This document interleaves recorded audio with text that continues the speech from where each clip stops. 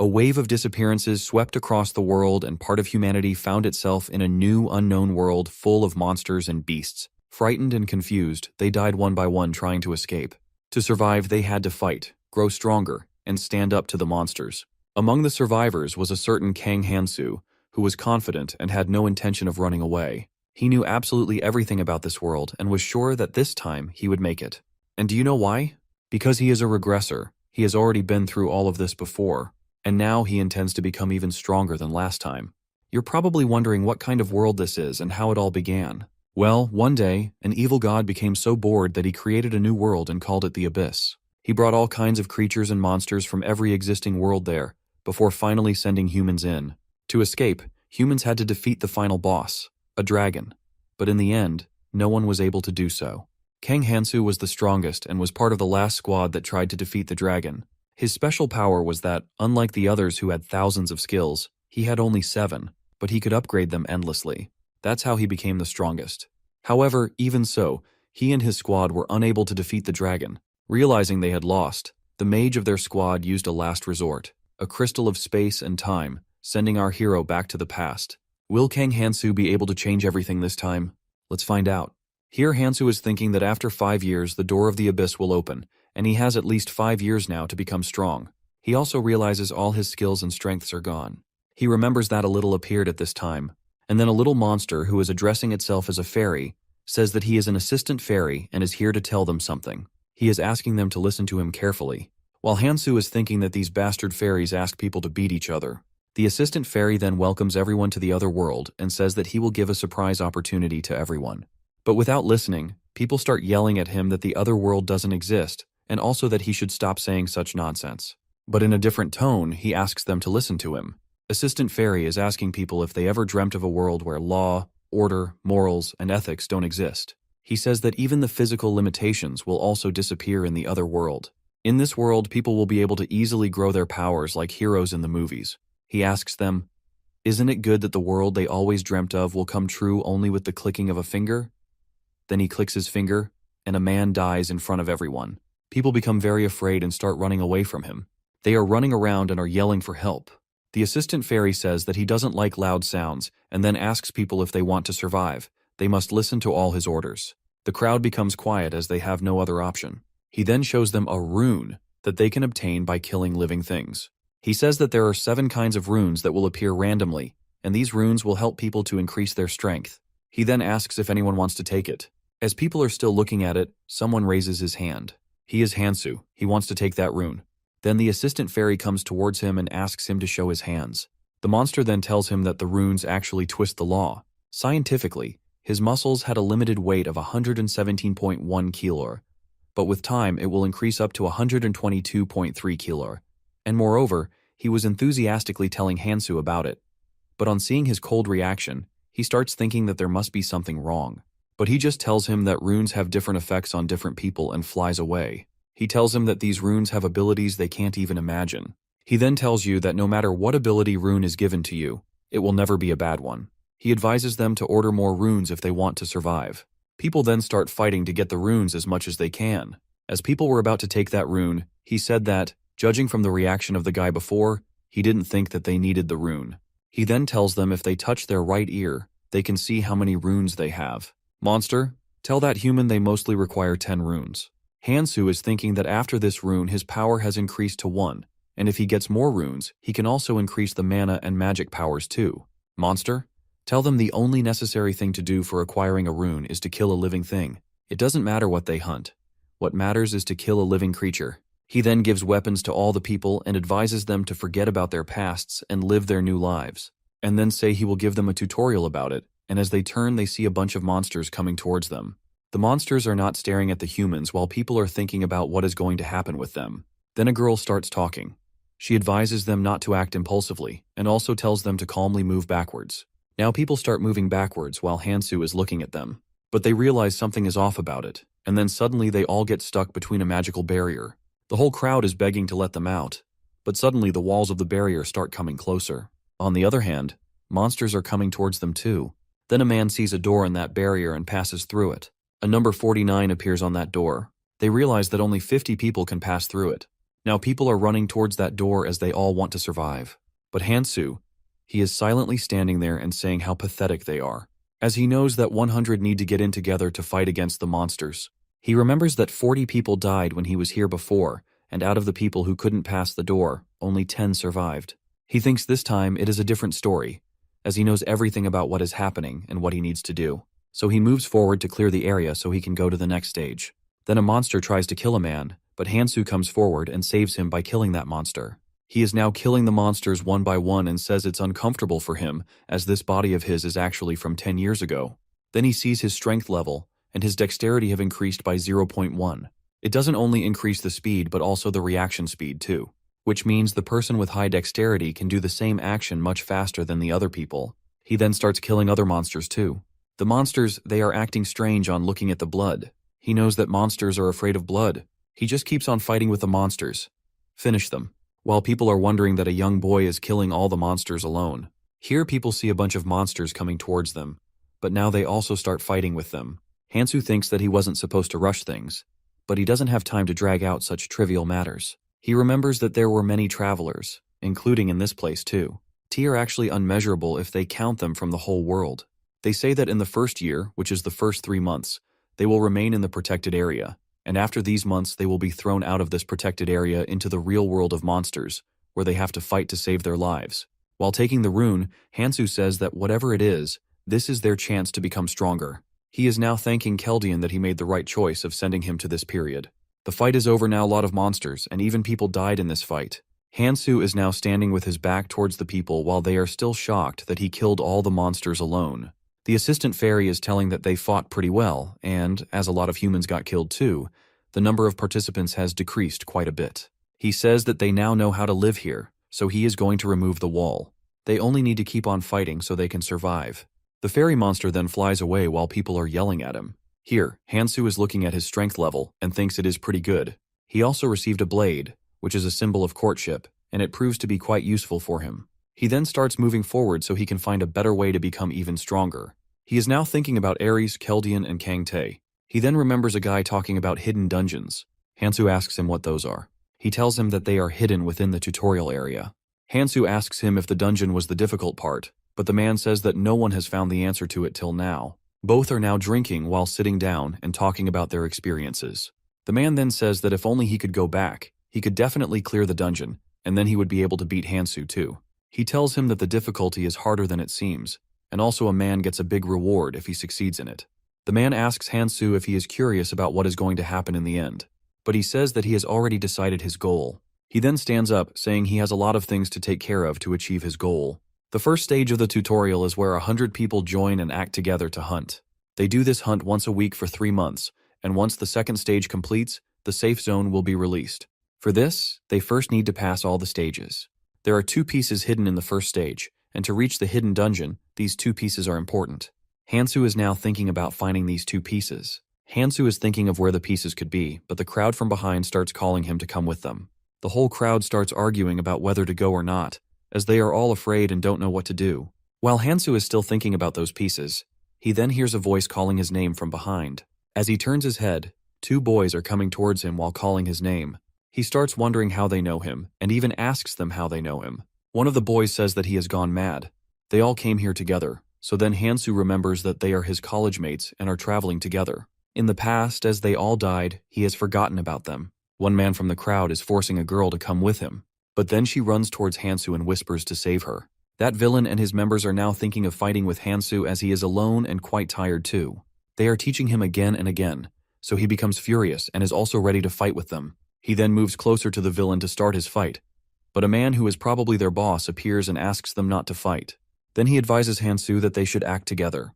While our boy is looking into his eyes and thinking that he is also one of them who will destroy the world, he remembers Eris saying that he should kill the cockroaches that will take part in destroying the world. He remembers each word of Eris and is working in the same way. So he says that Eris is actually saving a lot of eyes. Hansu then says that he doesn't have time to fight with all those people and moves away. The villain's boss says to them that they should leave this boy on his own. Their first priority is to keep this place in order because they are going to face monsters again. The boss says to his man, Sung-Hu, that they must take advantage of the rule. On the other hand, Hansu, with the other members, is moving forward. Here, Hansu's friend asks him why he is acting so strange and why he denied remembering them.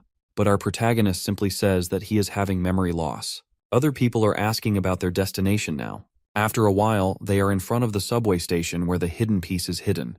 It is Gangnam Station. They all are standing in front of Gangnam Station. The girls ask what they are doing here in this station. Hansu thinks that if it wasn't for what Aries said to him, he would have been going alone everywhere. As he has no other option, he says that he got a hunch that the hidden piece is maybe somewhere here. He says that he might have gotten some powers after losing his memory. They all are shocked, but he says that they have already seen a fairy, which means getting powers is also possible. A girl in the crowd starts asking her boyfriend if they don't know if he is reliable and if they should go with him or not. But our protagonist says that he gives importance to individual preference, and if they want to go, they can. It's up to them. While one of Hansu's friends is saying that he hates him because of the way he always acts. As they are now entering the station, one of Hansu's friends asks if this is safe for them, but Hansu assures them that they are just going to meet some residents living here. His classmates wonder who actually lives in this shabby place, asking if Hansu knows someone who lives here. But suddenly Hansu asks them to stop and pulls out his blade weapon. He then sticks the blade into something right in front of his friend, and due to this, Hansu's fellow also falls backward. Then our protagonist tells them these are green worms, which come out when they sense vibrations on the ground. They are sent by the dungeon to this station. As they hate the sun, they don't come out of dark places. He tells them their bite can easily tear the skin of living things, so he suggests they stay away from these creatures. He is now showing them how to deal with these worms as he passes his weapon through the body of the creature, and it dies. Now all the other people are doing the same. As 4 people came with Hansu, and for now, 4 members are doing pretty well, so our protagonist thinks they are actually useful for him. But the 5th one, Hansu looks at him, is just standing there. Hansu says that if he can't kill these creatures, he should just walk on the unbroken marble slabs, and wherever he sees a crack, just start stabbing there with his blade. While the 2 girls are killing these creatures confidently, but that 5th member is still afraid, but also encouraging himself that he can do it. As he is lost thinking about it, a monster attacks him. But suddenly Hansu appears in front of him and kills that monster. The boy is thanking him for saving his life, but Hansu is thinking of not taking the boy with him because he is very weak and will become nothing but a burden for him. Here, his classmate starts asking the reason how he knows everything that is going to happen next. But our protagonist simply smiles and says, these are his superpowers. He then asks them to keep on hunting the creatures. Now Hansu is picking the runes while other members are just staring at him. He then asks them why they aren't taking the runes. So one of the girls says they want to give all the runes to him so he can become more powerful, like they do in games, and in the future, he can protect them easily. But our boy says if they want to continue their journey with him, they must follow at least the basic rules. The people who lived in the abyss for a long time made a lot of such basic rules just for the sake of coexistence. He is also thinking that how, in life-threatening crises, people make relationships with others just to save themselves, which then fall apart soon, also to protect themselves, and also that they are going to realize how bad this world actually is. He tells them they must rely on their own abilities to stay alive. If someone is useless, others just dump him, which is a very basic rule.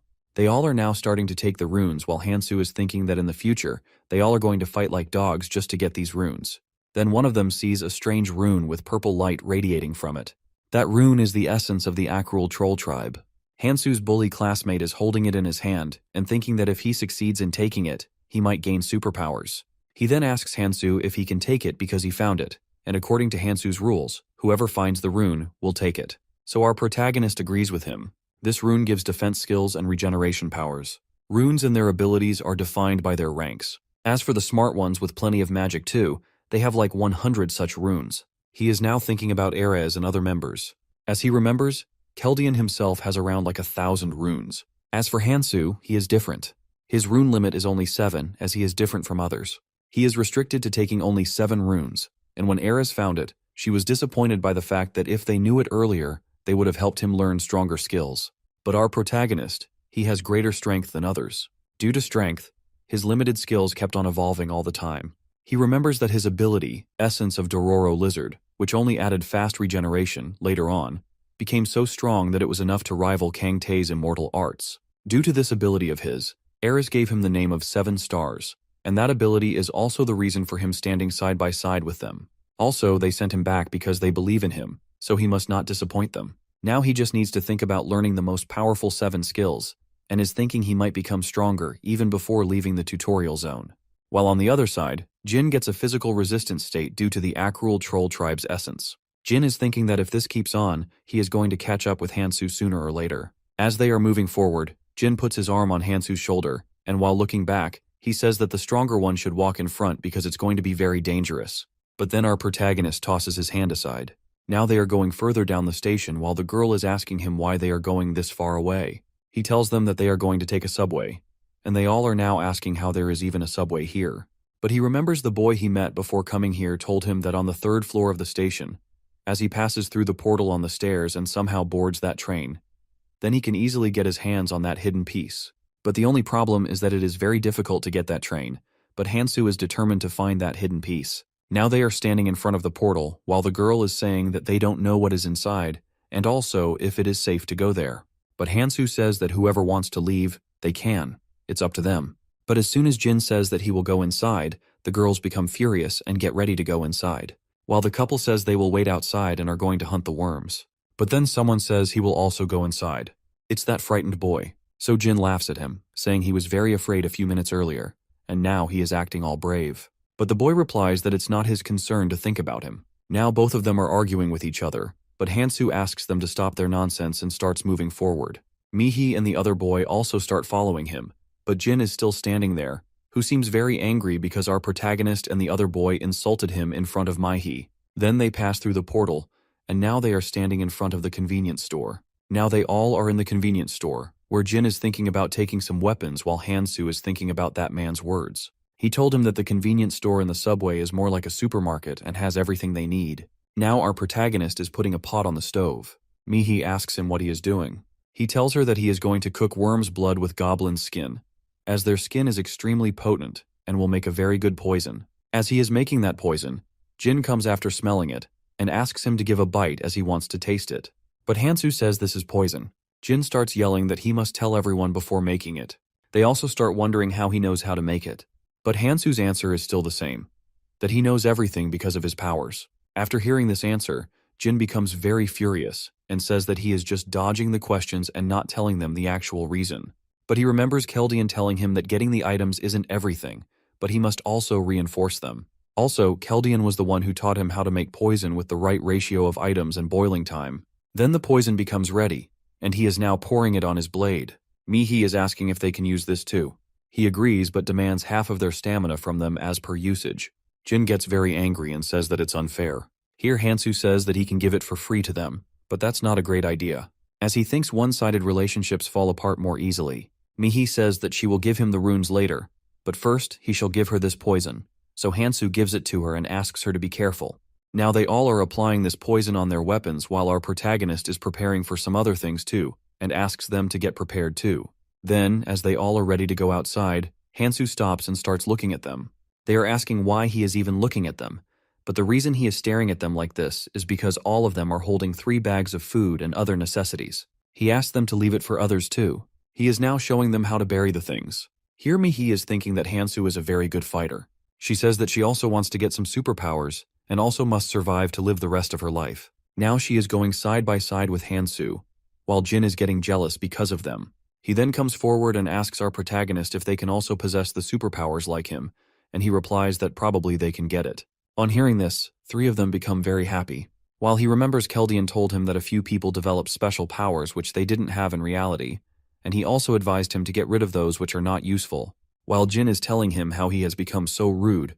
But as for now, Hansu doesn't have anything to say. He just stays silent because after fighting species of the abyss for 5 years, all his hope turned into despair, and then everything became dull. As he is saying this, Jin is wondering why he is acting like he is alone and what this fight is something he is talking about.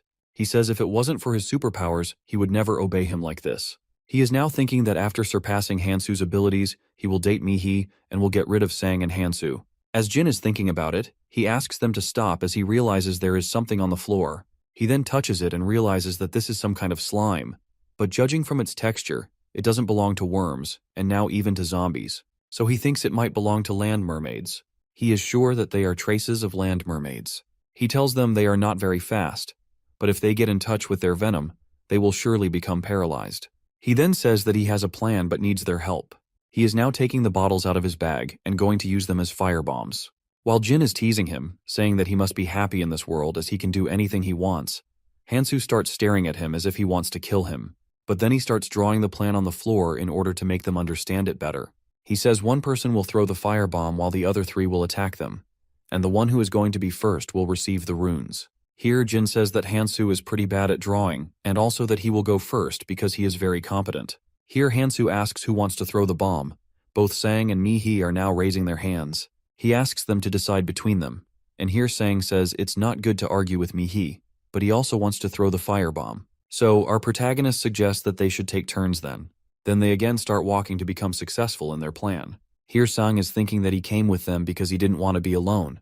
But are the other members really okay? As he looks at Mi-hee, he realizes she is also very frightened. But suddenly, Hansu asks them to stay alert as land mermaids are near.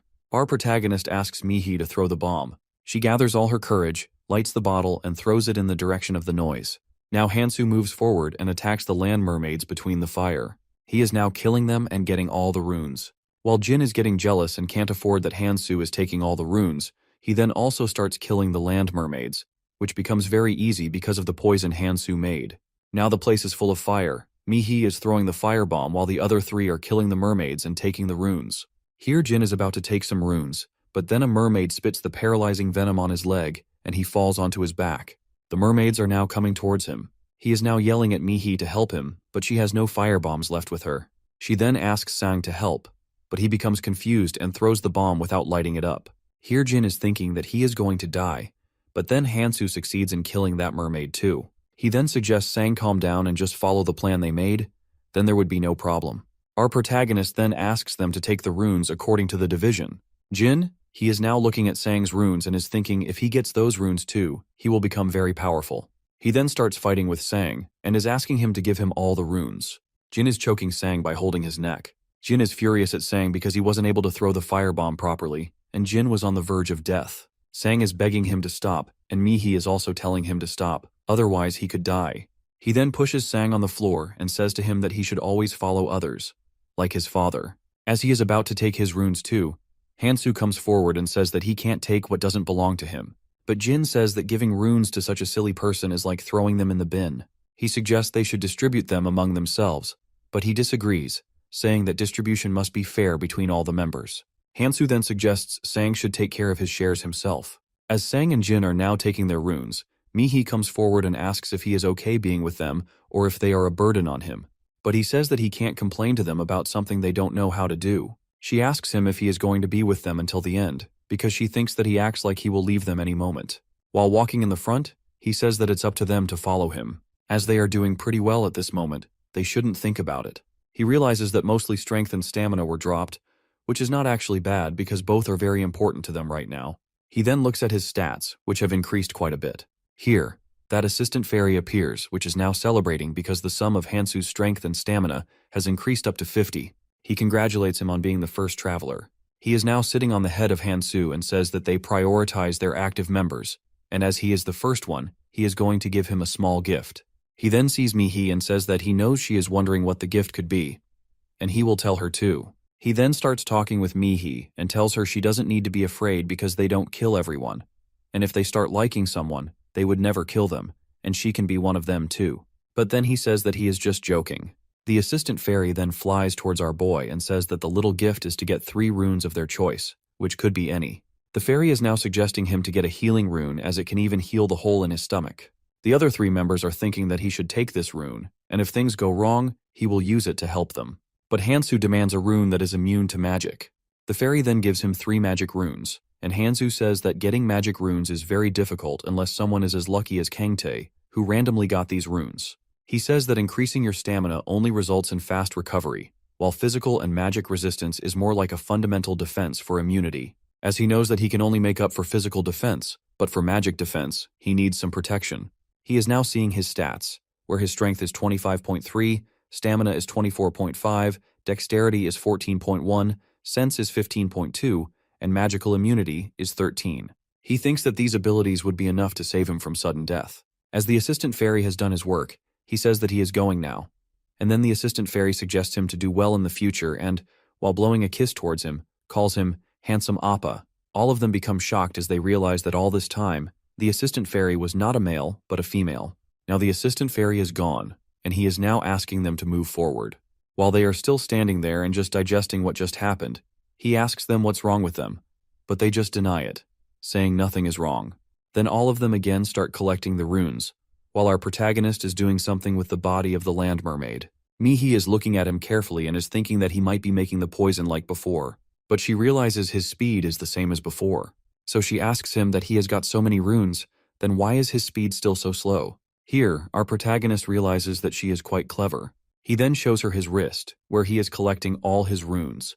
He tells them they can put their hands like this while thinking about collecting the runes, and then they can easily collect them. She asks him how he even knows about it, but he again says that it is because of his superpowers. As she says that she wants to try it too, Hansu suggests her not to do it because these runes fall out of their bodies once someone dies and become meaningless, and also that they slow down the hunt. Here Sang asks him why he is collecting them then. Hansu says that he can just trade them. He says that although it's difficult for now, once rules are established, they can easily use them as a substitute to get money in the future.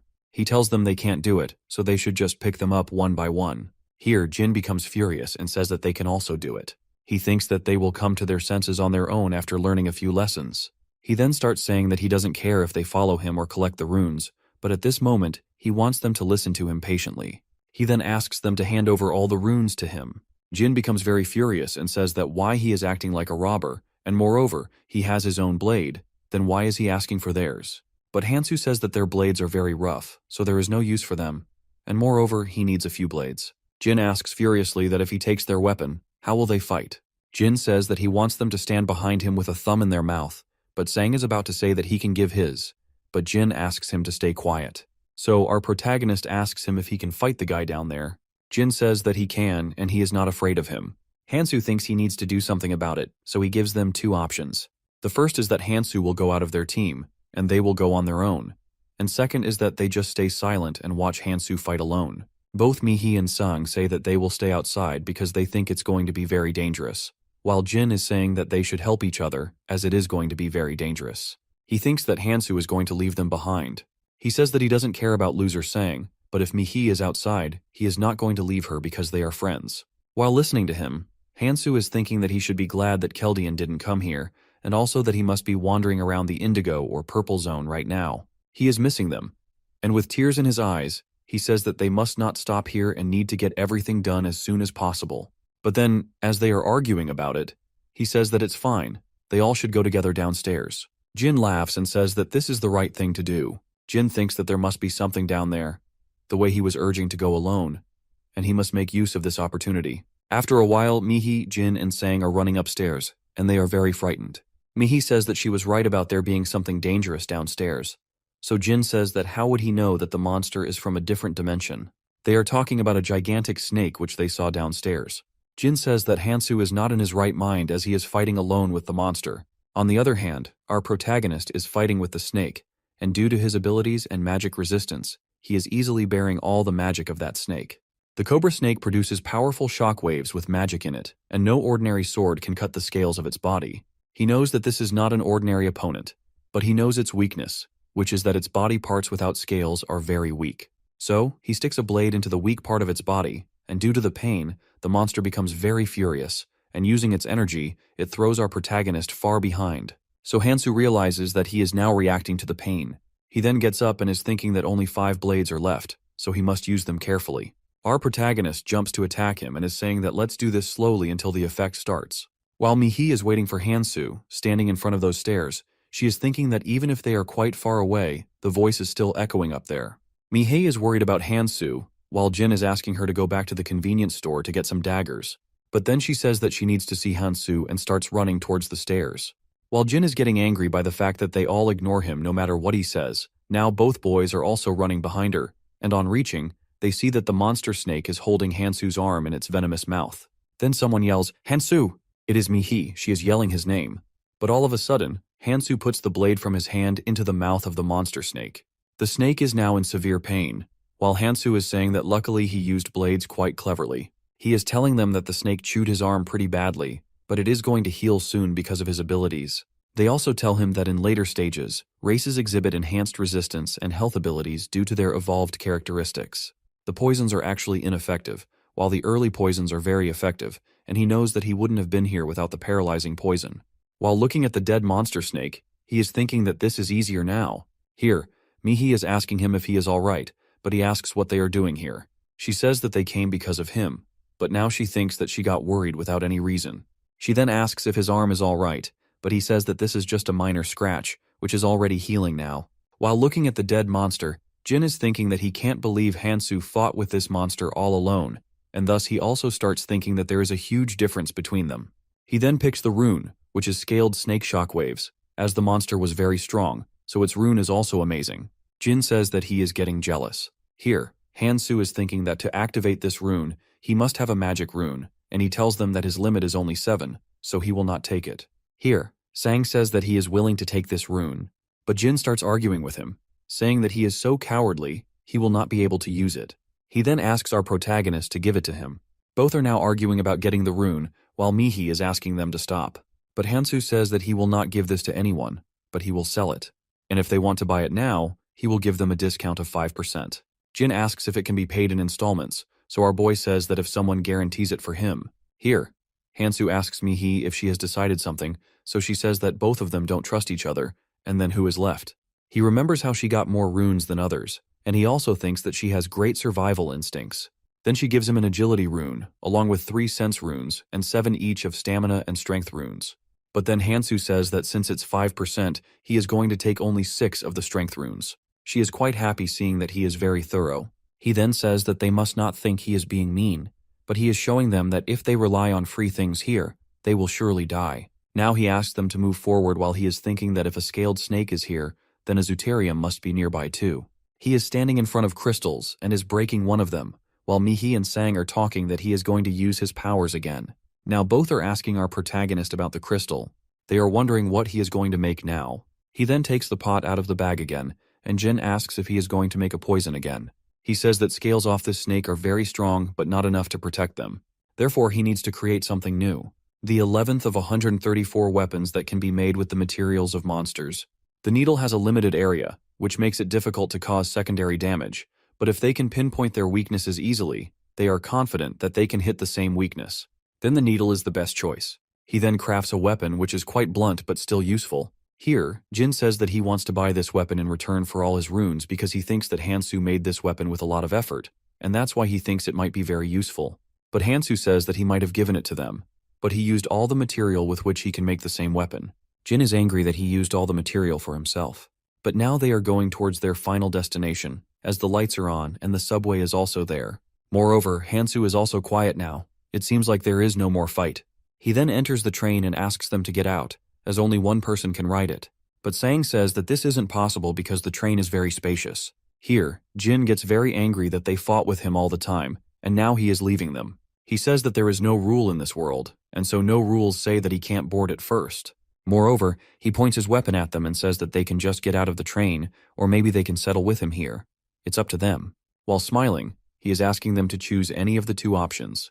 The 3 of them are standing outside the train, and Jin is saying that they can attack him together, and if they succeed in killing him, they will take all his weapons and runes. But if they don't, they will just apologize to him because he is sure that Hansu will not kill them. As he is about to take his weapon out, he then sees Hansu staring at him from inside the train, but gets very scared. Jin stops and thinks that if he made a little move, he might have gotten killed by Hansu because he is very strong. Then our protagonist says that he will see them later, and the train door is closed now. Here, Mihi says that they shouldn't have provoked him like that because they pretty much owe their lives to him. She then suggests they keep moving forward, but Jin says that this is the reason he is better than them. He says there is nothing wrong in fighting for strength because this is the reason they all are here. He then says that he is going to become very strong. On the other side, our protagonist is in the train. He is now gathering all the information about the train and about his journey. He is telling them that the subway will stop at 20 stations during the journey, and on each station, he is going to find different artifacts, and after passing the station, he can't go back to it. He is thinking that such a kind of structure causes mental conflicts. He says that even if he succeeds in reaching the end, it is not guaranteed that everything at them will happen according to him. He is at the 12th station and has collected the Laroon circlet, Katal's nails, Ograng's steel gloves, and overall he has collected 8 items. Maybe the weapons are of good quality because they get them with hidden pieces. The Laroon circlet, after combining with the sense stat, helps find the weakness of monsters in the first half. As he already knows the weaknesses of them, he thinks it's useless for him, And he has weapons too, so he wishes that he could find something like a mobility boost so he can move freely on the battlefield. But on the next station, he finds Maniac's Cloud Snack. These are cigarettes. If someone starts smoking them, their rune stats will increase. If someone finishes it and inhales the smoke, the stats will increase by 20% and will last for 10 minutes. He thinks they are quite useful in the tutorial zone. Now he is thinking about his past, where Eris is asking him not to smoke, and also saying that he looks much older with them. She says that if he keeps on smoking, he will lose his handsome face. But Hansu assures himself that he is not going to be the same again. He then gets out of the subway and sees that 3 of them are gone. He still has 4 days before the hidden piece appears, so he has 2 options for 2 days. First is to keep hunting weapons and runes, and second is completing his missions. He says that he doesn't know about the future, but he still needs to get his hands on missions with better prizes. Among the missions he is left with, the one with the promising reward and quick time completion is Stone of a Sage with Clumsy Mage as a follower. This not only boosts the stats 10 times, but even heals big wounds too. He knows that this artifact is because not only in the tutorial zone, but they are also very rare in the red zone too. He remembers in the past, Anvi Aaron completed this mission. She was a member of the Death Squad and was dragged into the abyss while working in prison. He remembers that her most trusted people betrayed her, and due to the rage, her powers awakened. While in the abyss, she almost killed everyone there. After that, she attempted suicide, and after that, this mission appeared. But Hansu thinks that this will not suit him, as he is here to save as many people as he can. So he is thinking of another less hectic mission, which is Selfish Rich Man's Food Bag. He is now thinking of doing this mission because he must ensure that he has much stamina. He is now back at the convenience store, but Jin and others have already taken all the food, and even the stuff Hansu has dug before on the floor. So he says that the mood is going to rise soon, and yet they pulled a stunt on him. Then he sees until when they are going to be this brave. But outside the Gangnam station, a few men are taking all the stuff, while Mihi and other members are silently looking at them and are planning to do something. They are thinking that how could they steal all the stuff in such a short time, but Mihi says that they can't fight against them, although they have abilities too. But in front of those men's stats, their stats are nothing. Sang says that before doing anything, let's wait for Hansu. While the couple is wondering that they have never seen him talk this much. Mihi is saying that she can't even believe that they found the convenience store in such a short time. While all the goons are taking the stuff, one of them turns back and waves at them. They all get shocked seeing this. But Jin says there is no need to respond to this and is now asking them to let's move on, so they can find supplies in some other place. Then Jin is standing in front of a few men and saying if they need food, they can find it in the subway. He also offers to show them the way. Jin is actually thinking that Hansu will have to fight with all these guys, which is not going to be easy, so he thinks that he will ask for his help. But one of them says that they can't believe him. But Jin punches his face and says that he is stronger than them, and they must follow his orders. He is asking them to think about it as this is an opportunity for them. Now they all are sitting in a room, while Mihi sees Hansu walking outside and feels very relieved. She then calls for him, and as soon as he reaches near her, she starts saying that some goons have taken all their belongings. But in a very calm tone, our protagonist says that he has seen it on the way here, and is asking them about the food they have now. They have very little food, so Jin advises him to steal the food back again from those people. As Jin is saying that he can help him fight with those people, but our boy says that let's eat first. But Jin says that they risked their lives for this, and they can't give him this easily. He says that if Hansu gives him something good, then he will think about it. Mihi is saying that they brought it for everyone, but Jin says he can't give him anything free. He says Hansu didn't lift a finger when they were struggling to find it. Jin thinks that if everyone comes on his side, he can easily win against Hansu. Our protagonist says that he doesn't have anything to offer, but Jin is insisting that he must have something with him. Why doesn't he show it to everyone?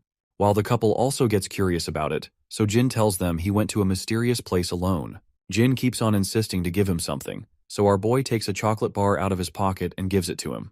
Hansu then starts going alone as he thinks that he doesn't need them anyway, while Jin is shouting at him, asking where he is going. Here, Hansu is thinking about Eris, and is saying that he tried what she said, and then he remembers Kang Tae's words saying, "You're really getting on my nerves and I will destroy you."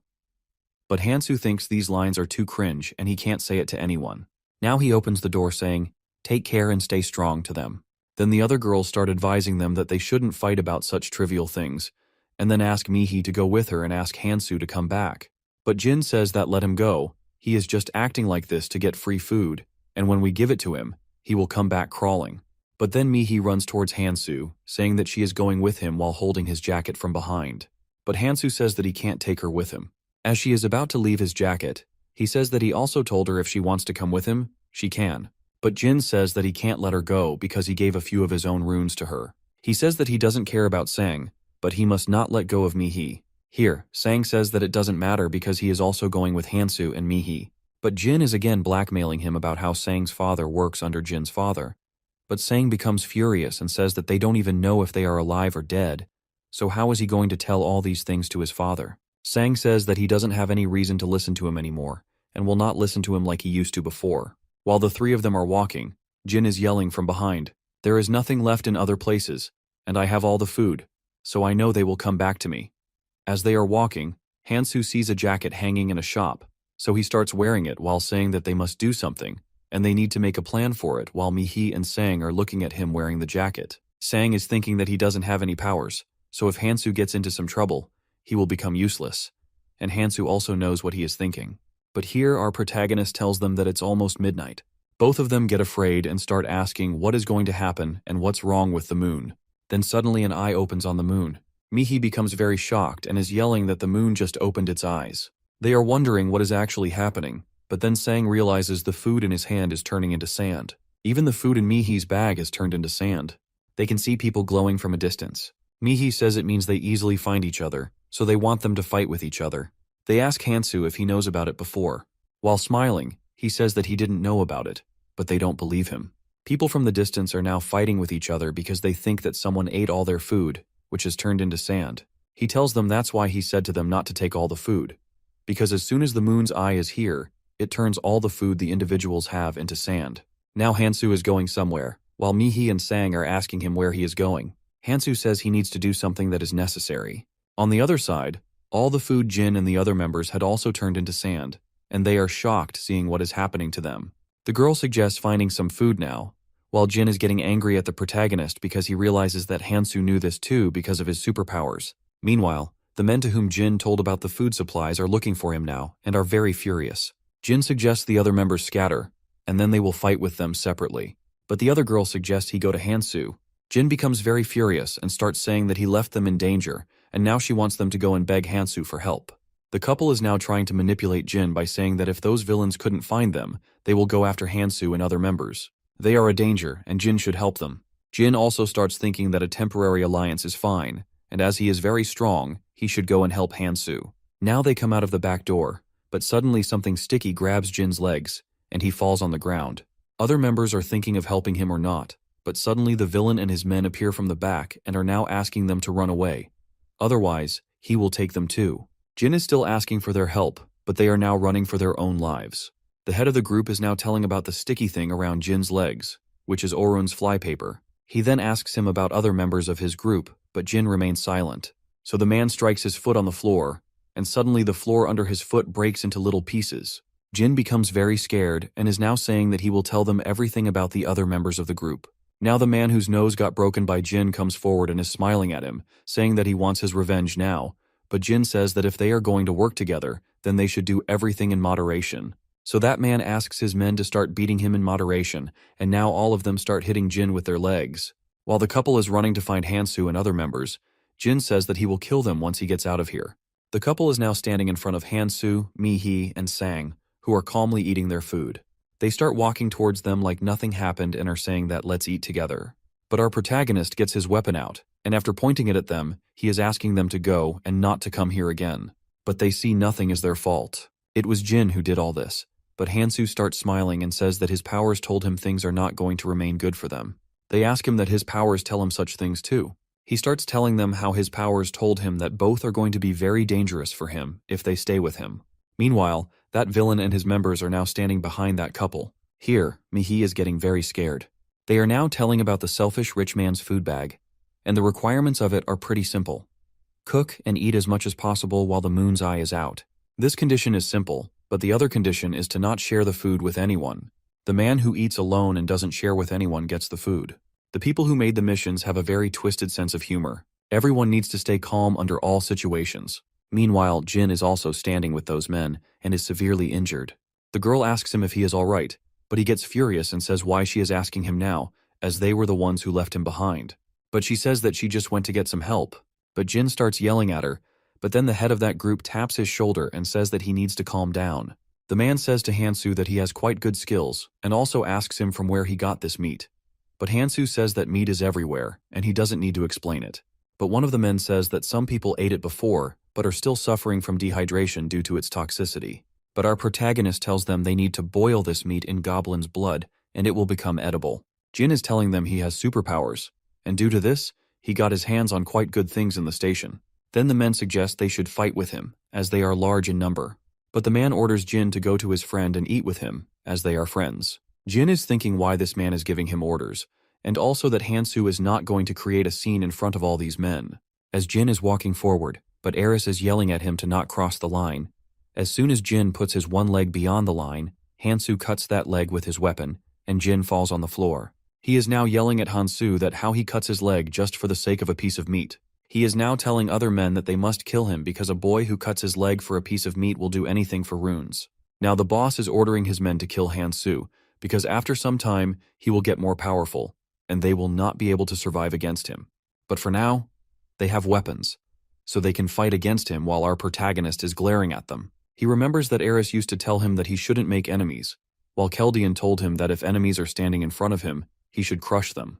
Now Hansu is taking the runes out of his while that villain is ordering his men to attack him. So Hansu says that as they have already started it, then he will practice his mission first on them. He then starts attacking them. As Hansu has already absorbed all the runes, he is more powerful now. But after fighting with all the other men, now Hansu is moving towards him and says that he is going to kill him. But the villain is saying to Hansu that he will not be okay after killing someone. And moreover, this is different from killing the monsters because what he is doing is murder. But Hansu is running towards him with his weapon, and within a few seconds, he cuts his body into 2 parts. Now that villain is lying dead on the floor while all the other men are suffering in pain. Here Hansu is asking that couple if they want to run for their lives or want to end up like others, but that couple is now running far away from them. Hansu is now back at his place and is eating his meat like before, while Mihi and Sang are staring at him and digesting what just happened. The moon's eyes are now closing, and our protagonist and other members are moving forward now. Hansu is thinking that he ate a lot of food and feels like throwing up. But then he looks at that magical food bag, which can carry 5 times more food, and this bag protects the food from the midnight moon. This bag can carry food worth 2 weeks. Now Mihi is asking if he really killed them. But Hansu looks at her and mockingly says that she is such a scary woman. But Mihi starts yelling and says that she is just worried about him. But she is thinking that she doesn't need to worry about him because he is getting stronger day by day. Considering the thoughts of Mihi, she is now adjusting herself to the situation, and that's the normal way of looking at things. Our protagonist is thinking that he can do this, but his goal is not becoming stronger. His goal is to reduce fights and save as many humans as he can, because this is the reason he returned to the past. For this, it's important to lay rules, and the first rule is never to kill people for the sake of runes. But he can use the runes of the people he killed, but he still isn't able to make up for their shares. It's quite hard to establish such rules.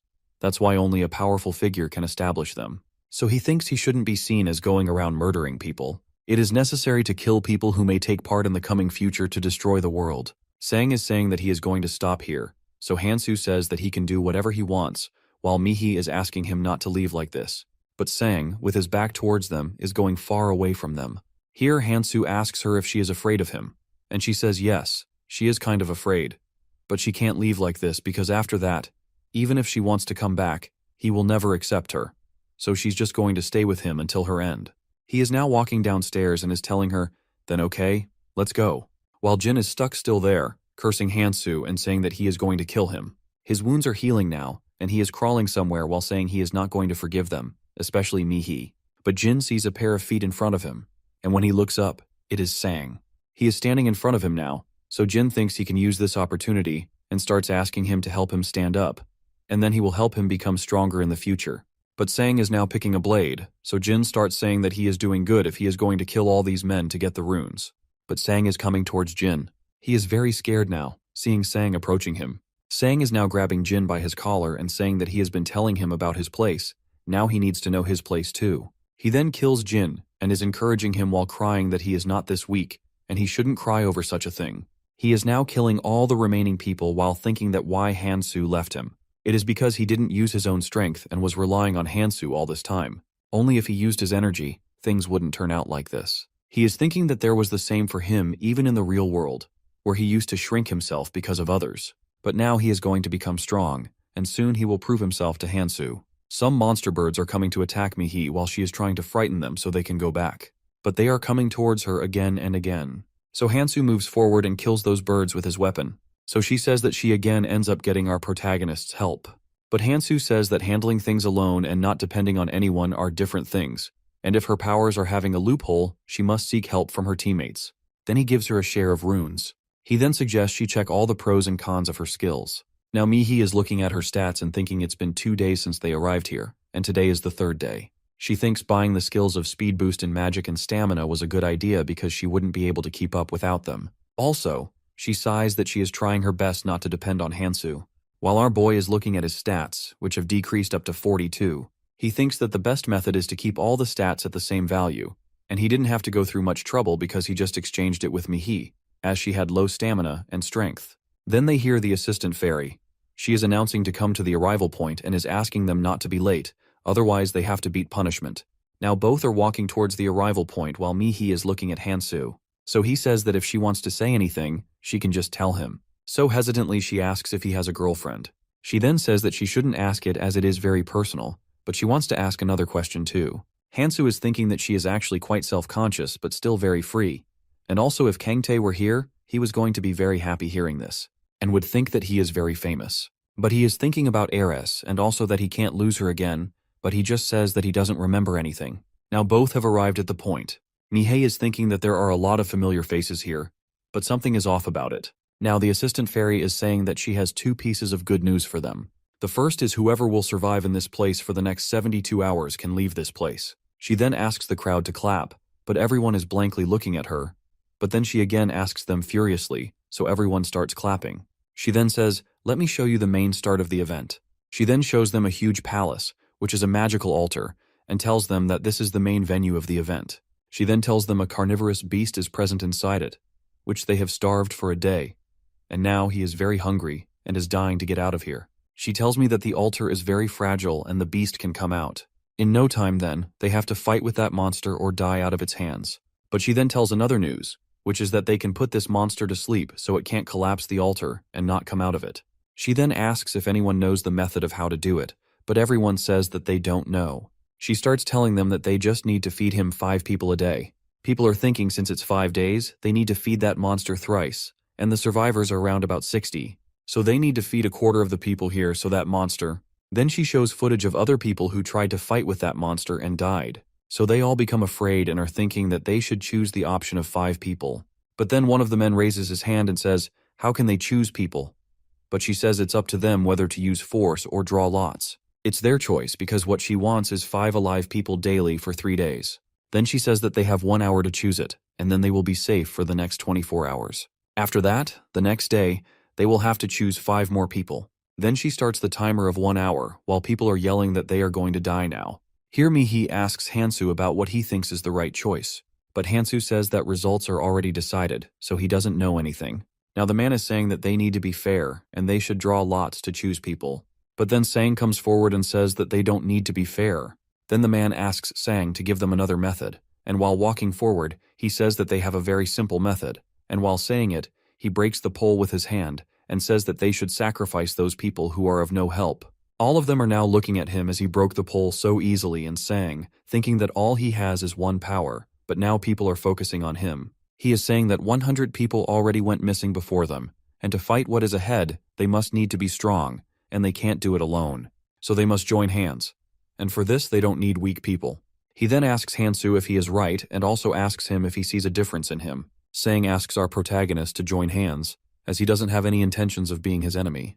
But Hansu says that this method is quite good, and if he listens to his suggestions, they might not need to sacrifice anyone, and everyone will make it out alive. All the people are shocked on hearing that such a method really exists. But then one man says to our protagonist that he must not be thinking about fighting with that beast as they all watch the clip of how he killed all of them, and even if they all try to fight, they can't because the beast's powers increase upon feeding on people. But then Hansu says to that man, no one is asking him to fight. So the man asks in shock whether he is going to fight with that beast alone. Here Hansu says that yes, he is going to fight with him alone. But all the people are now talking about how he is going to fight with the monster alone. But the other man comes out yelling that he is not in his right mind about fighting with that beast alone, and they only have 1 hour. Otherwise, All of them are dead. Here, Sang is thinking that he still hasn't caught up with him, while Hansu says that he can fight with him, but it's difficult right now, so Sang thinks that he might need a few people, so he says that he can help him fight the monster. But Hansu says all of them are interrupting him, so they ask curiously what he wants them to do. So he says that if he can raise his strength and stamina by 30 each, he can easily fight with the monster. But then he says, let him make another suggestion, which is if all of them give him their runes, then he will take the responsibility of killing the monster. If he then combines strength and stamina, which become 100, and agility and senses, which become 50, and also after using the cloud snack, it is possible, as he knows it because of his years of combat skills. And after this, he can acquire the hidden piece too. He is thinking that even Eris, Keldian, and Kangtae weren't able to win it. It was Berserk Monarch Clementine who figured it out. Even though it is for a hidden piece, he needs to become stronger quickly, and he doesn't care who gives him the runes. He then says that if he reaches that level, he can enter the altar and kill that monster, and also that they don't have much time left. While that man says the weaklings don't possess this many runes, he then starts asking people for runes. But a boy steps forward and is saying to that man they will sacrifice him first, as he is the weakest. He then asks him if he even has runes or not. But that man is asking to respect him as he is older, but the boy is about to get the weapon and is saying that either he give all his runes to someone like him or sacrifice himself to the beast. He then says that all people here will vote on it, and let's see what happens. But that man then asks Hansu to take away the runes of that man. As the man is saying to Hansu that he can take the runes of the stronger ones here, another boy starts hitting him and is asking him if he is in his right mind. But the aged man is saying that he has a family and he needs to make it out of here alive. But people are suggesting sacrificing him so that monster can stay quiet for a little while longer. Now all people are fighting with him while our protagonist is thinking that he must need to stop this fight first. He then asks all the people to listen to him and says that he has other options too, if they want to listen to them. He then starts saying option 3 and then makes it 5, which is for the weaker individuals here. So people are frightened now, thinking that he is going to give the sacrifice of weaker people. And then someone yells that if he is really thinking of giving the sacrifice of people just because they are weak. The time is even less than 30 minutes now, and Hansu has already entered the altar while Mihi is standing in front of it. Here Sang comes and says that she should have just gone with him. But Mihi asks him if he really doesn't know anything about Hansu. She also wants to go with him, but he will never agree with it, and she can't keep following him. While Sang is thinking that if he really meant to be left behind, he asks her if she is going to wait for him. While turning her back towards the altar and walking ahead, she says that if she does, Hansu is going to scold her, and there will be no difference between her and other people. She remembers Hansu saying to the weak people before entering the altar that they are left behind because of their weakness, and they shouldn't be just taking rest while all others are running around to get runes. He then says that if they want to survive, they all must take 2 runes for themselves. Also, that Hansu, before going to the altar, made an offer with Mihi and said that she could pay him back by hunting for the next 72 hours. And he also tells her that she can do it, as she is very strong. She then says to Sang that Hansu always keeps his promises. So she is sure that he will keep this promise too, and now she needs to keep on moving forward so she can catch up with him. But Sang says that she can go with them if she wants to, but politely say that she is not interested in it. Now she is walking in the front while Sang is thinking that she has gotten quite brave and strong. He also says that his strengths are still not good and he needs to do something. Now few people are calling for Sang, and one of them introduces himself as Park Suyol. He is now asking if Sang is the leader of those people who came here with him. But he says that they are just friends, but they do follow him a lot, so Park says that this is what a leader does, and he is pretty awesome. While Sang and Park are talking about it, all the others are looking at them. Park then says that he realizes Sang knows Hansu pretty well, and he wants to talk about him with Sang, so he also agrees with it. While our protagonist is at the altar, he is thinking that Goblin's poison will not work, and he should use paralyzing poison instead. He then eats the flying cat beads as they recover the stamina while fighting. Now he is coming downstairs where that beast is, and is thinking that to fight with this monster, he needs to use a lot of cloud snacks. He then takes the cloud snack out of his pockets and puts it in his mouth. He is now going to create a new rune with different runes.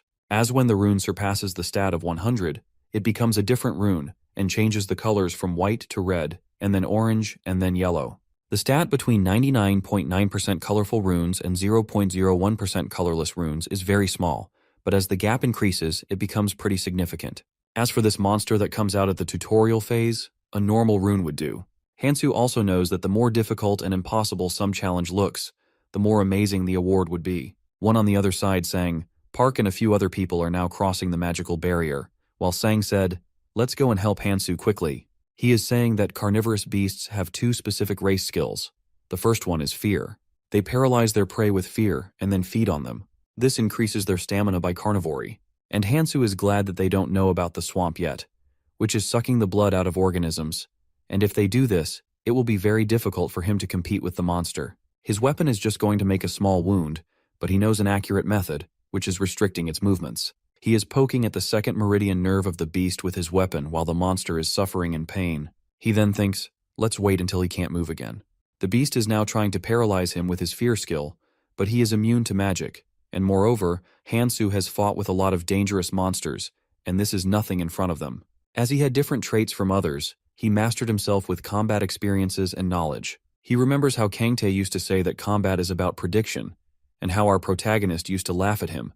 But now he can actually see it, as he can see where it is moving and where it is going to target. So Hansu is thinking that if he didn't increase his strengths, he wouldn't be able to fight with him, so fighting the beast inside the altar was the best choice. He is now thinking about the cloud snack and time left, while Park and other members are looking at them fighting from above and are saying that Hansu is quite brave because he still looks relaxed as he is fighting with the beast. Here Park says, let's get down quietly, while Sang starts yelling at Hansu that they are here to help him.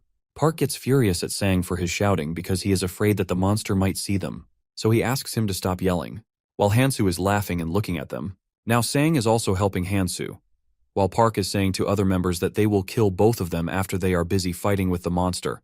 And seeing them fighting, he also realizes that Hansu is not like a normal human being. He is more like a tiger, a silent monster who is full. He then starts telling them about what happened last night and how Hansu fought with a lot of men easily, and without hesitating, he killed them, and it seems like he was enjoying it. He says that once he succeeds in killing him, all other people and even Mihi will be under his control. The monster's movements are getting dull while Park and his members are coming down, but as they reach it, both of them are not here while the stairs of the altar are collapsing. They are now thinking that they are stuck here, so they should rest for a while, but the monster appears in front of them. They are thinking that Hansu will help them, but Hansu is going upstairs. They are saying to him that he can kill the beast with their little help, and are thinking, why is he giving up at the last moment? He is saying that he was going to kill that stamina, but Neo, because of them, will not be able to, because he will also gain its stamina because of them. He is thinking that he will fight with the beast once it finishes them. Now he is looking at the paralyzing poison, which is very little now, and he needs to do something if he wants to kill that monster. They are now looking for Sang, and he appears, saying that he hears all of them falling, so they realize he is the one who broke the stairs, and now they want to kill him. But he says that the beast here is already waiting for them to freeze in fear so it can eat them. Once it gains its stamina, they are all going to die. Now all of them are yelling to get Hansu's help, while he says that they are here willingly as a sacrifice. Now they realize that Sang has brought them on purpose. The beast is now feeding on Park and other members, while our protagonist is saying to Sang that he knows why he took them here. Sang has also realized how he can help Hansu now. He then asks Hansu to use him. Hansu asks why he would use him. So Sang says that he knows Hansu is different from others, as he is far-sighted and he has different goals. He says that he realized it when he fought with Jin and other thugs. He didn't kill any of them. Even when Alter arrives, he could have easily gotten rid of people, but he didn't. So Sang asks why he doesn't kill people. He says that anyone can tell that this is not your personality, so again, ask him to use him. He says that in return, Hansu can take Sang with him, or let him just follow him. Sang says that this time Hansu didn't have an option, but next time Sang will not let anything happen to him, and he also assures him that he will change himself. Sang tells how people will get out of their way because he stands out in the crowd. So Sang says that he can easily kill people and get rid of them because of him. He says that he can follow his mission while he kills the people who are behind him. He is thinking that he can also grow his abilities while he is with Hansu. Sang says that he must tell him his mission and how he wants to achieve it. But our protagonist asks him, what if such situations happen that he can't join him right away? He says this is a sign that there is something in the second tutorial, so Sang asks him to take him with him so he can become stronger too and will help in the future. He is asking him for a chance and saying that he will make up for all the mistakes he made in the past. He again says, please use him. But then he says that he must not misunderstand his words.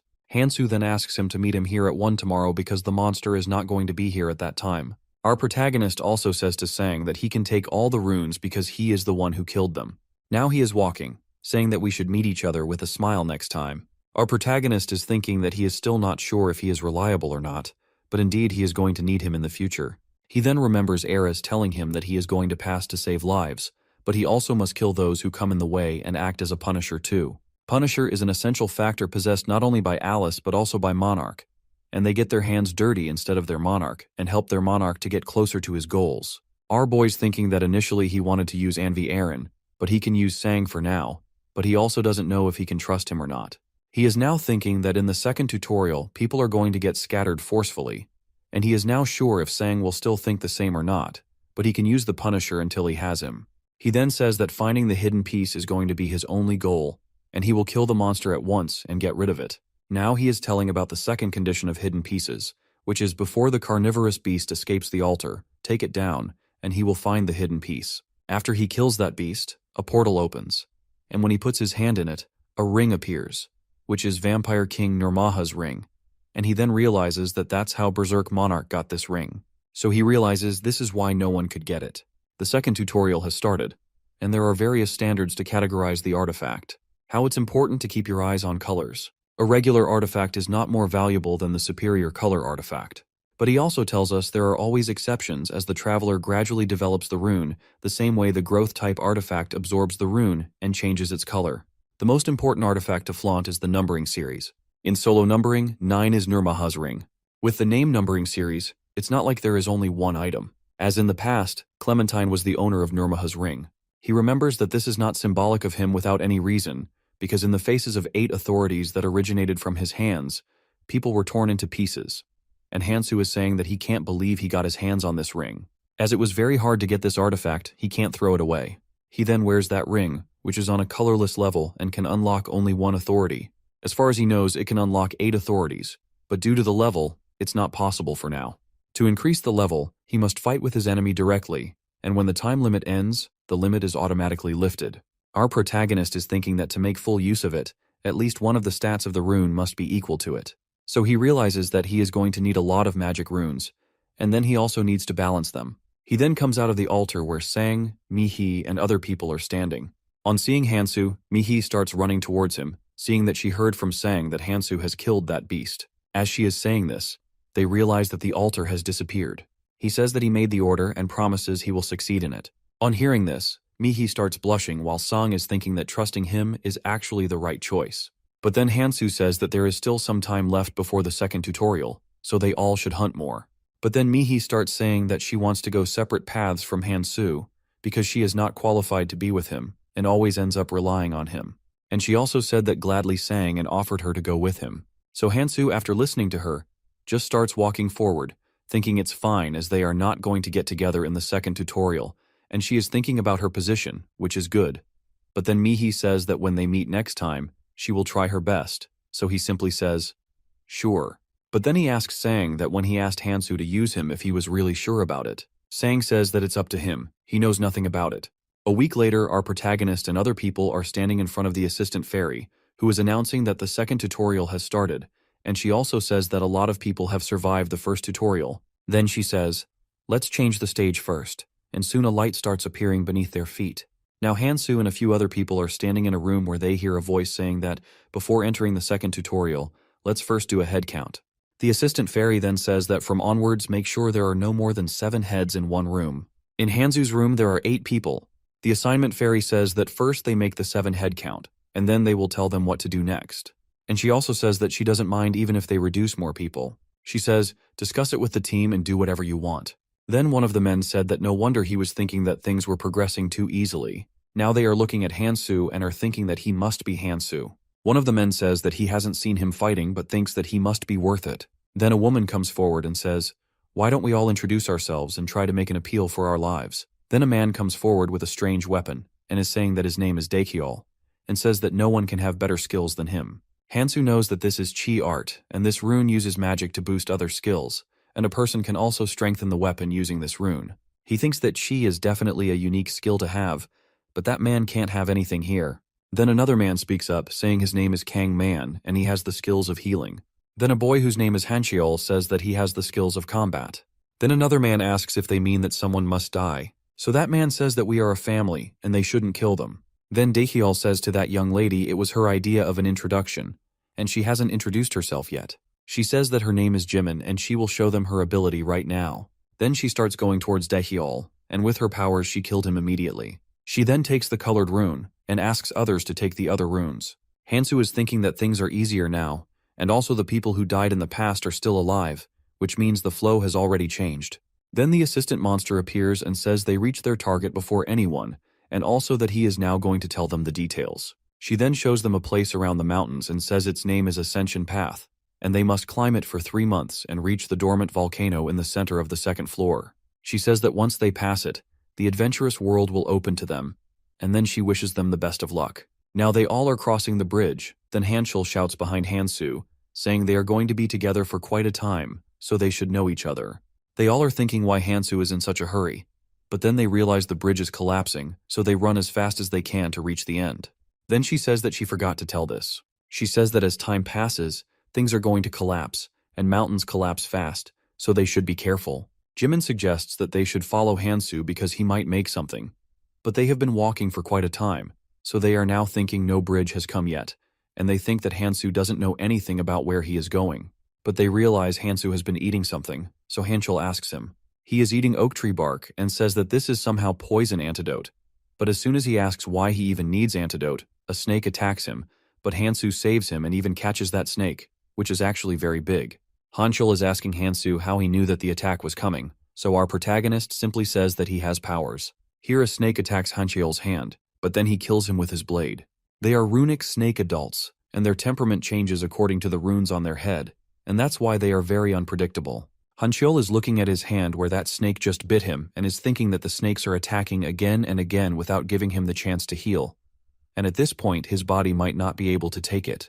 Hanchul yells at the man to not hide behind them and help him to kill these snakes, but he says that he has his family with him and he must protect them. Hanchul is thinking that it doesn't matter if he has a family because he is the one protecting them in the front. Kangman is now saying to Hanchul that he should be the one protecting them, and he also says, while smiling, that he must not let him hurt too, as Kang has the powers of healing. While Han is thinking that his sword is just for show, Kang starts saying that if they want him to heal them, they must give him 3 strength runes, 1.5 dexterity runes, or 1 mana rune. On the other side, Jimin and Hansu are busy killing the snakes. While Han is thinking that if it's only him who thinks this whole situation is very bad, that man with his family is giving the runes to Kang to heal his wife. Kang is asking Cheol to not just stand there and keep on moving. Here Cheol hears a voice asking him what is going on his side, but then Han asks him about what is happening on his side, so that voice says that there is a rescuer upstairs, and he must climb up to go there. He also asks him to find more members here so they can increase their strength, but Cheol says that he doesn't even know whom he can trust. Whether the man with his proclaimed powers, or the woman carrying the sword, or that cunning Kang with healing powers, or the useless family of 3. But that voice says that survival comes before anything. Cheol says that he will think about it later, while Hansu is thinking that it's too quick that there are people with monarch traits. Monarch, like Eris and Berserk, all have the abilities to lead their group, and they give their own symbols to their clan members, and all the clan members feel quite close bonding with each other, and they can even communicate with each other due to this.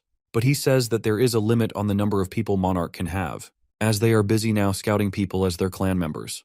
So our protagonist thinks if he wants to fight with them, he must have strength. Because if they want people to listen to them, then they must have strength to back it up. They have killed a lot of snakes, and are now collecting their runes. Now they are moving forward and are thinking they have left the habitat of those monsters. But Hansu is thinking that it means they are near to the mutant runic snake.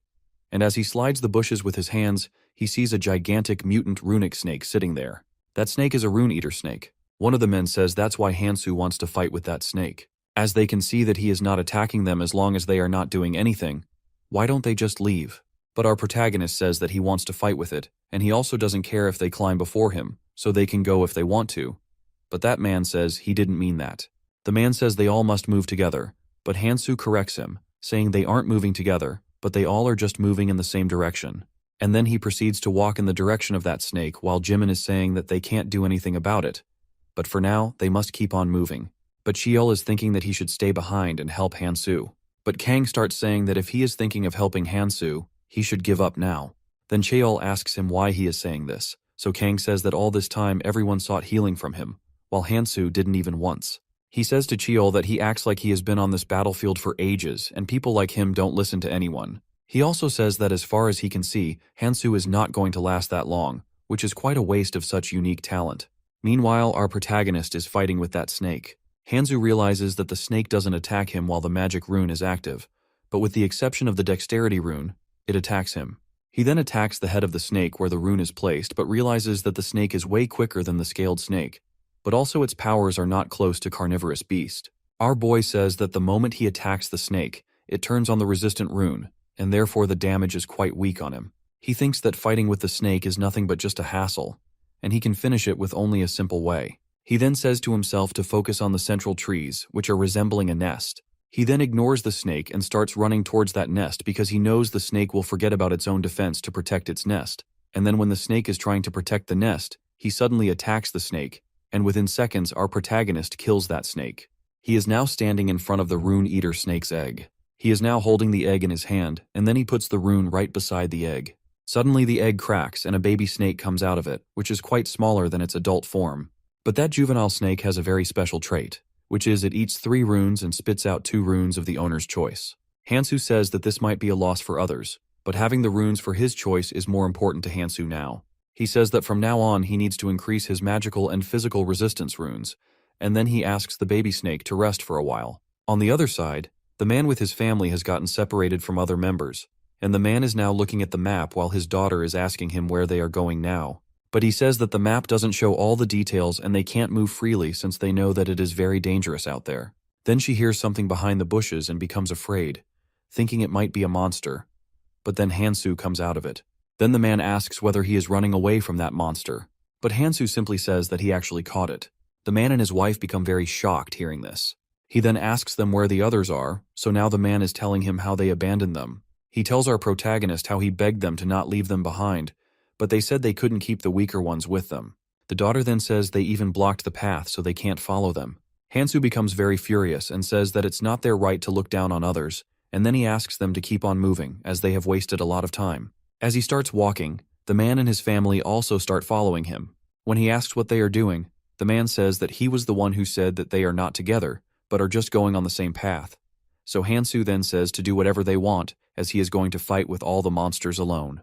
He is now killing the monsters one by one, and is using the snake to make the runes of his own desire, which prove to be very useful for him. Our protagonist is now thinking of making food while the family is sitting far away and is looking at him. The daughter says that they should fight too, but her father stops her, saying that it's a blessing they are together as a family and they should stay together and not do anything. He then again starts walking, and they are running behind him. Now he is entering a tunnel, and the man and his family are also behind him. After walking for a while, they come out of the other side and see a large crowd already standing there. They realize that this is the destination, and the family is happy they made it this far together. While Kang and Sheol are looking at Hansu and thinking that he is still alive and in pretty good shape, so the rumor about him killing the carnivorous beast alone must be true. The assistant fairy then appears and starts talking with that man and his family, saying that they are late and still making noises. Then he closes the tunnel into him, saying no one is left now. She then welcomes everyone to the first floor dock and says that 75 people are left now, so they do not need to have many casualties. Then the ticket appears in front of everyone, and she is now telling them that this special event is for these tickets. She tells them to move from the first collapsing floor to the second one with this ticket. She tells us there are some floors that are loaded with monsters and lava, but if someone's luck is good, they might end up on a central or southern island, which is full of treasure. She tells them there are few rules that they must know. Only 3 people will take a boat with the help of 3 tickets. But if 3 people use 3 tickets, they will scatter into different islands, which can be anywhere. But if 2 people use 3 tickets, they can go together but can't choose their destination. But if one person uses all 3 tickets, they can go anywhere they want. She tells them the outskirts are collapsing, and the difficulty varies for different islands, and they must choose the better position. She then says they can check the map too, and only 30 minutes are left before this first floor collapses. There are 25 boats in the front waiting for them. She then says they all know survival is necessary by whatever means, as it becomes more fun. Now people are fighting with each other for tickets. Meanwhile, that man is kneeling in front of Hansu to protect his family. The father is saying that they need more tickets to reach the island together and safely, and as Hansu is very strong, he should help them get more tickets. The man says if he does this, he will save innocent lives, but Hansu says he should take responsibility for himself and his family. But the man is begging to help him while someone is standing far away and is looking at them. He is Cheol, who is now coming forward and then hits that man with his legs. He asks our protagonist while holding that man by the collar why he is even listening to him. He can just snatch his tickets forcefully. He then gives an offer to Hansu to come with him, and he can even provide him the tickets if he needs them. He says that he doesn't like his teammates, and he knows Hansu also thinks the same. He then tells him about his powers, which were given by his leader, and says that he can have them too if his leader accepts him. He then suggests they should stay together, but Hansu refuses it. Cheol says that he doesn't know about the clan yet. That's why he is saying this. But Hansu remembers his time with Eris and others and thinks that he knows it very clearly. But Hansu says this time he is now going under a monarch because it will distract him from his goal. As he is thinking about this, Cheol throws a ticket in front of him, saying he got it from that man. Meanwhile, that man's wife and daughter are crying for help.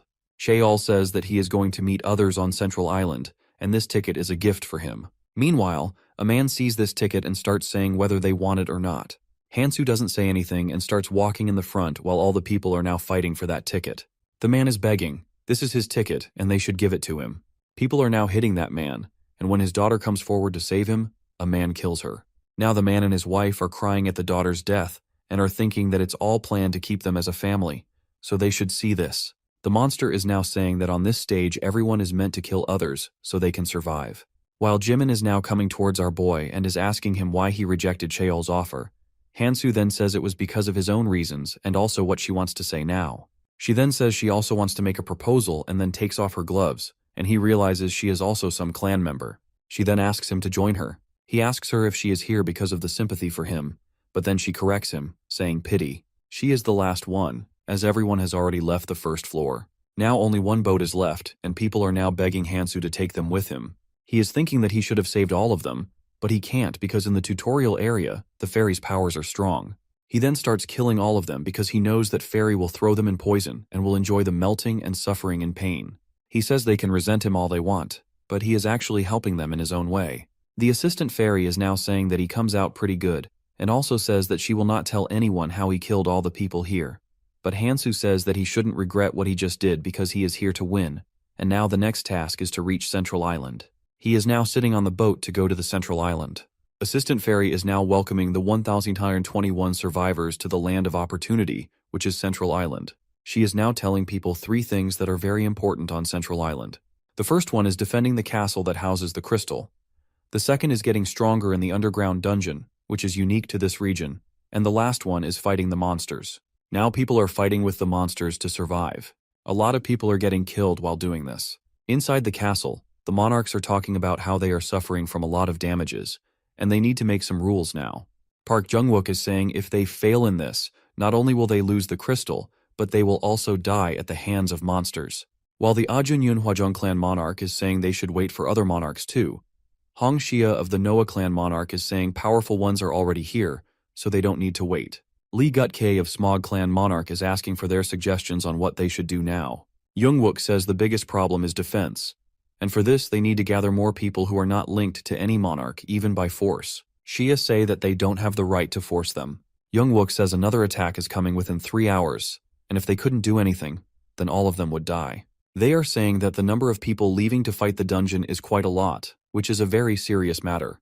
These people have formed a group and given it the name Basement Alliance and are actively fighting, so he thinks that the fight with them is not going to be easy, as they are only capable of defense. But then one of them says they should send the clan members to the front of the basement, but the other monarch starts yelling that then how are they supposed to protect the castle?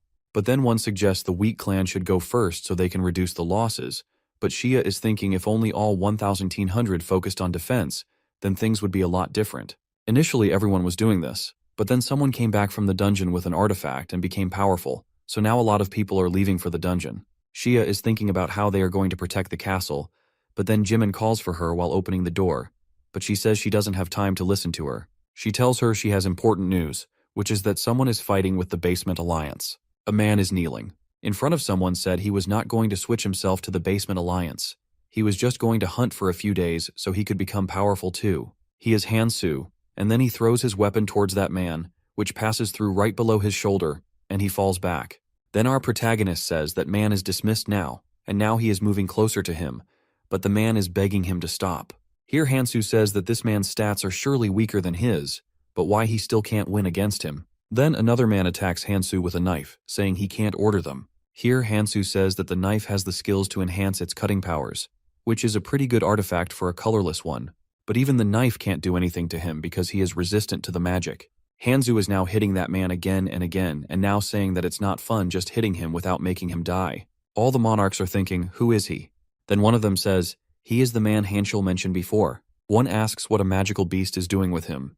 While Hansu is ordering all the people in the basement and the clan alliance to join forces and rotate between hunting and defending, he asks the monarchs if they have any opinions, but they simply say that he can have as many useful men as he wants and make them join his clans. He then says that people outside will listen to all the monarchs and there is not going to be any problem, but they realize this is going to be in their favor and not his.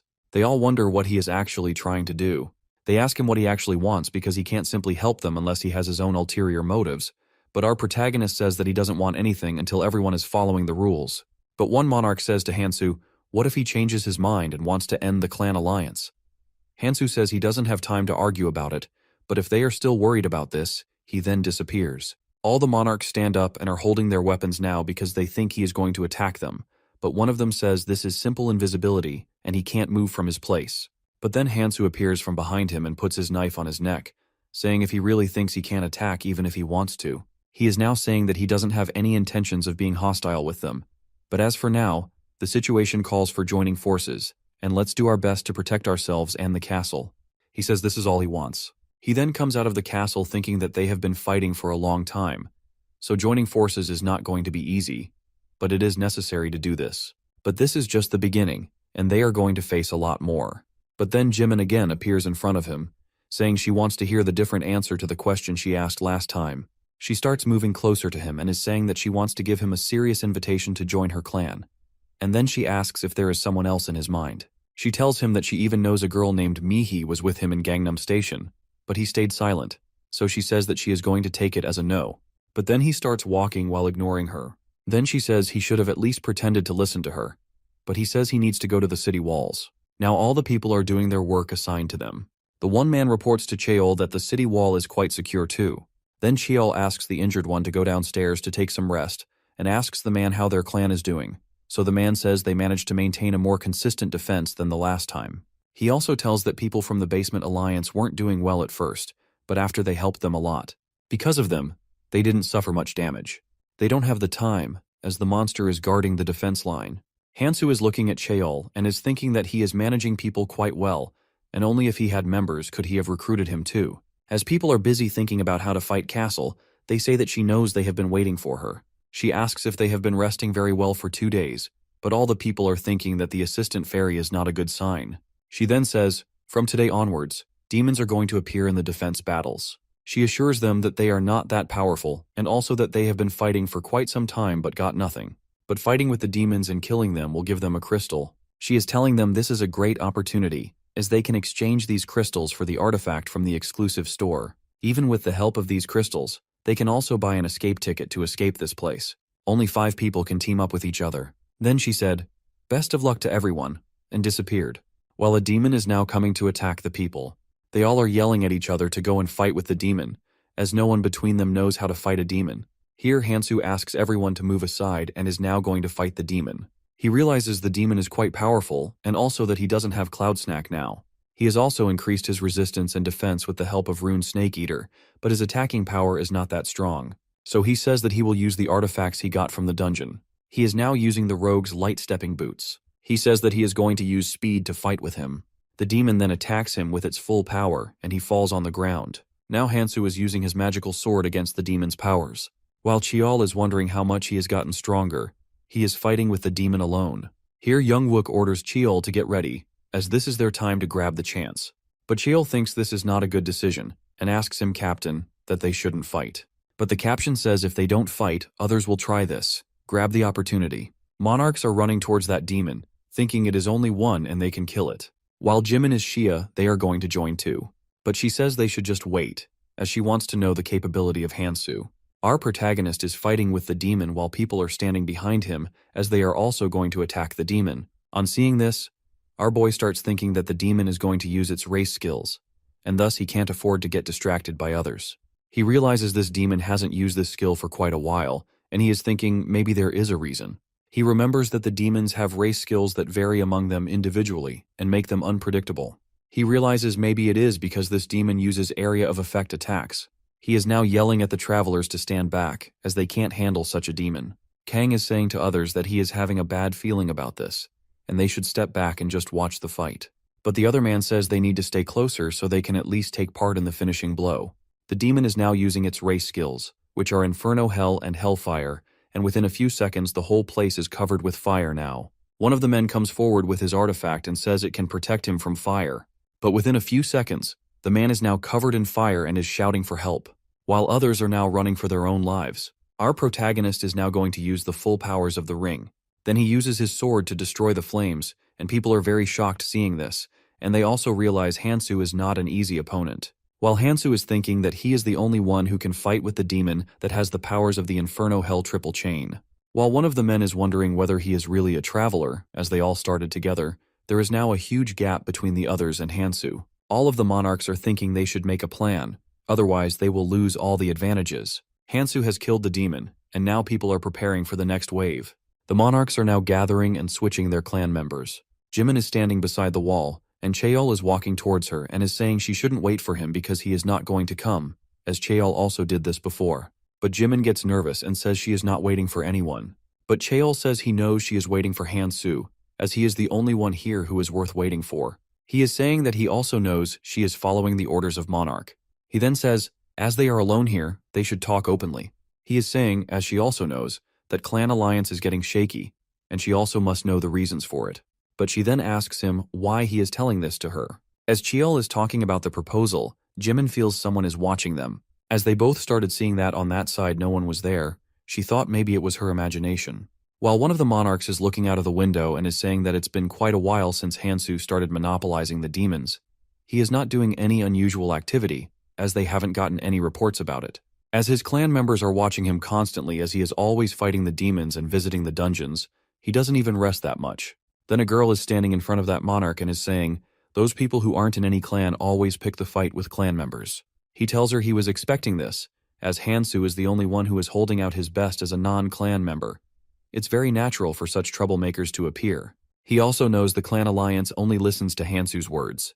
Then he is telling us he has prepared something for this. He is telling his plan that if the authority wavers, they are not going to be able to do anything, as it is something that shouldn't happen for the sake of future plans. He then asks all the clan members to gather and is now talking about the future of the clan alliance. On the other side, Hansu has killed another demon. He then throws his weapon, which has become useless now. He is talking with his snake that he now realizes that top-tier artifacts that are sold in crystal shops, most of them are clan exclusive and have excellent effects, so he must not let the clan members get their hands on the crystals. Otherwise, it's going to be a competition for him. As for now, this is his biggest mission. He has now got 60 crystals and is exchanging them for artifacts. He says even though he can get a lot of weapons, it's better to stick to those he is familiar with. He then gets to Krato's judgment and says, this weapon is going to make the battles easier for a while. He is now going to test it on the demons and is also thinking that only 10 days are left before these defense battles are going to end. On the other side, one of the monarchs is saying that he is curious to see who is going to make the first move in the remaining time. After 10 days, the assistant fairy again appears and is saying that the travelers for sure are making things more interesting, and she is now telling the survivors that they have prepared an event for them. Travelers are getting scared, as this is not the time for another wave of monsters, but the corpses of demons are now accumulating in the fortress. The hidden quest of Central Island is now starting, which is the Demon King subjugation method. The fairy is now suggesting they not go near the fortress wall and is now saying they have two options. First is staying here and withstanding the attacks of the undead, and second is to escape using the crystal. She also tells them the undead this time are very different from the previous ones. She then says if they don't want to do it, they can choose to face the demons summoned inside the fortress. People are now yelling at the fairy that she never told them about the Demon King, but she says she didn't want to tell them about the Demon King as there is a high chance they all are going to die and she can't do anything about it. She is now telling them the crystal will only activate 30 minutes after the attack of the undead, and it can only transport 500 people, so she says half of them are going to be left behind. But if they kill the demon, then everyone can leave this place. She then gives them 10 minutes to think and say this event is very special, and she can only wait this much. Kang is saying that he only knew they had to survive for a month, nothing else. Then one of the monarchs suggests his clan members hold out for 30 minutes, and then they will leave this place using the crystal. He then starts ordering everyone asking Clan Alliance to go near the crystal while other members stand in the front. But Kang starts yelling at him because he knows he is only trying to get his clan members out of this place. But that monarch says that he is thinking of a way to save the majority. But Kang says this is truly a monarch's idea, as they don't care about what happens to them, and only try to save those who are under their control. But the monarch asks if he had any better idea he can tell them. But he also says that even the demon of the first day killed dozens of travelers within a single attack, and now they are going to face the demon king. So that monarch asks him if he prefers to go to the other island with others, or give away his life just like a moth gives to the light. The atmosphere is now changed, and Kang is thinking about what to do. Here Hansu comes and starts saying the only way to escape this place is by hunting the demon king, because if they hunt it, all the survivors can escape this place. The monarch of the Smog clan is asking him whether he is confident that he can survive, but our protagonist simply says he doesn't know about it. But Hansu says he is sure about one thing, which is if they head towards the crystal, then more than 500 people will die. Then a girl speaks up saying she is going to follow Hansu, and also saying they can't even trust any of the clan members. Now they are shouting, "Let's hunt down the demon king together." But here Xia, Youngwook, Jimin, and Cheol also say they want to join them to hunt down the demon king. A girl with the Smog clan monarch is saying they need to stop them, because if the battle starts, all of them have to fight for their survival. Hansu is telling other people to not only think about the fighting with the monster, because they are also going to deal with the aftermath. The girl then suggests the monarch Smog clan cooperate and wait for the right time. He then says that he was expecting this. He says for now they will go with their plan, but they still have a chance. Now everyone has decided, but then Hansu says he needs to do something before that, and then with his weapon he breaks that crystal they have been protecting into pieces. While everyone is yelling at him about what he just did, he is saying as they are heading to the fortress that they are not going to need it anyway. He says that leaving the escape route is only going to weaken everyone. All the travelers agree with him and are saying, let's just only look forward. Everyone is now shouting, let's follow Hansu and kill that demon king. But our protagonist asks them to not follow but move forward for their own sake and fight to survive. Now time has also ended. They are now entering our fortress and are saying that they can't believe this is the same fortress, as the interior is completely changed now. The demon king then says they all are here, and she can't make them leave without having fun, and suddenly the door of the fortress closes. The door is sealed now, and suddenly the floor starts collapsing, and then monsters come out of them and are now attacking the travelers. But Hansu asks them not to panic and tells them these suckers are no better than the demons they have fought before. He asks them to fight the monsters while he is looking at a door and realizes the demon king is beside it, which is the main problem as of now, and somehow he needs to pass through that door. But then the demon gatekeeper comes out of here. Our protagonist is asking people, as they have got two enemies now, they all should split into two groups. Those who are in charge of giving buffs should move to the back, while those who are good in ranged attacks should come to the front. He also says those who aren't good should manage the surroundings. While Youngwook starts saying rushing like this is not good, Hansu starts running towards the gatekeeper without listening to him. He realizes this gatekeeper is modeled after the gatekeeper in Abyss. It's actually weaker than that, but movements are similar, so he can easily predict them. Moreover, he can now use the Decretos powers. He then binds that demon with the chain, which can stretch up to 12 meters and is now using the suppression method. Because with the help of this method, he can drain the magic of the opponent and cast the curse, which can decrease its stats. He is now asking others if they are just going to stand there. So Youngwook asks clan members to prepare for the attack and make sure they honor their clan's name, while Xia is also ordering her clan members to attack while low resistance stays behind. So Jimin says she is going to attack first. While the demon is also summoning the Hellfire, Hansu is asking them to keep on attacking while he needs to find the spot from which Hellfire is coming, and then he can handle it. While Jimin is saying that the Hellfire is going to make his attacks useless, he says he just needs to get rid of the spot of Ignition Stone from where the Hellfire is drawn. He then breaks it, and suddenly the flames around the demon disappear. Our protagonist then says not to worry about it anymore, as this demon can't use the flames now, and he asks them to keep on attacking. On the other side, the demon non-clan members were supposed to fight with is killing them, and they are doing nothing and are saying that Hansu is supposed to fight with this demon too, while the monarch of the Smog clan is happy seeing that they all are wavering now and things are going to get easier for him. Now the monarch of the Smog clan is thinking of turning people against Hansu and is now saying that it's all his fault, as he is the one who dragged everyone here, and now people are dying because of him. While fighting with the demon, Cheol starts saying that he should also fight with the monsters, as he is the one here who is doing nothing. But that monarch says that he is far better than others, and he is going to prove it to them soon. He then orders his members to attack the monsters, and asks everyone to witness the powers of special unit forces. Now they are killing the monsters one by one, so Hansu asks the others to join that side as well, and he is going to handle other things. He is now fighting again with the gatekeeper monster, so the girl with Monarch is saying that he is killing monsters alone, which actually requires 12 of pepper to fight with them. As Smog clan members are now fighting with the monsters, Hansu says that he can now focus on his own fight. So now Hansu, Jungwook, Jimin, Xia, and others are now fighting with the monsters. After a while, they have killed all the monsters, and now Smaug's clan members are giving the crystals to their monarch and are asking him to exchange them for artifacts. Then the girls suggest to the monarch they have created the special forces with the help of the clan alliance, so nurturing the special forces is now their priority. But he says he wants to use what he got for clan members first, as he is the temporary leader of the special forces, which are actually alliance forces, so he assures her not to worry. On the other side, Jungwook is listening to them and is wondering how alliances manage to build such a group. Xia is now telling him that she found out about their being secretive quite a while ago. It seems like they have gotten control of their unruly lord and are now appearing as a proper alliance. But then she says Hansu, as the main person, doesn't seem to care about it. So now both of them are saying to our protagonist that alliances seem like they are trying to mess with you.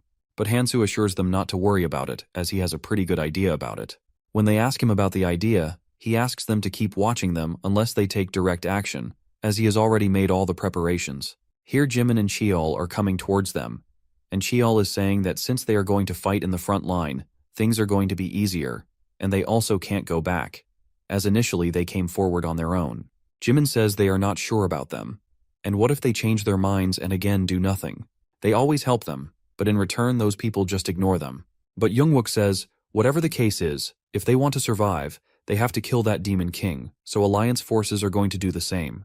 But now Xia is looking at the people, who are now very weak after fighting with all the monsters, and she is wondering if they can really fight with the demon king. But then a girl appears, and she is saying that if they want to survive and get out of here, then defeating the demon king is the only option. She then comes towards Hansu and is now introducing herself. Her name is Seong Yi Yeon while she is talking with our protagonist. Jimin is getting very furious seeing this. As soon as she tries to touch him, he pushes her hand away and is now asking what she is actually trying to do. She says she just wants to introduce him to someone who is interested in him. She is now going away, saying if he is interested too, he can tell her whenever he wants.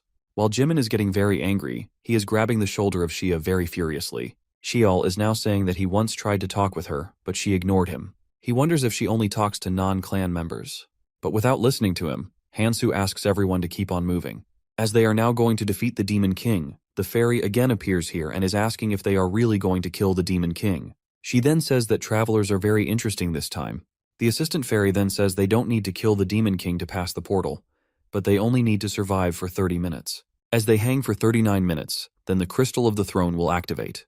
With this portal, the fairy is saying they can go to any island using crystals, and they can also use crystals to take the escape pass, but he tells them this is not an easy opportunity. Then she asks them to do their best, and then they will meet on the second island. Now they all are standing in front of the Demon King. The Demon King is now ordering all the spirits of monsters to arise and attack them. Hansu realizes that this demon is the downgraded version with less than half of the powers of the original, which is in the abyss. He is now using mini crystals to buy an artifact, which is Decratos' Judgment's matching pair of chain sickles. He says that he is going to attack these demons with the two unique skills of Decratos' Justice, which are Split and Retrieve. He then throws the weapon towards the spirit, and using the split method, the weapon turned into multiples, and all the weapons are now stuck in that demon's body, so the Demon King becomes very furious, and it summons other monsters too. So Hansu asks others to kill these summoned monsters while he is going to deal with the Demon King. As there are way too many monsters, Cheol yells at the Special Forces clan to come and help, but their monarch asks them to just keep watching and not do anything. Jimin then says she knew that they were going to do something. Hansu realizes what the Smaug clan and their monarch are going to do, so he asks them to manage the Demon King for a while, but Jimin says they can't do it without him. As Hansu is about to go, the Demon King again attacks him. Here, Jungwook comes in front of our protagonist and is holding out the Demon King's powers with his sword and is asking Hansu to do quickly whatever he is going to do. While people with species forces are thinking they should also help a little now, suddenly someone stabs one of them from behind, and he falls on the ground. It is Smaug's clan monarch. The girl starts yelling at him about what he just did, but he orders his members to kill everyone while they're busy killing the monsters. The girl is telling the monarch that the battle hasn't ended yet, and at this point he's just going to kill everyone, even his calm members too. So he says that even his clan members are trash, and they all will choose to die for their monarch. Hin then says it's time for her to die. As soon as he attacks her, Hansu appears in front of him. Our protagonist says that he is finally showing his true self now, but that man asks what he is doing here in the back instead of fighting with the Demon King in the front. Hansu is thinking he has finally revealed himself as the monarch in disguise, and he says that even the traces of the Black Monarch he must kill in the tutorial zone. That villain says to Hansu that he is going to take his time while the Demon King will kill others very soon. He says that he had prepared himself to be the sacrifice, but he is going to take Hansu with him. But Hansu says he is mistaken about it, as he is not here to get in his way, but he is here to make a proposal. Hansu asks him whether he wants to listen to it or not, as the proposal is quite good this time. So that man is now thinking about it. While Jungwook is barely managing the Demon King, others are also trying their best to fight the monsters. After a while, Hansu is now back and kills the monster with which Cheol has been fighting for quite a while, so they ask him where he has been all this time, but he only says he was gone to make preparations for what is going to come next. The Demon King says this is getting boring now, but then suddenly Hansu attacks her and puts the chains all over its body. She gets very furious. While doing this, Hansu keeps on blocking others, so as Shia is trying to ask him why he is doing this, but then suddenly the Demon King casts her magic on him. He falls far behind from his place, and now it's fire all over, and Hansu can't be seen, so everyone is yelling for Hansu. They all are thinking that maybe he is dead, but Shia says it is not possible for him to die this easily. But Jimin yells he is up there on the roof. All the people are wondering how he got there. He then throws his weapon towards the Demon King and again uses the split method. Now he is holding the Demon King tightly with his chain weapon, while she is saying that it's been a while since she enjoyed a fight like this. Now she is asking Hansu if he is going to use all his strength to fight against her, but our protagonist says, while taking out one of his runes, that this has enough firepower to fight against her. Now the Demon King is reaching her hands towards Hansu to catch him, and Hansu shouts for Cheol to pass him the great sword. As Hansu is about to catch it, but then suddenly the Demon King takes her gigantic hands from both sides of Hansu and catches him in them. Now all are looking at its hands, but Hansu appears out of nowhere in front of the Demon King and attacks its face, and now all are thinking that it's over and he has killed the Demon King. But they are also wondering why the crystal is not moving yet. Hansu says this battle is not over. The demon is now laughing and is saying it's been a while since she felt such pain. So the demon says she is going to use all its powers for him now, and as she is gathering all the powers in her hand, suddenly Shia attacks the Demon King with her weapon, so the Demon King says there are still some insects left and she must kill them first. So she asks spirits to attack Shia, but Jimin appears in front of her and kills all the spirit monsters. The demon says she is going to make all of them disappear, but then she attacks our boy, saying this is the reward for entertaining her. Now the Demon King is making all the people fly and then making all of them fall on the floor with speed. Now all the travelers are shouting in pain, but they are still worried about Hansu. While our protagonist is still fighting with the Demon King, he now throws his weapon towards the Demon King with all his strength, even though he is quite injured. But the Demon King says this attack is now going to do anything to her. She is saying if she could use her real powers and if she had a little more time, she could have killed all the humans. But then they look at the crystal, which is now opening because they have met the condition. So they realize that Hansu has killed the Demon King and are now shouting that they have succeeded in it. They all are happy that now they can go to the next island, but suddenly flames start appearing in front of them. Hansu is thinking that both of the hearts of the Demon King are eliminated, but then the Demon King again appears and is saying that she is going to kill them before the fake body of hers disappears, and even if she has to pay a price for it, she will willingly do it. But then the assistant fairy appears and says that it's enough for now, and those who violate the regulations will have to face punishment, so he says the Demon King is the one who is going to disappear now as punishment, and not the travelers. Now a magical hand is holding the Demon King, and the assistant fairy is saying that she never gave her the permission to use powers like this, and she acted independently, so according to the rules, she is the one who is going to get punished. But the Demon King is saying to the fairy that she is the one who brought her here, and now she is the one who is stopping her from using the powers. She says she can't leave unless she kills these people. Fairy becomes very furious, and while thinking she hates such half-breeds, she asks the Demon King to shut up, and then, suddenly the magical hand kills the Demon King by squeezing it hard until its whole body starts bleeding. Then the fairy says it's time to give them their reward for defeating the Demon King, but she says they can have only one reward, and Hansu will choose the reward, as he is the one who contributed the most in defeating the demon. She then gives him the rune and says when he uses this, all the stats will temporarily increase up to 99.9% for a day, and when this effect ends, all the increased stats will drop 0.01%. She then says to think of going to the next island, and while going, she says she will meet them there. Now Hansu is looking at that rune and is thinking with this rune his mission of coming to Central Island is fulfilled, and he realizes the power he just felt with it is definitely the power of the abyss. But he still has a long way. But then Cheol says after all the efforts of killing the monsters, they only got one reward, but his monarch says not to worry about it, as everyone here knows that he is the one who killed all the monsters. While they are talking about their Shia, say that the Sman clan wasn't supposed to stay silent on Hansu getting the reward, but they are actually silent, which is very odd. But Hansu says they don't need to think about it, as it's already over now. Shiel asks him what he actually means by over. The people are now looking at their hands, and the tattoos of their monarchs are disappearing, which means their monarchs are already dead. They are shocked and are thinking that the Smog clan has kidnapped them. Shia says she can't believe they used a special forces unit to kill all the monarchs, while Hansu is smirking mysteriously. On the other side, a man is standing in the forest, which has now killed all the monarchs. He is now thinking about a few minutes ago when the disguised monarch Tej took all the other monarchs with him as he was ordering his clan to kill them, while the Smog clan's monarch is saying that it was very easy doing all this because other monarchs were wary of Hansu. He also remembers that Hansu gave him the crystals and said that he could use them to make his clan members a special force, as he had done before, so he must know how to do it. But Hansu asks him not to make any mistakes, and then he will turn a blind eye to whatever he does with them. Here, one of his members reports to him that there is someone else here besides them, and suddenly someone attacks that member. So the disguised monarch is asking to show up and is saying to his members that if they are not showing themselves, then he is sure they are not a lot of people, so he orders his clan to kill them. But then their feet suddenly start sinking in the ground. As they are wondering what is happening with them, a voice says that he used an artifact here, which is actually temporary, but it is also consumable, which acts after a certain time. Then the man appears behind that monarch. He gets shocked and starts asking him how he knew they would be here. But that masked man is not listening to him and killed him within a few seconds. Now he is killing the other clan members while they are begging to leave them. But he is moving forward, and without thinking, he is killing all the clan members too. Now that man removed the mask, he is singing. He is now remembering that when he asked Hansu to use him, that's when Hansu told him to go to the tower of Central Tower and wait for the people there, and when they come, kill them. Hansu also told him if he does this, he will become stronger than anyone, but it's up to him if he wants to trust him or not. Sang is now thinking that trusting Hansu is the best choice he made in his life. Now he says he just has to wait for now. On the other side, a mysterious man and woman are talking and saying that they haven't gotten any signal from Li Guktae, which means he is dead by now. The girl says that it means the people on Central Island have failed. So that man tells her Gukade last contacted them from the fortress, so it means he must have died there.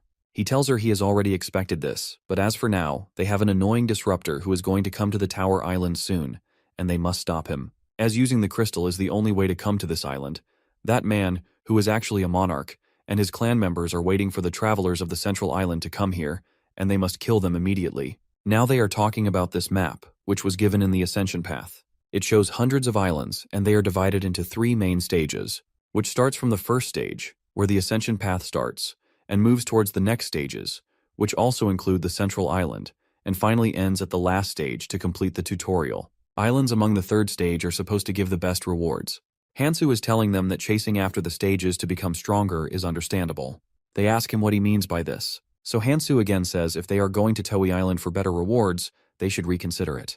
He says that he knows they even came to the Central Island just for rewards, but they were about to die here, so they should consider his advice carefully. He is now saying the same thing to other travelers, that going to the Tower Island just to become stronger is not a good choice, because most of them will die even before getting stronger. So the traveler asks for his suggestions, while Shia is asking him whether he will go to the Tower Island or not.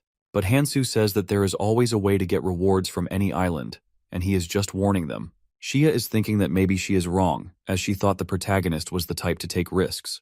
But Youngwook says that Hansu has a point, as all the clan members are now injured and they need rest too, so they must choose some safer place. Here Youngwook says that as everyone is going to leave, he wants to thank Hansu first because of him, they all are alive. So Hansu says, let's meet late somewhere if he is going to be alive. He is now asking Cheol to go with him.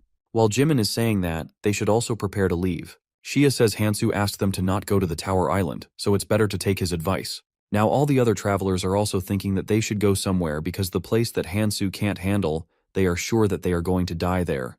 Youngwook and Cheol are going first, while Jungwook is asking others to stay alive so they can meet each other again.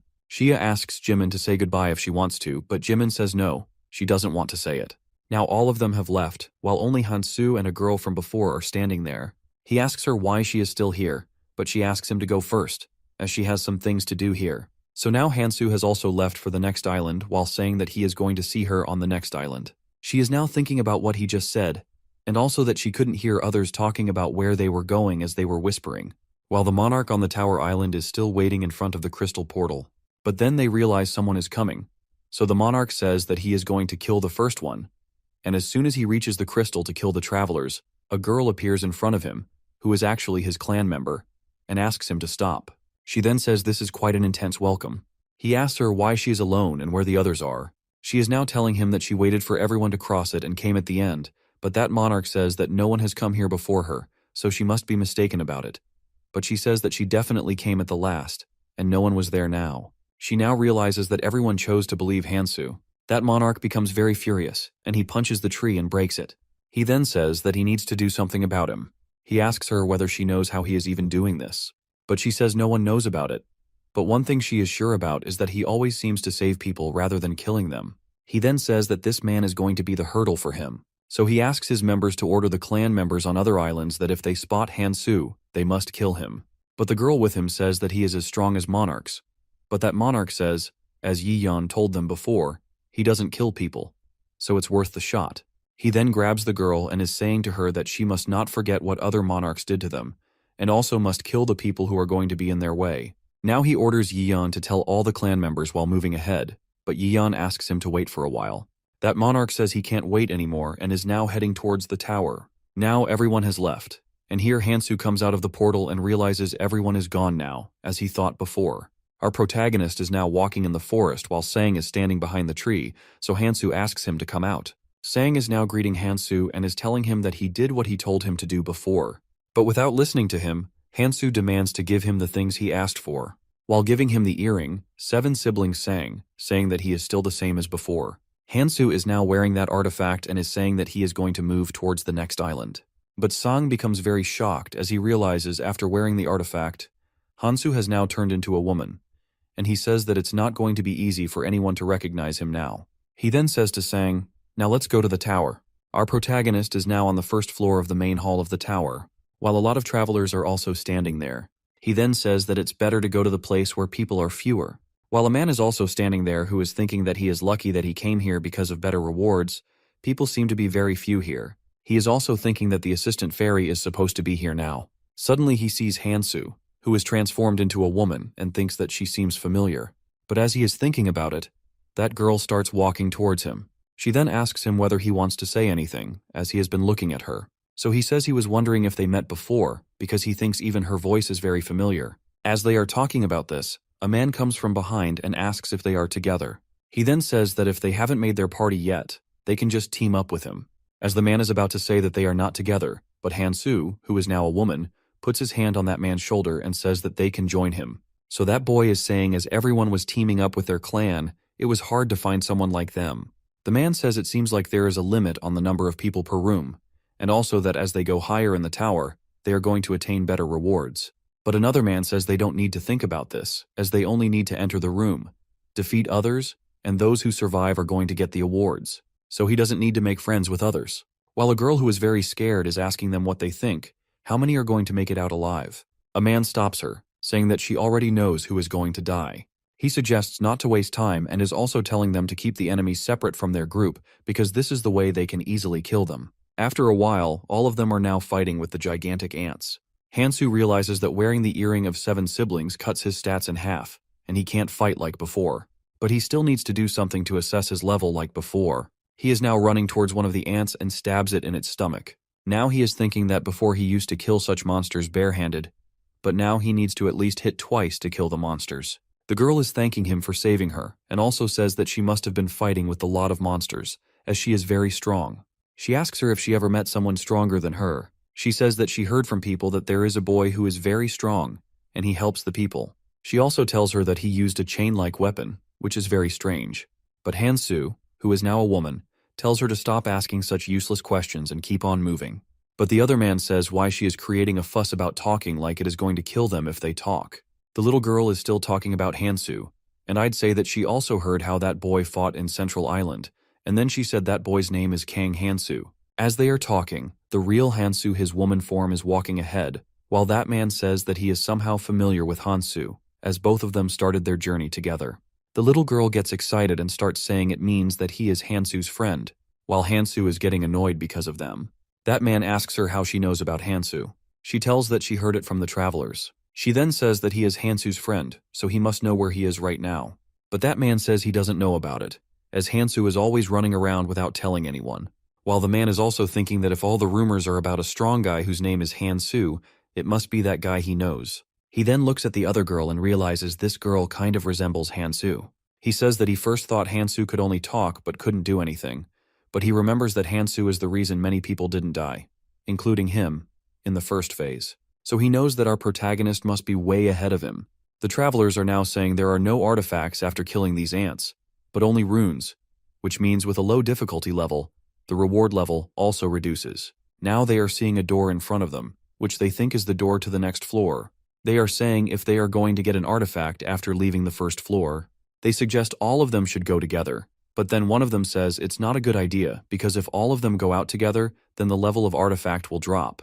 A man says choosing a room with fewer people is meaningless, as he is now going to kill all the people here and will take the artifact for himself. He is now killing the other travelers and is saying they are dying because they are only thinking of running away instead of fighting. He is now going to attack that woman, and within a few seconds she falls on the ground. The man says that he thought she was the strongest here, but she is so weak. While the other man is hiding that little girl behind him, he is asking her to run away as he gives her the signal. But suddenly that child takes out her weapon and is now standing in front of that villain. She asks him not to move, otherwise she is going to kill him. But that man is still coming towards them, so she throws the arrow towards him, which directly passes through the center of his head. The man is now appreciating her, but the girl says she is not good at it, as she used it for the first time. But as the man is saying she did great, the girl suddenly throws the arrow towards that man too, and he dies on the spot. Now she is collecting the runes. She is also reporting to her monarch that there is no chain user in room 10 of the first floor, and also telling him that she killed other people too. She then says that she is going to find him on the next floor, while behind her that girl is standing up.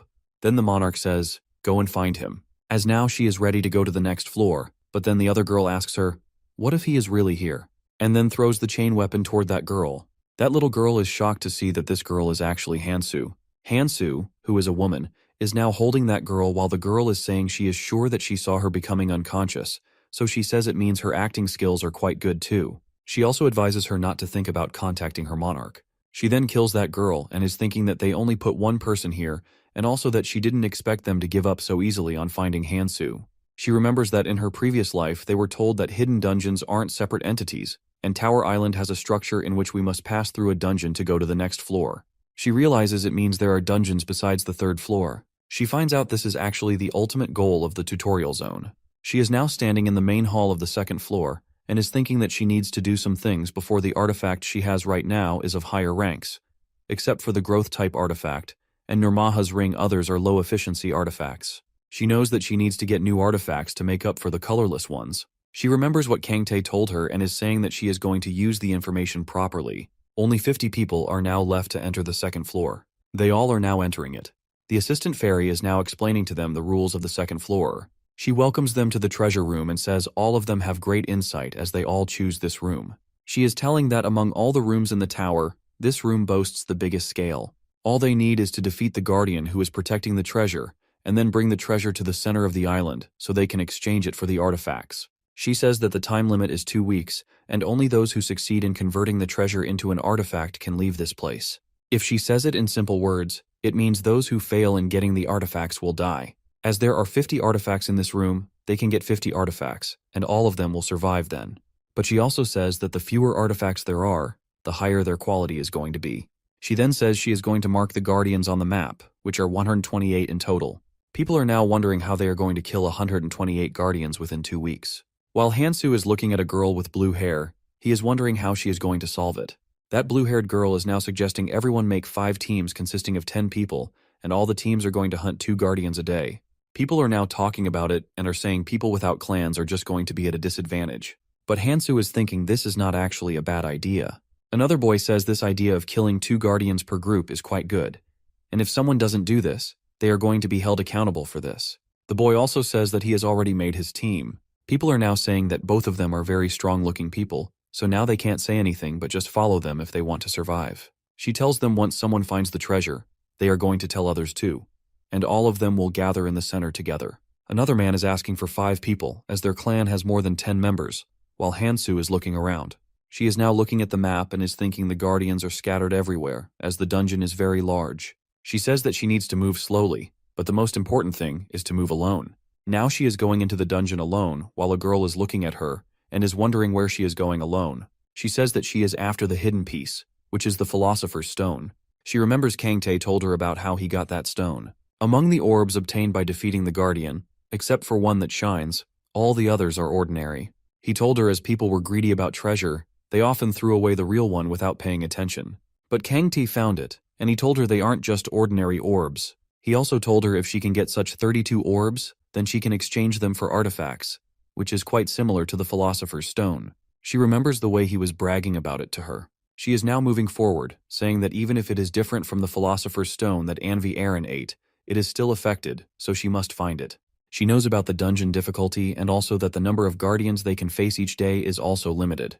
But she knows to go through them quickly. She must go alone. She is now fighting with the guardians, while on the other side people are hearing some sounds. Suddenly a voice congratulates them on eliminating the second guardian. A girl is saying that the first day has just started, and they have already killed 2 guardians. Suddenly a guardian attacks that girl, and someone yells at her to watch out, and now that girl is fighting with the guardian.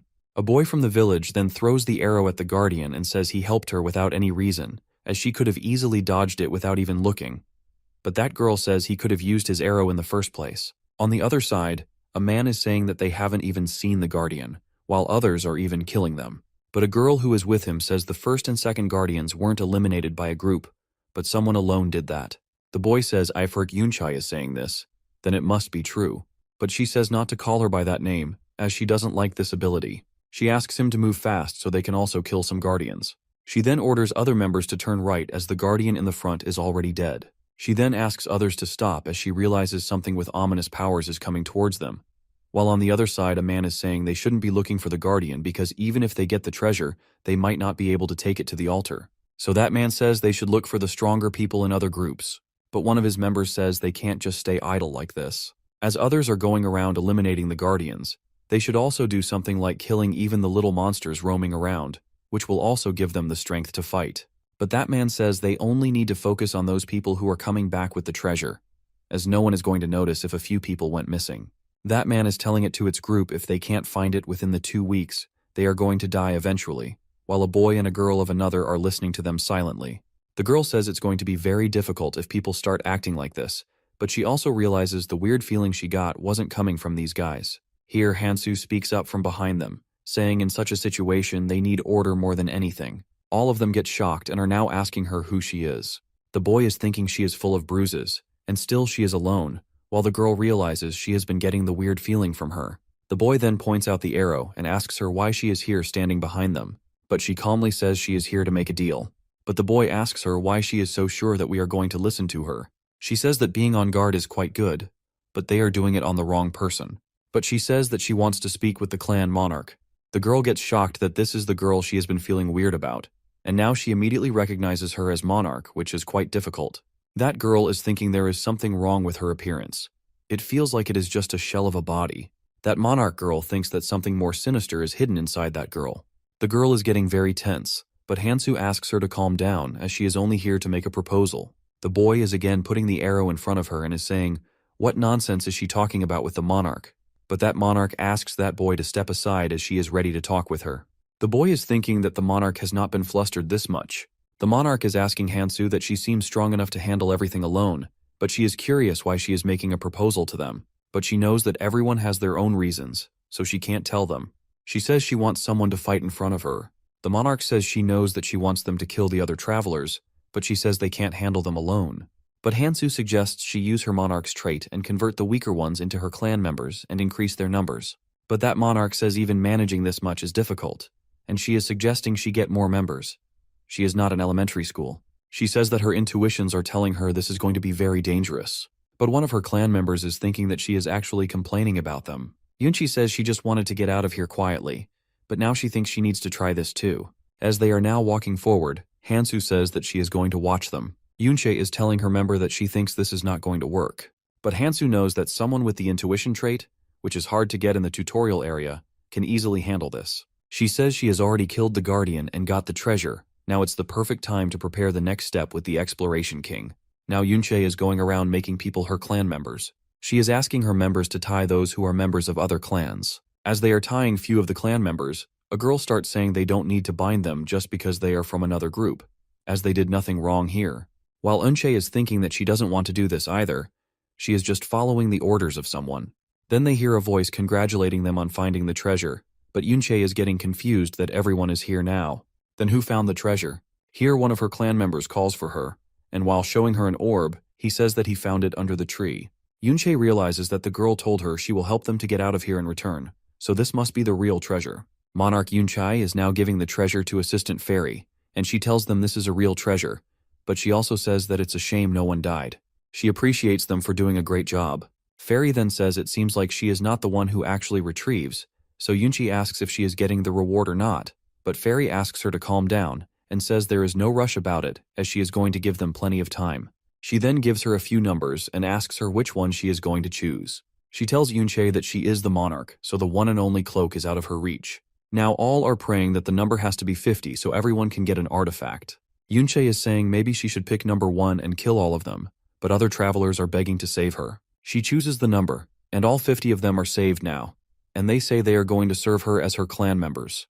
But Yunchi says this is going to be a bit boring, so she asks the new clan members to play a survival game with her. She asks them to either kill themselves or kill others, and this is her order as their monarch. People become furious and are saying they are not going to follow such commands just because she is a monarch.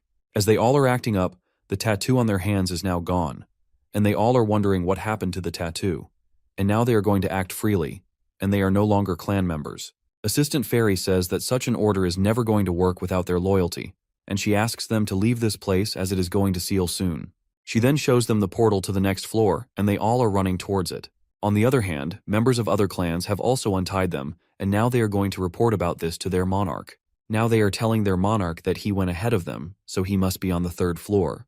But then the monarch starts asking his member to go to him, as this is more urgent. So that man asks other members to go to the 3rd floor, as it seems like the monarch is in danger.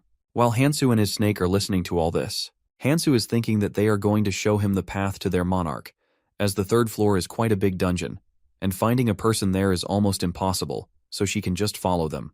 She knows that if she doesn't capture the Dark Monarch in the tutorial zone, and they all move towards the red zone, then everything they have done so far is going to be wasted.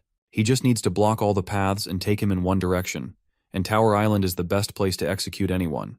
He remembers that Eris told him it's impossible to find him on the 1st and 2nd floors, but on the 3rd floor it is possible, as he just needs to follow his clan members. She also told him that is going to be his only chance. The 3rd floor is the place from where, if you're able to pass through, you can reach the other world, and it's the place that mimics the environment of the red zone area.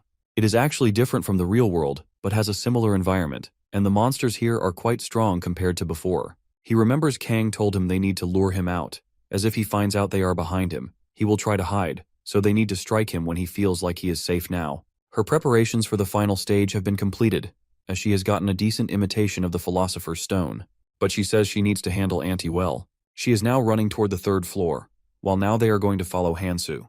The man is ordering everyone to go to the 3rd floor, which is a place full of intense heat and poison, and it is a place where monsters appear, and it's quite near to the real world. Now clan members of that man are fighting with the monsters, and the monsters keep on coming again and again. But the monarch orders his men not to get defeated by the monsters. He says that he must not die here, and also that his clan is the strongest among those that came here before. Now they are seeing a red crystal in front of them and are wondering what it is. Here the assistant fairy appears and starts saying that this is beautiful, right? But it is actually more than being beautiful. She then asks the monarch to take a closer look, as they might recognize someone in here. As the monarch was seeing the crystals, he then suddenly saw someone's face, who was actually his daughter, Sojong. He remembers he didn't have any powers before, so he wasn't able to protect her. He says if he knew his daughter was going to be used as fodder, he wouldn't have joined the guild. As his monarch used his daughter, he killed him and said that he was going to be a monarch. As he killed the monarch, he got the trait of monarch, as it was a sign for him to kill such vermin. That's when he promised himself he is going to rule above all the monsters and will not stop until he finds his son. The monarch asks the assistant fairy to get his daughter out, but that fairy says this is just the replica of the day they were brought here, as they made a copy of their information and stored it inside the cross. But fairy also says that even if it's a replica, it shares the same memories and feelings. And she says that as he knows, he needs some ingredients to make something, which is giving a sacrifice of someone who is alive. Another woman says she can also get her son back, who is also inside this cross, but she asks how they are going to find the sacrifices. But the monarch says his daughter is going to come back even if he sacrifices the weakest one here. He says he can kill one of the people here, but Fairy tells him he can't just use his clan members, as this is going to be very easy. Then he needs to give you a sacrifice of non-clan members. Now monarch members are reporting to him that some of their men are being taken down by someone, so the monarch orders them to capture that person alive so he can use that person as a sacrifice to get his daughter back. Now his clan members are going to find Hansu, as she is the one who is killing the clan members. Hansu says that this crazy monarch, Li Wunkyun, is also one of the targets to remove along Berserk Monarch. He says that it's an ordeal to even list out his crimes, though all these crimes are his past. But in this life, all of the crimes are going to happen. She remembers this crazy monarch. After not being able to get his daughter back, he was desperate to find his son and thus was taken away by the abyss, and he then became a murderer, which is actually way beyond his powers and abilities. While Hansu is thinking he is going to save his butt, he also needs to kill him. He changes his form to the original one. The monarch realizes he is the one he has been finding all the time. He then says he is going to take his useless life, as he came here on his own, so it must be a gift for Sojong. Now one of his men is attacking Hansu, but then suddenly a monster appears between them. Then his clan member says, as the monster has appeared, he can't do anything but only retreat now. Monarch then orders Yi Yan to keep on watching Hansu, but Hansu is now holding the monster with his chain weapon and says there is no need for it. He, within a few seconds, kills that monster and is now running towards the monarch to kill him, but the monarch orders his members to kill him. But Hansu is using his chain weapon and is fighting against all of them. While Monarch is thinking that Yi Yan told him he doesn't kill anyone, it seems like her information was wrong. Here Yi Yan says she never saw him using his fighting skills, which makes it seem like he doesn't have any. So Monarch says he is going to trust her one more time, and if what she is saying is right, it means they just need to overpower him to win against him. He then orders his members with charging skills to fight in the front and block his movements. He is now fighting with Yi Yan and is thinking she is quite strong, as he is not able to trade blows without having a little damage. He then attacks his members to keep on doing this, as the attacks are working. Now the rune snake is giving him the runes, and Monarch is asking what that monster is doing with him, so one of his men says he is giving him the runes. He orders them to take that snake too and not let him become powerful again. Now both the girls are fighting with him while the monarch is shouting they can die right now as they have come this far, just because it's their mission to kill the vermin. Hansu realizes that he is going to make his clan members fight under all conditions, and Monarch is thinking of weakening him before he attacks him, so he must do something before it. He then says he is not going to be easy on them from now on. He is now thinking of tying him but realizes he needs to do something else, as this is not going to work. Now a girl is shouting that her powers have gotten deactivated, so Hansu is now going towards her. This is his chance. He can easily kill her now, but as he gets closer to that girl, she suddenly uses her powers and is now holding him tightly with her magic. The monarch is now saying that it doesn't matter if he is really powerful, he is still just one man. And now he has to pay the price for barging into his territory, as the monarch is going to kill him soon. The monarch then strikes his sword on the shoulder of Hansu, and it gets cut slightly. He is saying that he has finally won, and his daughter can now live again. As he is talking about his first step towards his goal, Hansu suddenly asks him whether he is done talking because he is actually the one who has fallen into his trap. Our protagonist then says no one is here now to defend him, so let's see how he is going to protect himself now. Hansu then takes his weapon, but he takes out another weapon, saying he knows all these tricks and can't fall for them. But Hansu says he seems to be getting the wrong idea, as our boy never said the chains are his only weapon. Our protagonist then takes out the bladed weapon and stabs it into the monarch's stomach, and he falls on the floor. His clan members are now yelling for their monarch, while the girl is saying she is not going to spare Hansu now. The monarch is now asking his clan members to strike him before his wounds get healed.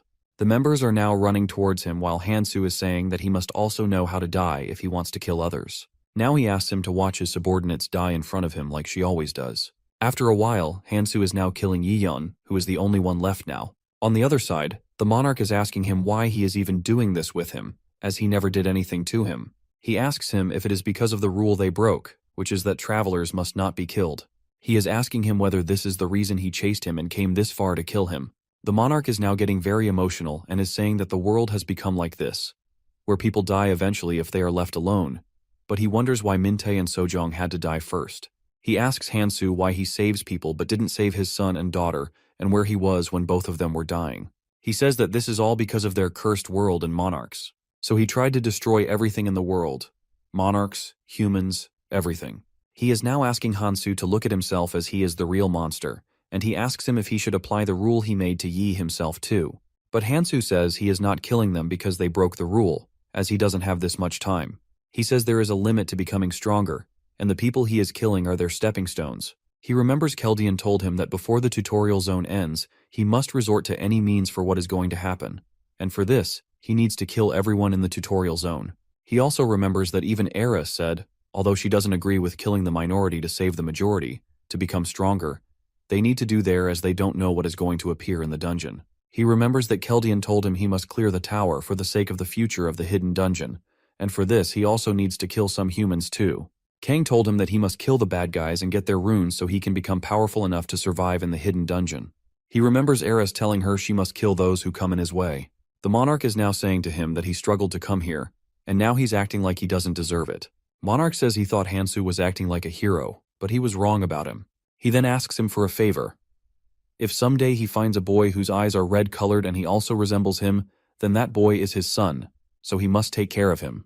But Hansu says he doesn't have time for all this. But if his plan works, everyone, including his son, is going to survive. He then kills that monarch and is now thinking about his next step. On the other side, Yunche is getting furious about how long she needs to protect this place. But a boy asks her to leave this place if she wants to. But she says her intuitions are telling her that she is leaving something behind. Yunchi is saying she wanted to follow that girl quietly, but if she gets caught, then they must kill her. Hansu is coming behind them in his woman's car and is asking whether they protected this place as she asked them to do. Yunchi gets flustered, and she says, "Of course," while pointing at travelers, who, with Yu being tied on the side, she says also caught those who followed them here. She then appreciates them and says they can leave now. Yunchi and her clan members are looking at her back while she is walking in the front. One of her members is asking her to go so they can find another direction, but Yunchi orders them to move forward as she wants to know what the girl did in the front. Now the assistant fairy is welcoming Yunchi and her clan members and is telling them how to use the cross, while Hansu is now taking off the earring because he thinks he doesn't need to hide anymore. Now all the travelers who got split up before are now standing in the hall of the 4th floor. Our protagonist is thinking that he is now closer to the reason due to which he came here to Tower Island. All the survivors are now standing on the 4th floor, which is the preparation zone. As here, the preparation starts to enter the red zone, as they used to craft boats before to reach the islands. On this floor, boats that take them to the red zone are made, but they need to collect the materials by hunting the beasts and monsters. But fairies say there is a rule in which, depending on the materials they are going to have, the rank of boats will also change. She says if they succeed in making one boat, they can go with whoever they want. But she also says that the big boat is actually better than the smaller one. She then gives them a list and says, aside from the basic materials, there are some important and essential materials too, and I have described all the information and their appearance too in the list. She then asks them to start preparing to leave the tutorial zone and enter the real world. Now people are entering the forest where all monsters are present. One of the monarchs yells that they need to make a bigger boat so all clan members can go in it. Another monarch says his clan members will also help them so they all can make a bigger boat. Hansu is now thinking about some place he needs to find. But then Sang from his behind starts saying that Hansu came pretty late, as they have already collected some material. Sang then asks him if he succeeds in whatever he wanted to do. So Hansu says yes, he has killed the Black Monarch. Then Hansu asks him whether he remembers what our boy told him before. Sang says yes, he has been preparing the material that Hansu asked him to prepare on the 1st floor. While saying this, Sang realizes he is back in his real form, so he asks him, but Hansu says he doesn't need to disguise himself anymore. Hansu then says to Sang that he should go now, as they are going to make a large boat and materials are limited, so he should hurry up. But Sangsei, Mihi, and other clan members are already taking care of it. Hansu gets shocked on hearing Mihi's name. Now Sang is telling him that he met her on the 1st floor of the tower, and she was quite changed. On the other side, Mihi is asking for some help as she is fighting with the monster. As Sang is saying that Mihi is going to be very happy seeing Hansu, suddenly Hansu gives him the runic snake. He is now walking in the front while Sang asks him what this, so Hansu says this is a runic snake, and he doesn't need him anymore, but it might be useful for him in the future. Now Sang is looking at the snake while Hansu walks away, saying he is very busy, so he needs to go right now. Suddenly Hansu stops and starts saying they are not going to have many opportunities to talk like this, as the red zone is very difficult compared to the tutorial zone. But Sang just says he is going to see him again, and also he is thanking Hansu because he becomes stronger due to him. As both of them are talking, Yunchi and her clan member also enter the hall, and Yunchi is saying that they wasted their time at Cross, and she also says they shouldn't have brought back Wang Kyung. But her member asks her to stop talking, as someone might hear them. Now Wang Kyung is also entering the hall, and Yunche is asking him to hurry up, while he is just worrying about his daughter. Here, Yunche asks him if he still doesn't remember anything, so he says the last thing he remembers is he was on a stroll with his daughter while his daughter is also coming out of the portal.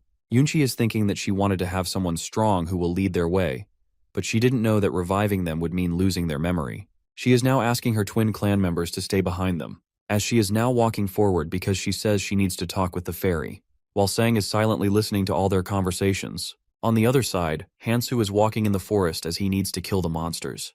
But he realizes nothing is on this side, as most of the monsters are in the center of the preparation zone. They are now saying that inside the tower all the floors and rooms have completely different environments. In some rooms there are spaces that seem like the real sky and underwater. But all of these things are actually artificial. He is now touching the magical wall, which is actually the end of the room. He says that they show it like this tower has 4 floors, but actually there are 5 floors. He is thinking about the dungeon in which the hidden piece is present. He says that it's impossible to reach that dungeon without magic, so he is now using the Nirmaha's Ring's destruction authority on that magical wall to make a hole in it. He says if he can't climb within the tower, then he is going to pass through the exterior. He then succeeds in making a hole in the wall and is now passing through it. As soon as he passes through it, the hole immediately closes. He then said it was going to be very hard to pass through this wall without Nirmaha's Ring. He is now looking at his stats and is thinking, these are not quite efficient, as he only raised his stats by 40 using the runes he gained from the Black Monarch.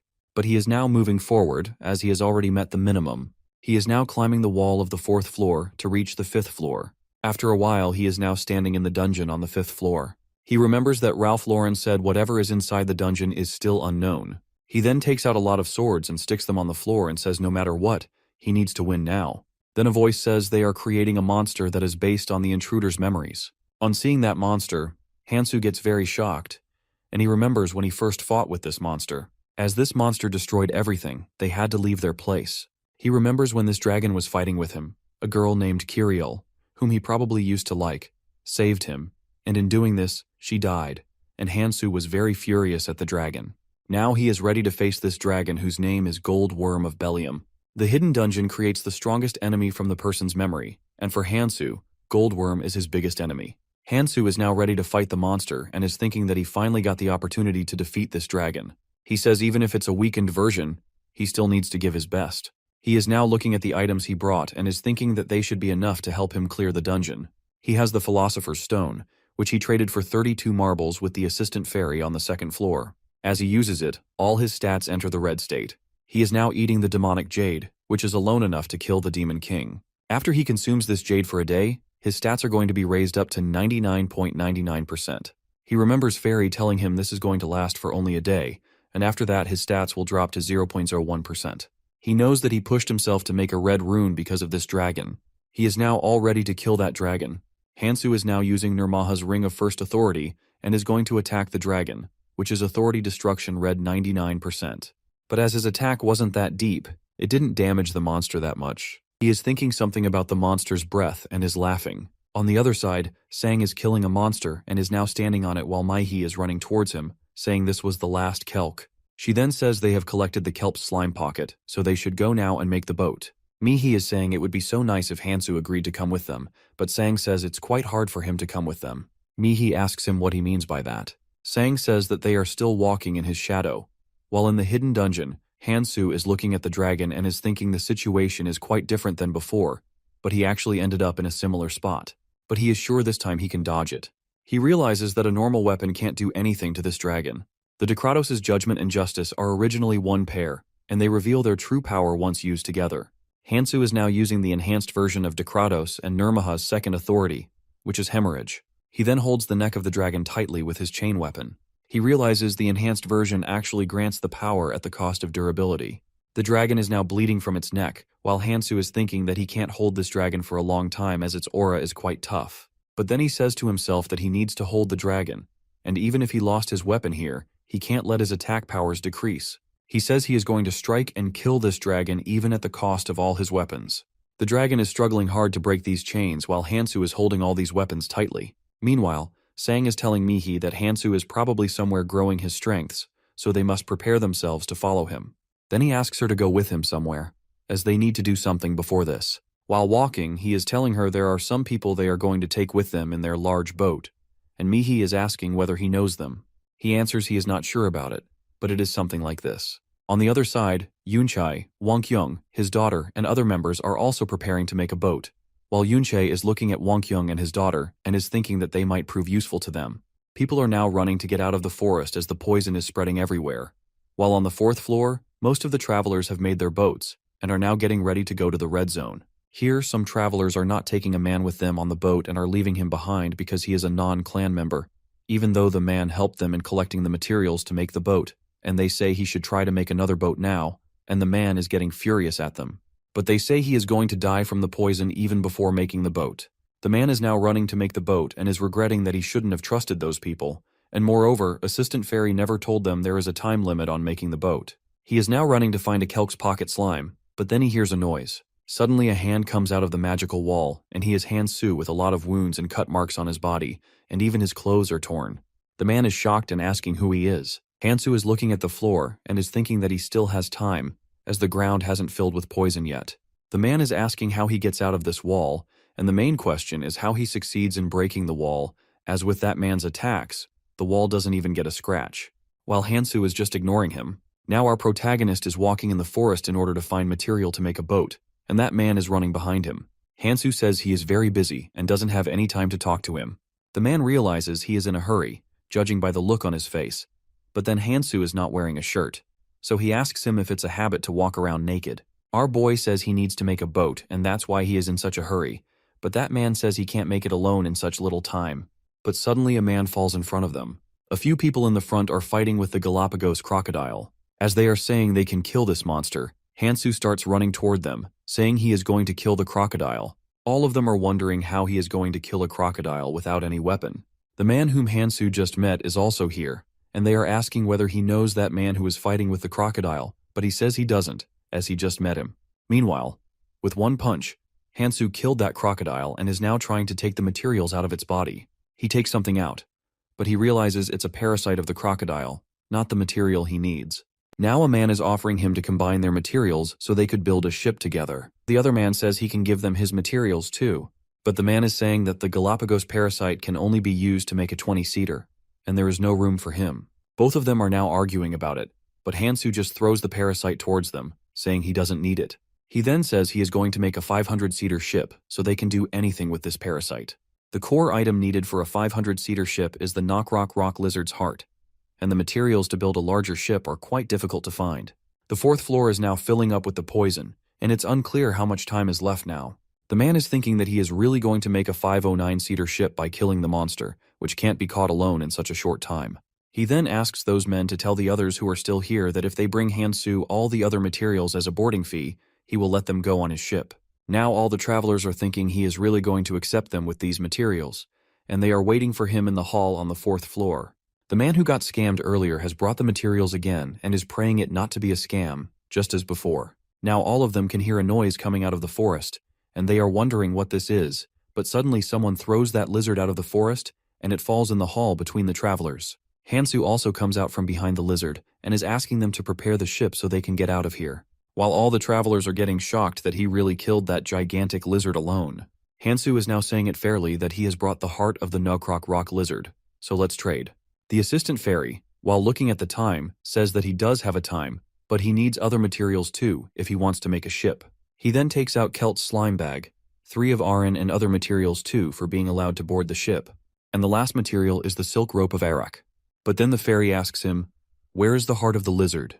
While the man is thinking about what artifact is in that satchel, Hansu says it's behind him and then gives it to the fairy.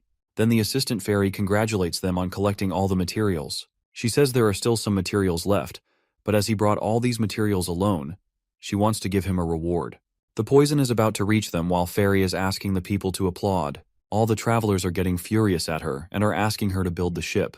She is now making the ship and is saying that she preferred it when all the travelers were afraid of her. Now she has made the ship and is saying that all the remaining travelers are going to ride this ship. Our protagonist asks the man to bring those who brought the materials, as everyone here can fit in the ship. People are now running towards the ship and are thanking Hansu for saving their lives. Fairy then says they don't need to worry about the sailing, as she is going to take care of it, as this is their first trip. People are now boarding the ship, and she is saying that they can relax now, as the arrival time to the red zone is going to be in 3 days. And she says that she isn't going to interfere with them from now on and is happy that she is sending all of them to the red zone alive. She then starts the ship and advises them to survive for a long time. Now all the ships are moving in the red-colored ocean towards their destination of the red zone. They realize the ocean is made up of poison. People on Hansu's ship are saying that they should be thankful that they got a ride, otherwise they wouldn't be able to see this sight. They are now looking at our protagonist and saying that he is actually a good man, as he let them board the ship without any conditions. While Hansu is looking at his stats, he is thinking that thankfully he took into account the stats penalty for using the demonic jade before. He is looking at his hand and is thinking that he never expected that he would be here, and also the dragon energy art is the first skill he ever got in his life. He says if he got this skill in the past, he wouldn't have liked it, but as for now, as he can only learn 7 skills, then the dragon energy arts are actually more than enough to be his first skill. As he is thinking about this, the people on his ship start yelling that the ship beyond them is getting stranded. People are drowning in the poisonous ocean and are shouting for help. As a man is crying for help, suddenly a human-like creature comes out of the ocean and kills that man. People are now yelling, "There are monsters in the ship," while these monsters are killing the travelers one by one. But then someone suddenly changes the direction of Hansu's ship, and people are now looking who is doing this, and they all realize it is actually Hansu who is changing the direction of the ship. Hansu is now sailing the ship while the man is saying that they are not safe here in the ocean, as the monsters are killing all the people here. He is now saying that if they get attacked, it is not possible for him to save everyone. The man is asking him why he is so desperate to save others. Here our protagonist again remembers what Keldian and Eris told him, to save as many innocent people as he can. He is shouting at Hansu to stay at the original course because if they get a little closer, then all of them are going to die soon. Now people who scammed that man get on Hansu's ship and are now again fighting with the man, as they heard him saying to Hansu that they should leave them here dying. But Hansu throws his sword toward them and asks them to stop fighting as it's coming. Now all the travelers are standing in their places and are thinking about what is coming. They realize these are the guards at the entrance to the red zone, which are accursed survivors. Hansu is saying that such creatures, which only exist in the poisonous sea, have a very simple attack pattern, which is to make a hole in the bottom of the ship. Hearing this, the man starts yelling that they are going to drown if this happens with their ship. They are now planning to stop them, and for this, they need to do ranged attacks from above the sea. And then Hansu jumps in the sea so he can stop the creatures. One of the men is saying that he is crazy, as he is jumping in the poisonous sea without any weapon, and also that he is going to die soon because of poison. Hansu is now facing all the sea creatures, but poisonous water is not affecting him because of his dragon energy art skill. And as his magic stats are red, he can easily handle these creatures. The dragon energy art skill allows their users to harness the energy of dragons. Creatures are now coming towards Hansu to attack him. While with the dragon energy art skill, Hansu's body can convert into a dragon-like body. He is telling us that such kinds of skills and artifacts are actually called zero numbering. He is now saying that dragon energy art is worthy of its title. He can't use all the powers yet, but they are still enough to fight with these monsters. Now Hansu is fighting with the monsters, but after a while all the monsters are trying to retreat. But Hansu says he can't let them do this, as they will wait for another chance to again strike at their ship. He is thinking he doesn't have any time to waste and is now killing all the creatures one by one. He has now killed all the monsters underwater and is thinking that things are probably not finished on the surface, and he is thinking of going back, while people on the ship are trying to stop the flow of water from the holes. But suddenly they realize a monster is entering the ship as one of the men is about to strike. Hansu stopped him, saying he is not a monster. All of them are shocked to see Hansu alive and well. They are asking him how he got here alive. So Hansu starts asking them whether they really thought that he was not going to come back alive. They are now saying that he made an even bigger hole in the ship, and now he is acting all calm. But Hansu says they need to worry about another thing as they don't have time. Now Hansu is making planks from logs to block the hole. Now all the people are also starting to make the planks, but Hansu says they need slime from kelps to seal the hole. People are now yelling to hurry up the things as the ship is filling with the poisonous water. But Hansu asks them to go out as the water is going to evaporate, and if they stay here, then they will inhale the fumes of poison. People are now running out of the room where holes were made. Now Hansu is thinking that he needs another weapon in the place of his broken weapon, as he already took the trident of the accursed, and is saying that this trident has the durability to withstand the poisonous water, so it is going to be fine for now. He is now asking people to look forward, but they say, why should they look forward when there is nothing but the Red Sea? But as they are looking forward, they notice a land in front of them. People are now yelling that they have arrived at the red zone. One of them says he didn't know they would come this early. but they realize the ship is not stopping, as it was automatic. But one man says they were supposed to reach the red zone in 3 days, and time is still left. Hansu from behind starts saying this isn't actually a land but a root of the world tree. The man is saying this is just a root, and then why he called it a good sight. But Hansu asks them to keep on watching as the show is about to start. Suddenly the ship starts moving, and a gigantic monster comes out of the sea. On seeing the monster, people are yelling that either they are going to be eaten away by the monster or are going to drown in the poisonous water. But then the monster eats the root and again disappears in the forest, so people realize it wasn't here to eat them. Hansu is saying that even though this was just a root, still it was the size of a small island. He is telling them after the ships depart from the tutorial zone, they all arrive at one of the thousands of roots, depending on the route fairy sets for them. The calamity fish, which devours the root, is one of the 5 calamities to dry up the world tree. Elfenheim lived in the red zone. In order to protect their species from the world, they created a world tree, which is made up of arcane genetic engineering. But they were unable to stop the 5 calamities, and then Elfenheim began its descent into ruin. These mutants seem like they are born with the sole purpose of destroying the world tree. He says he wasn't able to protect the world tree in his past, but now he needs to do his job correctly. Hansu is thinking that Calamity just filled its stomach, so it will move slowly towards its next target. So he says he needs to start with the root, which is on the verge of the region and is separate from the region where they were originally routed. He is now changing the direction of the ship and is following the fish calamity, while the man is yelling at him that he can't do that because that fish is very huge, and no matter how strong he is, he still can't defeat it. That man is saying this isn't right, and he also needs to ask others whether they are fine with it or not. Hansu says that he agrees that there might be people who aren't going to agree. He says if someone doesn't agree with him, he can also tell them to leave his ship. Hansu says that he really needs to go after that fish, and if they disagree with him, they can simply raise their hands and get off this ship. They are now following the calamite and have now reached the root's edge of the world tree, a tip where the world tree begins. They are now standing in front of the dying world tree, while one man is saying that he thought this was land, but it's actually the root. He says this is so huge that he can't even know how far this goes. Hansu asks that man if seeing the world tree better than getting off between the water, and then says they still have 2 weeks left and they can reach the red zone if they keep on moving. But the man asks what he means by 2 weeks. As the fairy said, they only need to reach the world tree. As they are talking, other men are calling for them. Hansu says they can't just sit here, but they need to go where everyone is going, as it is better to live quickly. Now that man is running towards others while Hansu is saying the calamity fish will come here after 2 weeks, and before that he needs to find that person.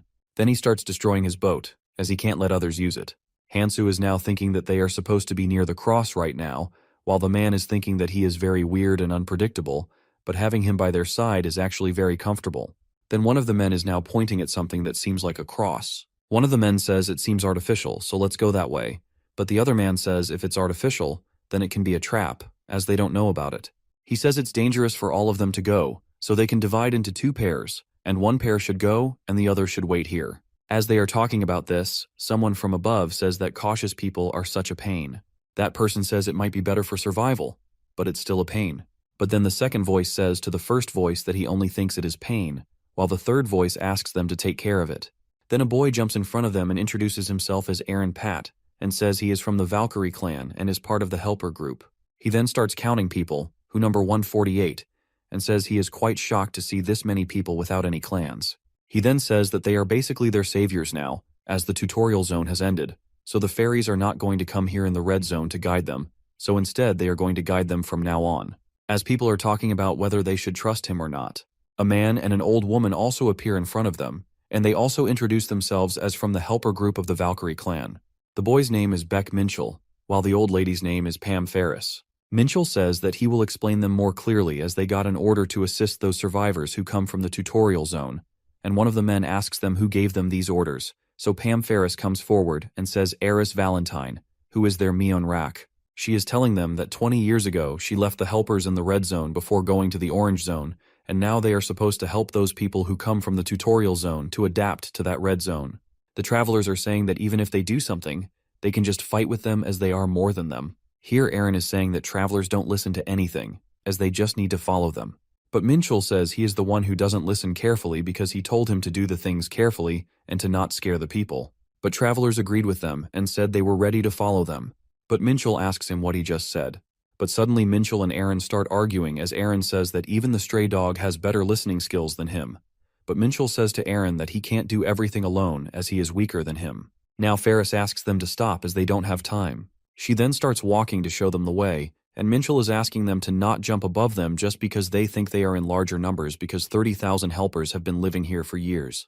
They get very scared while Minchul is thinking that newbies get very scared after even listening to the numbers. He is now telling them that red zones have their own powers and no one touches the newbies. As they are now walking, they suddenly hear a voice coming from a side, but Minchul asks them to ignore it.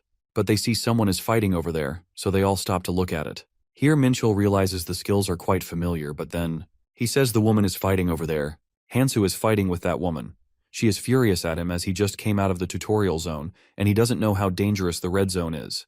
A girl is now standing on the edge and is looking at the calamity fish and is asking herself if she has the right to get revenge for her parents. She is saying that she thought it was going to be for her and her siblings too, who will eventually come here too.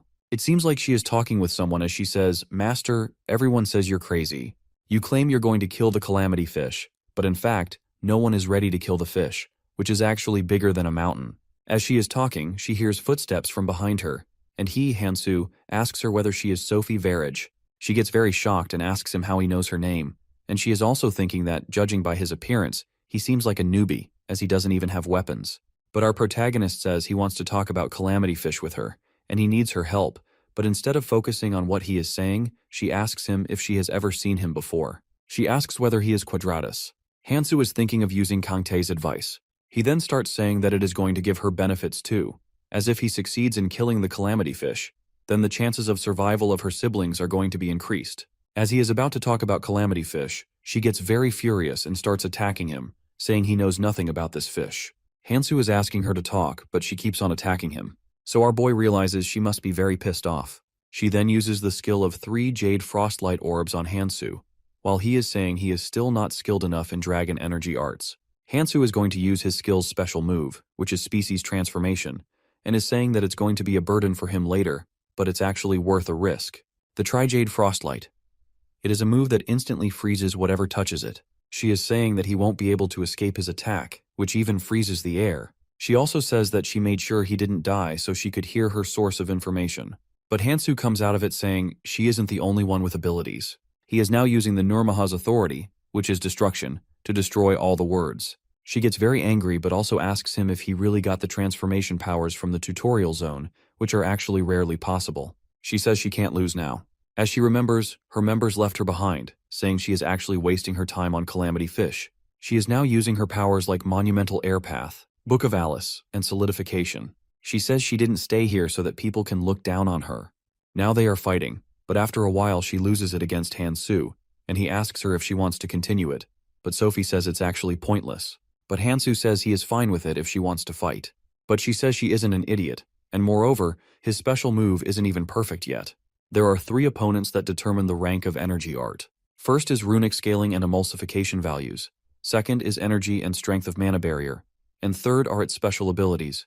But depending on the special abilities the energy art has, it can change in powers and can be used dramatically. She is thinking that she wanted to push him towards the brink of death, but the way he is facing all the attacks without any scratches, his energy already seems like top tier with the red zone. So she says she agrees with them he is strong, but is he actually strong enough to kill that fish? She remembers that a lot of people gave up after she ate thousands of people, and she thinks it's not an easy task to fight against the fish, which can eat the whole ship alone, and no one is going to have any idea about it. As this fish is also considered a natural disaster. She is telling him that now there are even idiots who worship that fish too. She says she is tired of fighting alone and asks him to go before he ends up like her, as this is nothing but a waste of time. But Hansu then says that if he thought killing this fish was easy, he would never have come to her. He then says he has a plan, but he needs her help in it. But Sophie says she doesn't have any intentions now to keep on continuing it. But Hansu says this is going to be her 14th attempt to kill that fish. Then why is she giving up? But she says no matter what, she is not going to fight against Sophie. He is now telling about that girl whose name is Sophie Verage, and whose parents got devoured by the fish in front of her.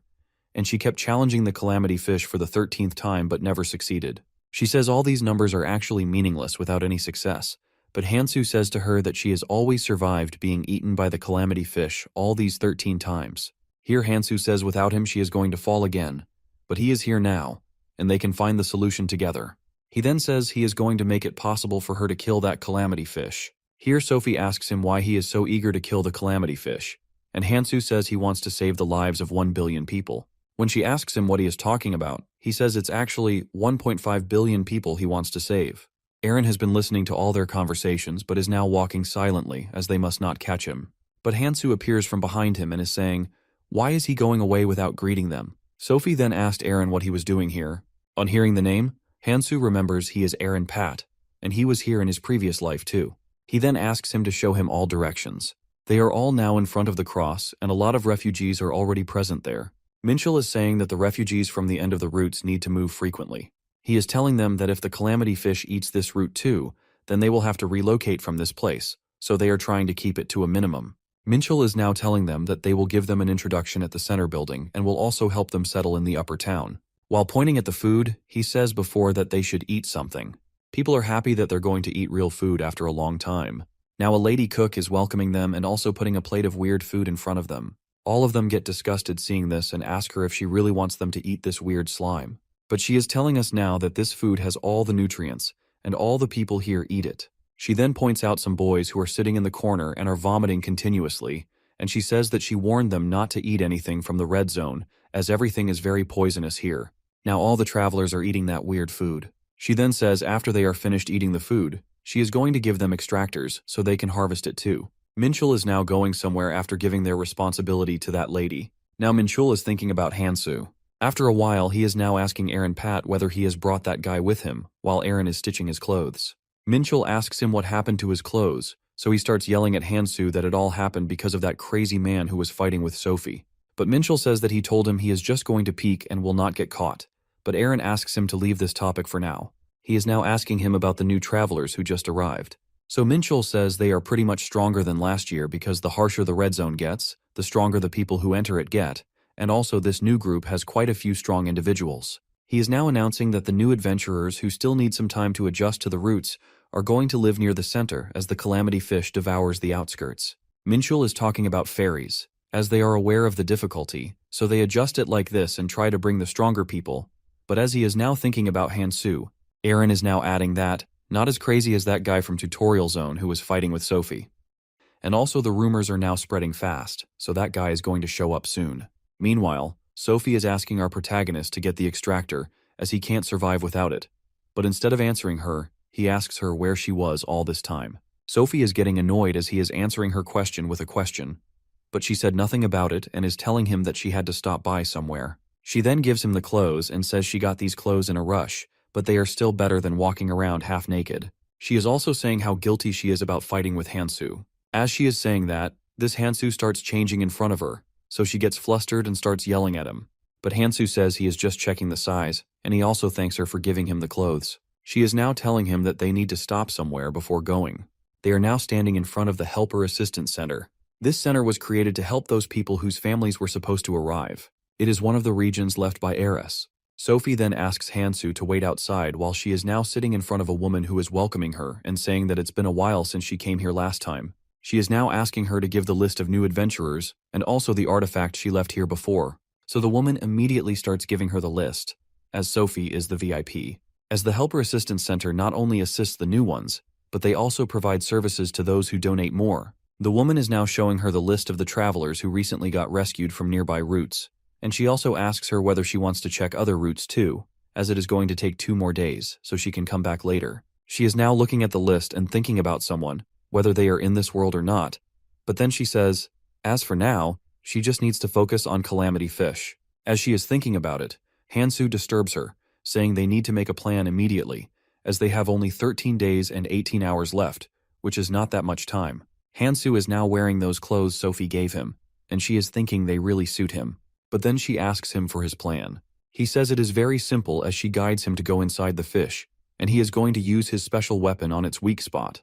After hearing his plan, Sophie is thinking of quitting the idea of killing the fish. Sophie is now telling him that he can't kill the fish from outside, and moreover, it's not as simple as he is saying it is. But Hansu assures her not to worry about it and is asking her if they can use a ship. She then says she has a 30-seater, but our boy thinks this isn't going to work, so they can use his ship, as it is a 500-seater ship. Sophie starts yelling that he simply left the ship docked outside, but our protagonist says he is not a newbie, and she is surely going to understand it when she gets there. Meanwhile, Sophie is thinking, technically, he is a newbie who just entered the red zone. So Hansu is telling her that he has special powers, so as for now, they have a ship too. Now they only need to gather some materials, so he asks her to split up and find all the materials. Hansu is saying if she wants the things to go smoothly, then she must trust him. While Sophie is focusing on his confident voice and assured look and thinking that he is so much like her master, she is now going to find the materials and is asking him not to back out on her. Suddenly, she throws a weapon towards him, saying his weapons are not going to last long in the red zone. She then says this weapon is actually better than his trident, so he can use this instead. He remembers in his past life Sophie gave him the same weapon as his master, so Hansu is thinking sometimes situations change, but some things never change. She is now saying that it's all thanks to her trait, as they have already figured out the materials they need to hunt down the calamity fish. So Hansu says he also knows it is a library. Sophie gets shocked and asks him whether he has some psychic powers. Sophie is now saying that because of her traits, she can find all kinds of information. Although she doesn't have all the information, in the red zone no one knows as much as she knows. But she is thinking that even with that information, she isn't able to figure out about Hansu. Hansu is saying that he is going towards the outskirts then, and also asks her if she is ready. So Sophie says she is all ready now and is going to resolve it this time for sure. She is now walking and is thinking that if she needs to make a poison that works on calamity fish, she needs to gather all the necessary materials. To get the fluid from the apon, she needs to lure it out of its nest. As she is walking towards the nest, a man named Yang Gaisu appears in front of her and is asking her what she is doing. He is now asking Sophie to hang out with him, but Sophie gets very furious and is asking him whether he has any death wish. She then asks him to go for now, as she is too busy to deal with trash like him. While saying she shouldn't say this to the person who returned from the belly of the calamity fish with her, he attacks her. Sophie then uses her manifestation powers and attacks him, saying she hates people who fight without knowing their place. But Gaisu then removes the hair from his forehead and reveals his magical eye, and is now asking her to think fast. He is showing her the eye and is saying that she should know he is not attacking her without a plan, as a whole organization is working with him. He then tells her that he doesn't only have the beacon, but also something that is related to her, so she should back out now. Otherwise, things are going to become pretty annoying. His skill is the 1,000-li eye of the man caught within jealousy, and she is thinking his skill is very annoying. He then says he doesn't have any ill intentions against her, but he only wanted to test her skills, as he heard she lost against a newbie, but he says her sharp abilities are the same as before, and he is sure that it was nothing, just a rumor. But she says that it's none of his business, and also that he should go now, as she is tired of going easy on him. But he says he first needs to find Kang Han-soo, who fought with her, and then he will go. But she says she is not going to tell him. While grabbing her arm, he says he knew that, and that's why he is going to use his investigation skills. And he thanks her in advance for her cooperation. On hearing this, Sophie pushed her arm out of his hand and asked him when he learned such a skill, and she also said that he could have just died in Calamity Fish's stomach that day. But Gaisu says he is not wrong this time, and also that she should have joined the Quadratus when he asked her before. Quadratus is an organization that worships the calamities that threaten the ecosystem of the Red Zone, and this organization turned the fear into revenge by serving the four of the calamities. They don't care about how these calamities are leading humanity toward destruction. But Sophie says she isn't going to join such an organization where they sacrifice people in the name of showing the powers of calamity fish and removing the relics left behind by dead people to sell them. She is asking him if he even knows how many travelers died because of him. As he deceived them, saying they were going to be safely raised by upper root, all of them ended up in the calamity fish's stomach. But Gaisu doesn't feel any regret doing this, and he says he is just earning money using his abilities and also taking part in religious ceremonies until he can. He also says foolish are those who fall for his tricks.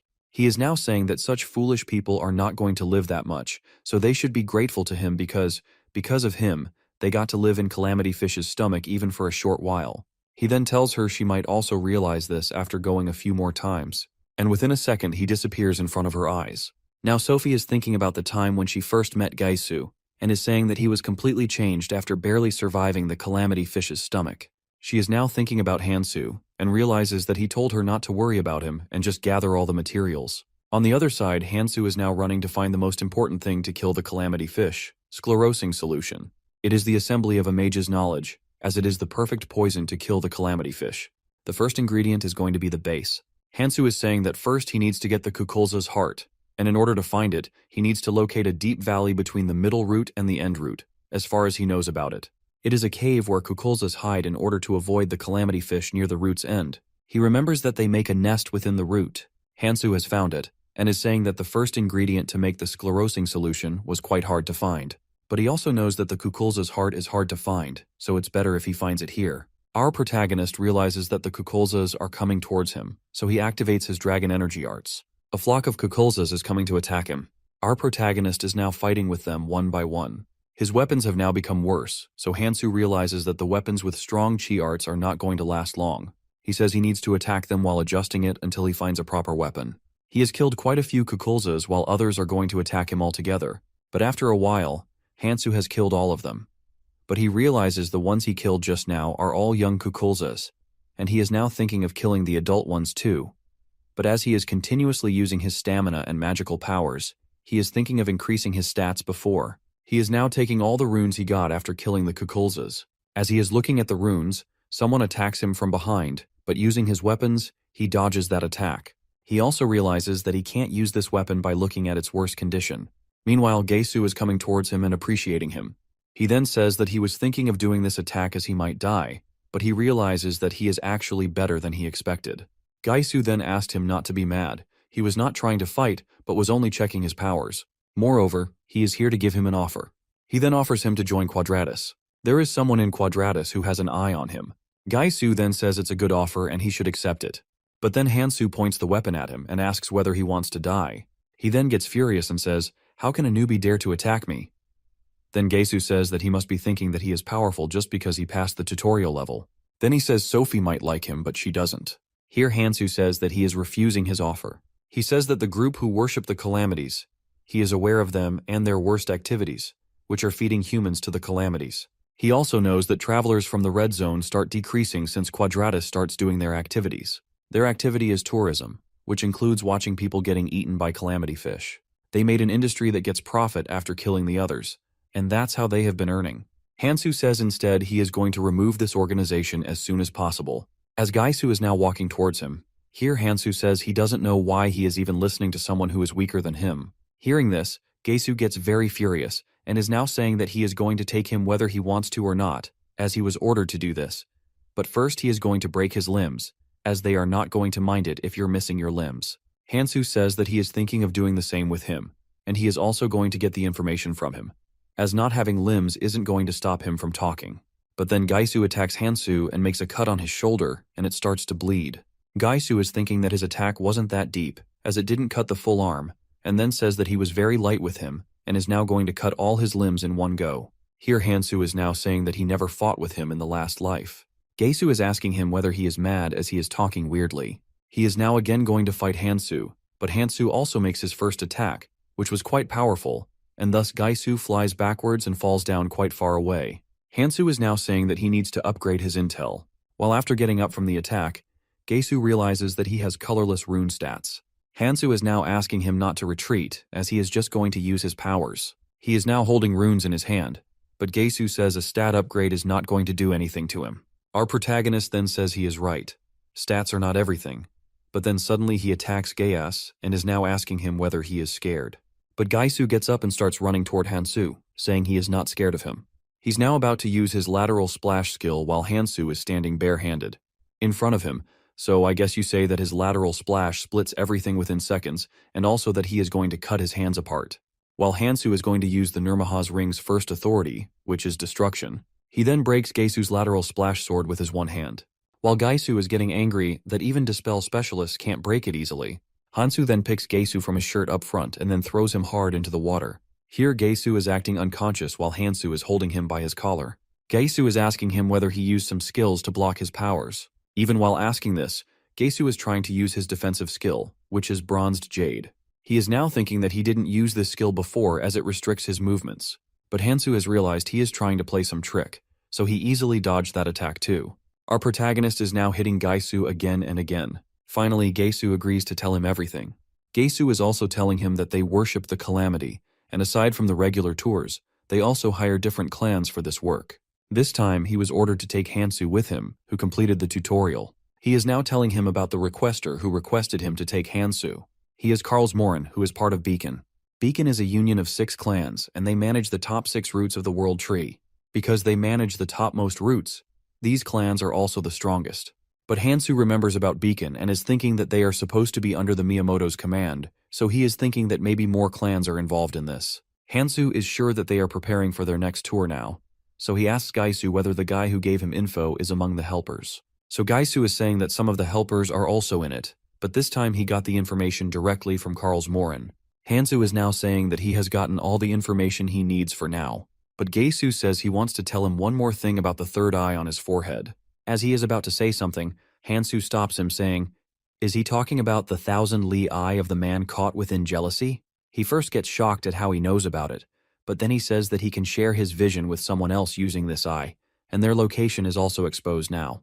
Hansu is mocking him by saying it is very scary and he is going to run away. As he is turning back, Gaisu is saying from behind him that Karls Morin is the assault commander of Beacon, and he is not going to leave him. As Gaisu is telling him about Karls, our protagonist again attacks him and makes him unconscious. Hansu is now taking Gaisu's weapon and runes. He got his hands on Forgotten Relic and Mirror Clone, which are quite good. As he is looking at the runes, he suddenly realizes a magical bird is flying above his head, and his location is exposed, so he must be sent by the organization. Hansu says he doesn't remember any Karls Morin from his past life. It means he is probably not that powerful. But this is very annoying, as he is trying to find the materials and is very busy. He has also been hearing the voices of Goethe's monsters as they are quite near. He is thinking of killing Goethe's first before Karl's reinforcements arrive. Goethe's are herding monsters that form groups for hunting. Meanwhile, Goethe's are running behind some people of Quadratus. One of them suggests the others use the conceal skill. It is a skill that allows people to hide their presence. Then they all climb the tree and are now sitting on it. Chung, who is a member of Quadratus, is saying that they are goners, and that's why he doesn't want to play bait. Another member is asking how many more Goethe's they need to gather. So Chung says they need plenty of them for the tour. But he says if they are required to hold their breath to use the conceal skill, then it's going to be very tough for them. As they have gathered them in the valley, Chung is suggesting other members rest for a while before continuing to gather more Goethe's. Now Chung is saying why he is taking so long to take that newbie here. So the other member asks him if he is talking about Sir Gaisu, who got the request of bringing Hansu. So Chung says yes, he is talking about him, and he also says that maybe he is messing around somewhere. That's why taking so long. But then a blue carrier pigeon is flying towards him and is now sitting on his finger. Chung is shocked looking at it and realizes only one person can have such a quality of pigeon. Suddenly, he orders his men to get out of here, as they got an urgent order to head to Kukulza Lake. They are now standing in front of Gaisu and are waking him up. As he wakes up, he realizes his legs are quite burned, so he says that it's a good thing he passed out where the poison was very weak, as even here his legs are very burned. He then asks them about Hansu, but they are saying that he was gone when they reached here, as they only saw him lying unconscious when they reached the lake. Chung is saying that he can't believe someone who survived in the Calamity Fish's belly actually lost against a newbie. He is now looking for his weapon, but then he remembers what Hansu told him before he became unconscious. He was saying to stay asleep for a little longer, and then he would give him a special present in exchange for his weapon. Chung is asking him to get up quickly as they need to hurry up, but he is asking them to shut up so he can remember clearly what Hansu told him. Chung is now ordering the other men to carry him so they can move to the ship quickly. He says just in case he also needs to reach out to nearby operators and the requesters too. He is now about to send the blue carrier pigeon, which is a support skill that doesn't only allow the clan members but also the travelers to communicate. But with this pigeon, they can only send the most basic information. It is actually a skill that uses mana to create a bird that carries the messages, but using it requires extreme control over mana, and intent should be clear. Now the carrier pigeon has returned to Kalars, who is very angry and is asking his members to follow him. After a while, he is standing in front of Chung, who is saying that he is very quick, as it hasn't been that long since he sent the carrier pigeon. He then asks Chung to move aside and is yelling at Gaisu that he got beaten by a newcomer. But Gaisu has only said his name, Karls Morin. He becomes angry about this too. Why is he calling him by his name? And he says that he didn't know Quadratus had become this weak and incomplete. But Chung says that they are going to take full responsibility and will take that newcomer to him soon. But he is telling them that another problem has appeared, which is that the Goethe's they have gathered in the valley have escaped and are now coming towards them.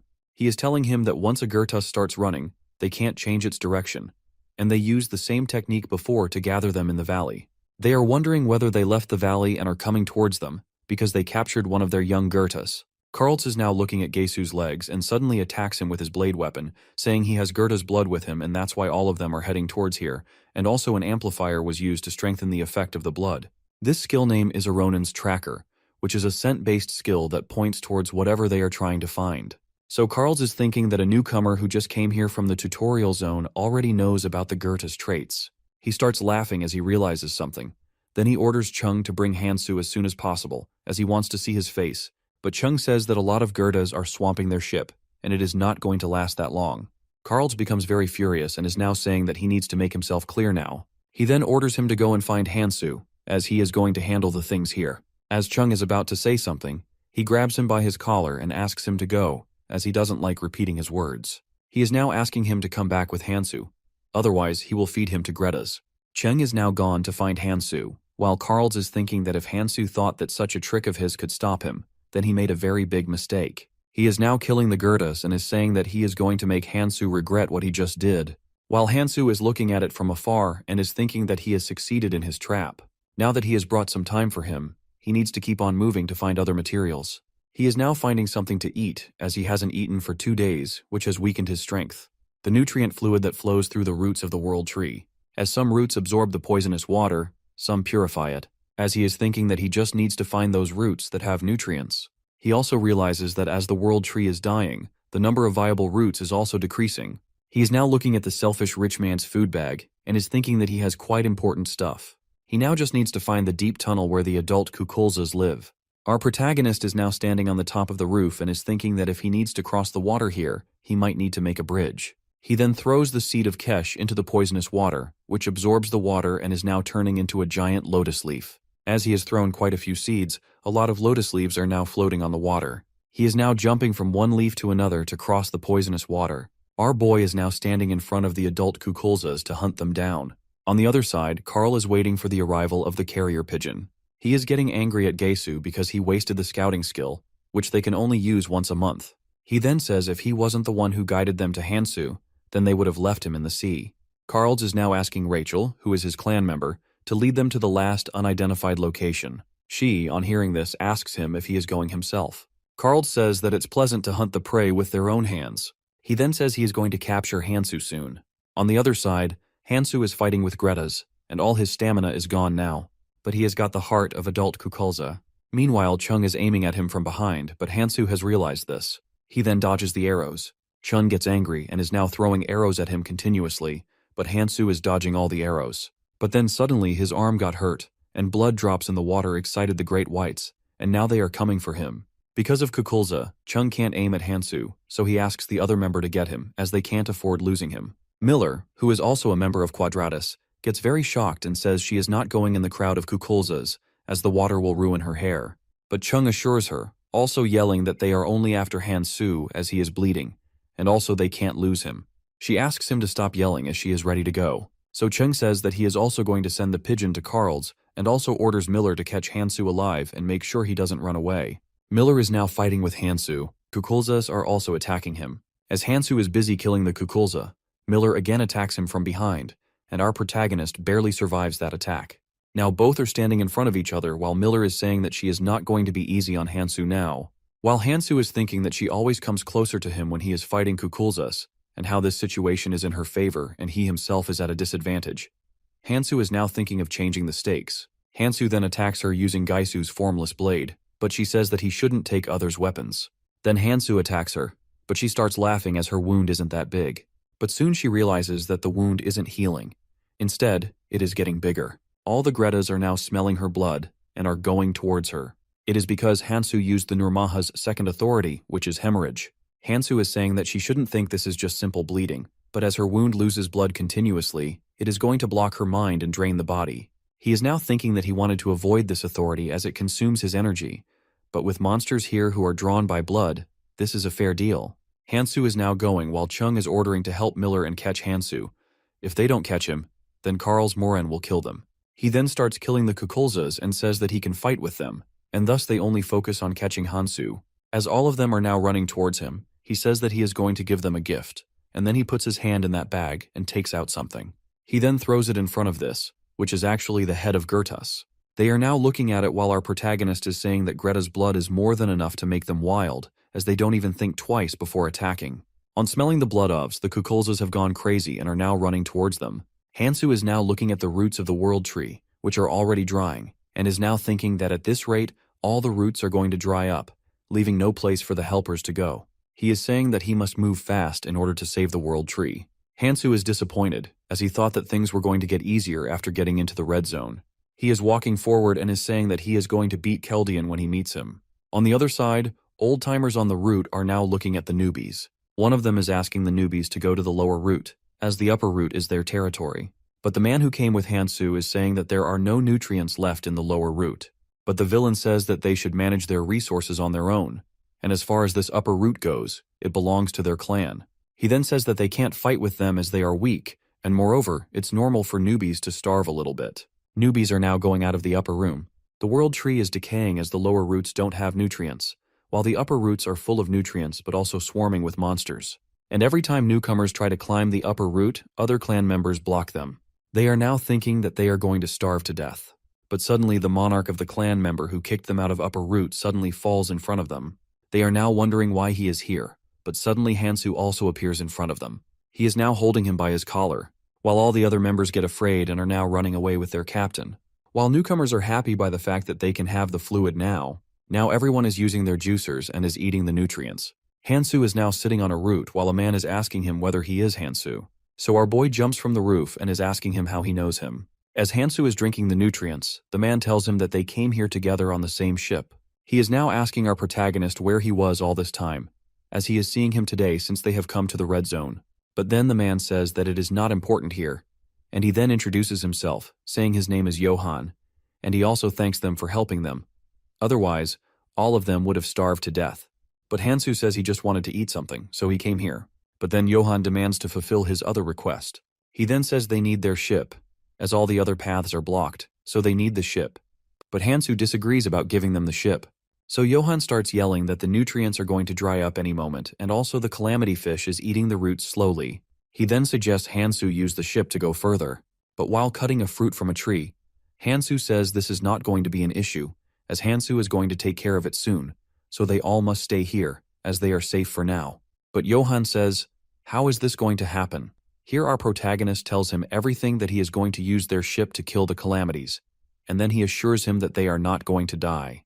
Johann is now shocked listening to this, but Hansu is thinking logically. He is right because once the calamities are killed, the red zone will thrive, and all the people here will also be safe. So as for this, he is actually not wrong. Johann is holding his forehead and is saying that he can't seem to understand it, but he is going to believe in Hansu, as he did many unbelievable things before, so this also might be true. But then Johann asks him why he worked so hard to save everyone. But now Hansu is remembering the words of Ares, and is thinking that he needs to save as much humanity as he can, because this is the reason he is here. But then he stops walking and starts asking himself if this is what he wants. Johann gets scared and is now asking him why he is so silent. But then Hansu throws a stone towards him, which is an imitation stone, and he says that this stone is going to be helpful in the future, so he must keep it with him. Hansu is now walking steadily while Johann is asking him to stop. He is now looking at the stone and also worrying about Hansu, but then he remembers the time when he got them on his boat and also the things they thought were impossible to do, but he unbelievably did them. He is saying Hansu is that kind of man who can make things happen if he wants to. Johann is hopeful that things are going to get better, as he believes in Hansu. While Hansu is now running fast to gather all the materials and is thinking it's natural to work for humanity, then why is he feeling guilty? He then asks himself to focus on killing the calamity fish. After a while, Hansu is now standing in front of Sophia and is asking her whether she has all the ingredients. She seems pretty worried and says that she has all the materials except 2, but she came here just in case he wants to say something urgent to her. But Hansu realizes something is wrong with her, so he asks her. Sophia is now telling him that he is the target of Quadratus. But Hansu, in a very calm tone, says that he has met Gesu and also knows that Karls Moren is looking for him. On hearing this, Sophia gets furious and says that's why the assault commander's office of Beacon is looking for him. Here, Hansu says that he managed to delay him for a while, but he is going to come back soon. Here, Sophia is telling him that no matter how powerful he is, he can't win against Karls alone, so she offers him to work together. But Hansu says that one of them is going to continue finding the materials, while the other one is going to act as bait for Karls. But Sophia is telling him that Beacon is one of the strongest ruling clans in the Red Zone, and also that they are full of veterans who have been here in the Red Zone for years. He is saying they are full of strong people, and the assault squad is the most aggressive among them. And as for Karls Moren, he holds the position of the commanding officer. So she suggests our protagonist take him down together. But Sophia suggests he gather all the materials before he knows their location. She is asking him to hurry up, but Hansu is saying that this is going to be very difficult. And also he left one of his artifacts there, and he thinks that they have already caught on to it. On the other side, Karls is choking Johann and is asking him about the whereabouts of Hansu.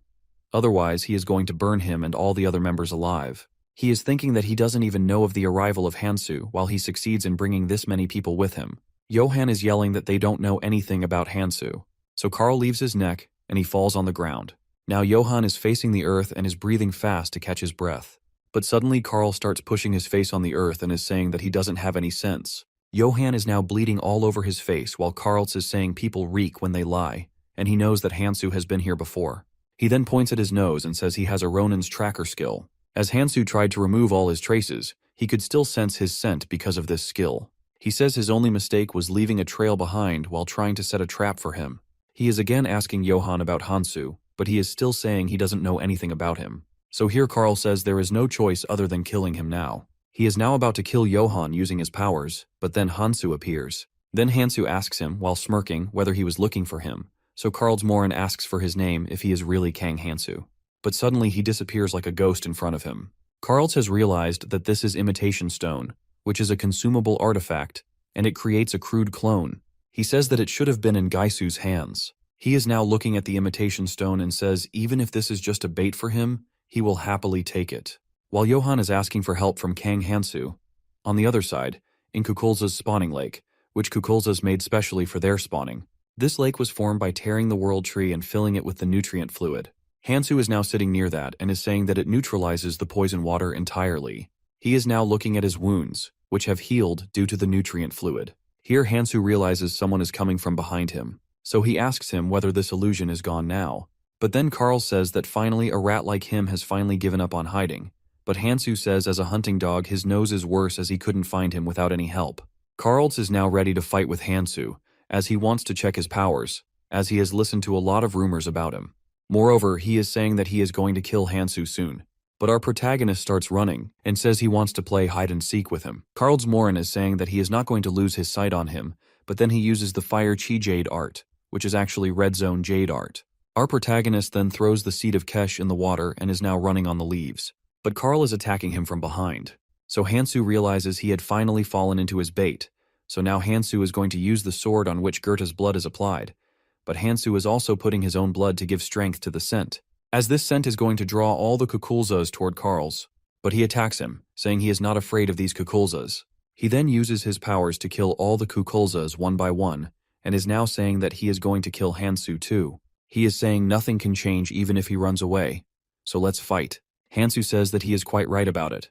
Hansu is now thinking that the artifact breath of Ahal, which makes people die underwater, so he knows that Karls is going to use it on him. Hansu then jumps into the water while saying that he must stay on the ground, and when he comes out, he can attack him, as he says he prefers hunting to fishing, while Hansu has realized that Karls is waiting for him to come to the surface so he can kill him. Our protagonist knows that if he goes on the surface, Karl will kill him, and he can't use the dragon energy arts because he doesn't have powers. Then they take out Alham's pocket and are breathing using that as air is stored in their buds, as he is thinking that he can stay in the water for a while now, but then Kukulzas again starts attacking him. Now Hansu is taking something out of the bag and is thinking that as some odors attract Kukulzas, he takes out Arwan's gallbladder, which is a monster organ, and it has such a bad smell that even Kukulzas avoid it. All the Kukulzas on smelling this are now running back.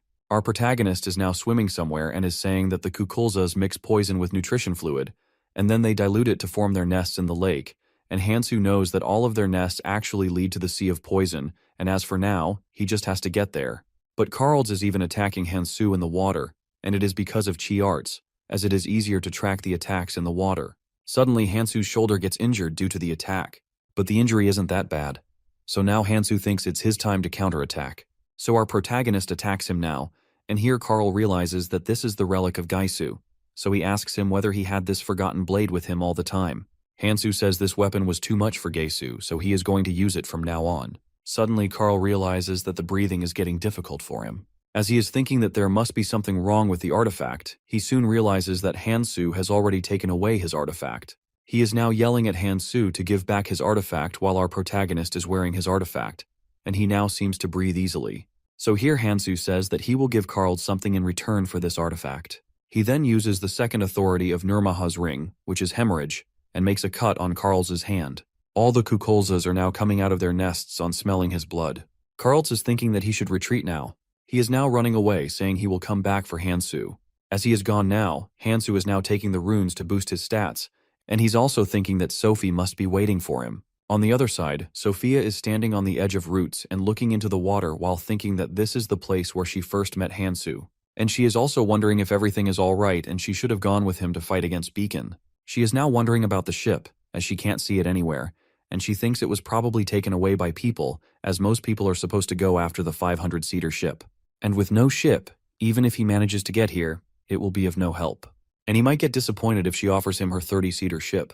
Suddenly Hansu's ship appears in front of her, and she is wondering how this ship got here, but then she hears a voice asking her to get on the ship, and it is Hansu's ship. He is saying that they need to leave right now. Now Sophia is standing on his ship while Hansu is sailing the ship. Here Sophia says she can't believe he actually hid the ship inside the sea of poison. As Hansu is now counting the runes, she asks him where he got all these runes. He tells her that he just got it from his friends, although they weren't willing to give him, and is now thanking them as his powers have increased. But Sophia interrupts him saying, "How did he do that?" Our protagonist gets curious and starts asking her what he is actually talking about. She says that she is talking about the method of using the Kesh seeds, as they can only find them near Lake Kukulza, and moreover, no one can find them on their first try, as they sprout after being tossed into poison water. She then says it hasn't been long since he has been here in the red zone, and he already knows about everything here. She can see his stats with her librarian's eye and is thinking these stats are high for a person who is a first-year traveler. And even further, he combines such items that even the red zone travelers wouldn't think of doing that. As for Hansu, he is not strong in terms of his stats, but he pretty much knows everything. Like crafting, it allows someone to strengthen their items or create new things. Here, Hansu has made the sclerosing poison. He is now putting all the bottles of this poison in his bag because they need to keep it safe, as it is the most important key to killing the calamity fish. Sophie is saying she would never think of using a poison against calamity fish. She then says she wasn't able to understand the recipe even with her skill and is asking Hansu what he is in reality. But Hansu changes the topic, saying he could have asked her the same thing.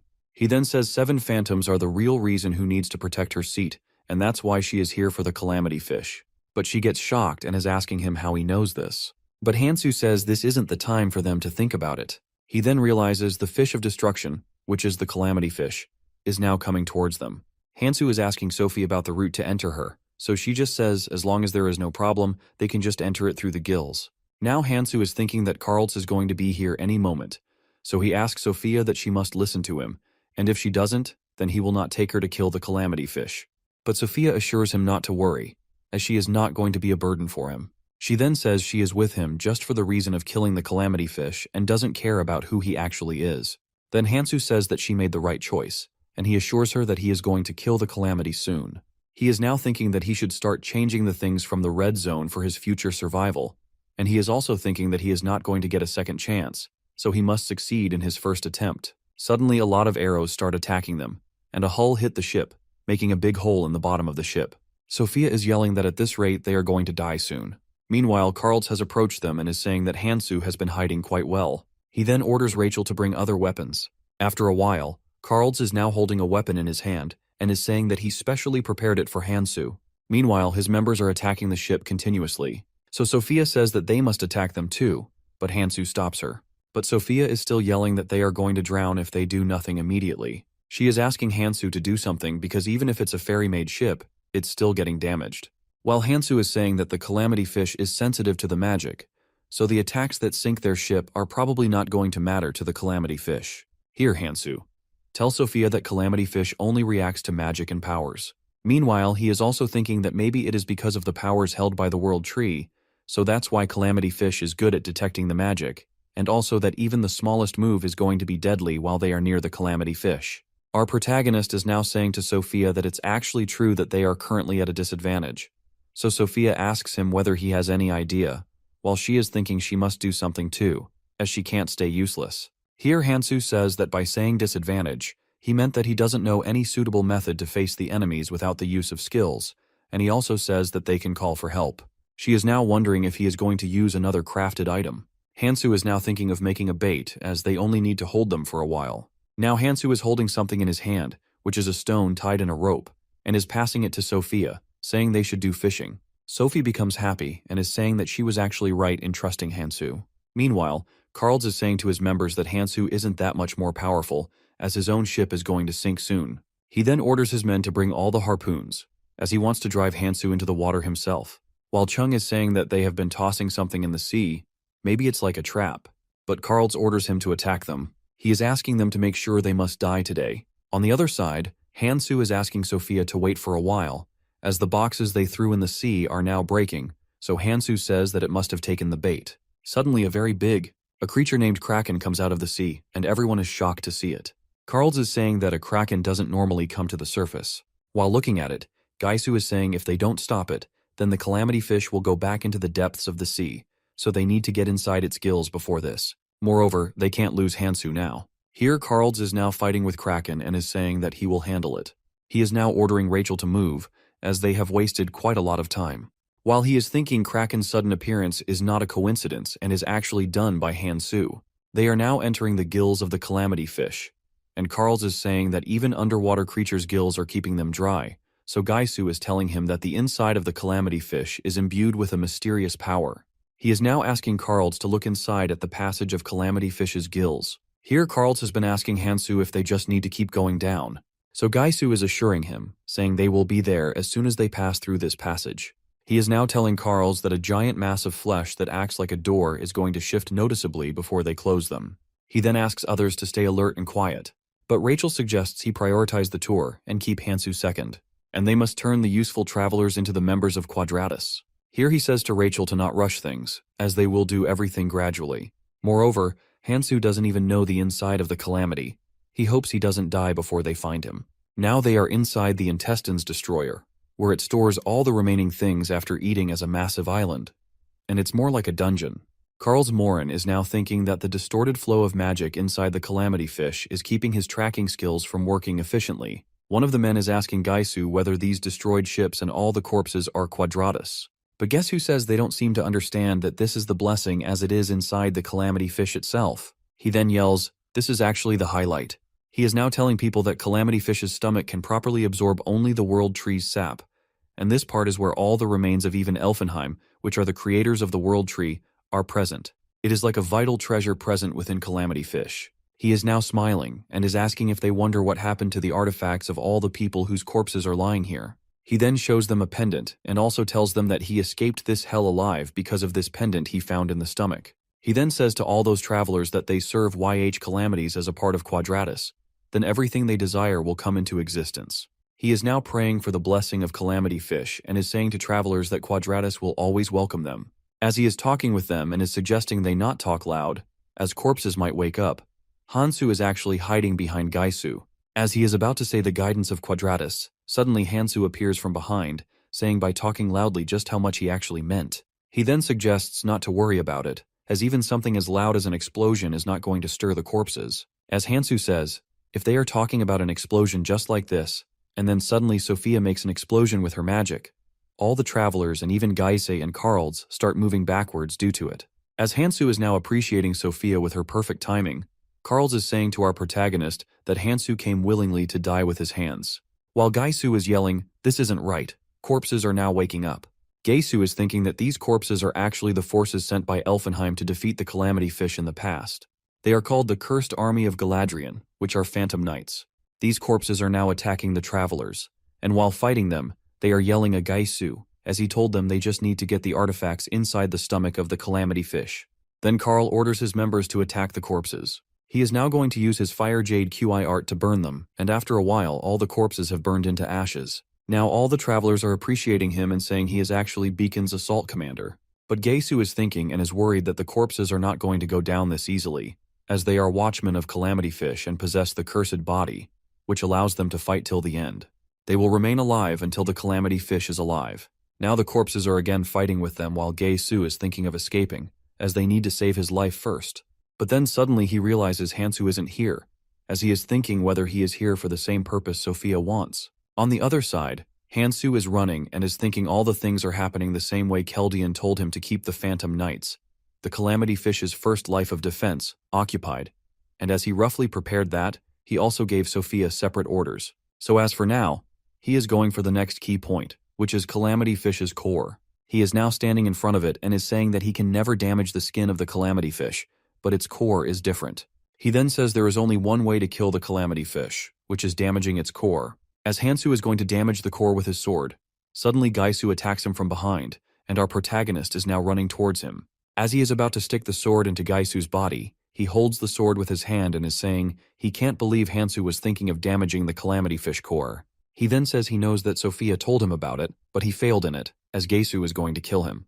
Although Karls wanted to kill him with his own hands, all those who offend the Calamities are bound to die. He then orders Chung to kill Hansu while Chung is already aiming at Hansu and is saying he can't dodge his aim this time.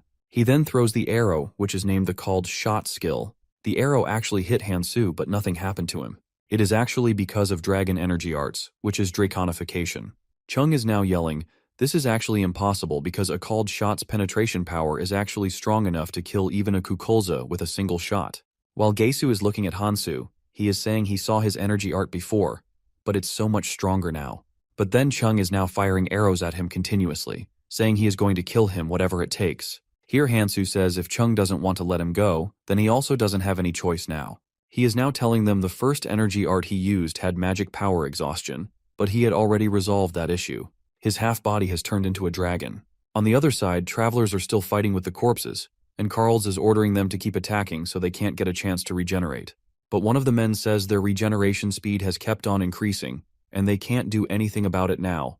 And moreover, if they keep doing this, they are going to exhaust themselves and lose their stamina and magic power. Here Karls is thinking that they are at a disadvantage as they are fighting an enemy that keeps on reviving as they kill them. He is furious at Hansu, as he is the reason all of them are stuck here. He is now ordering people to use the feathers because if they die here, they're going to end up like the others. These feathers are the feathers of the World Tree, which works as a consumable artifact. These are broken off fragments of the World Tree's leaves, which are now nearly impossible to acquire. And if one uses it, they can escape easily with others around them during some emergency.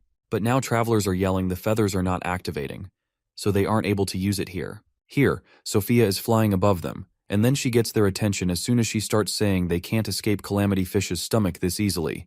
And the same goes with Elfenheim's Phantom Knights, as they are immortals living with its stomach. Here Karl starts saying furiously that he is not going to leave, and he also tells her to wait until the members of the Seven Phantoms find out about it.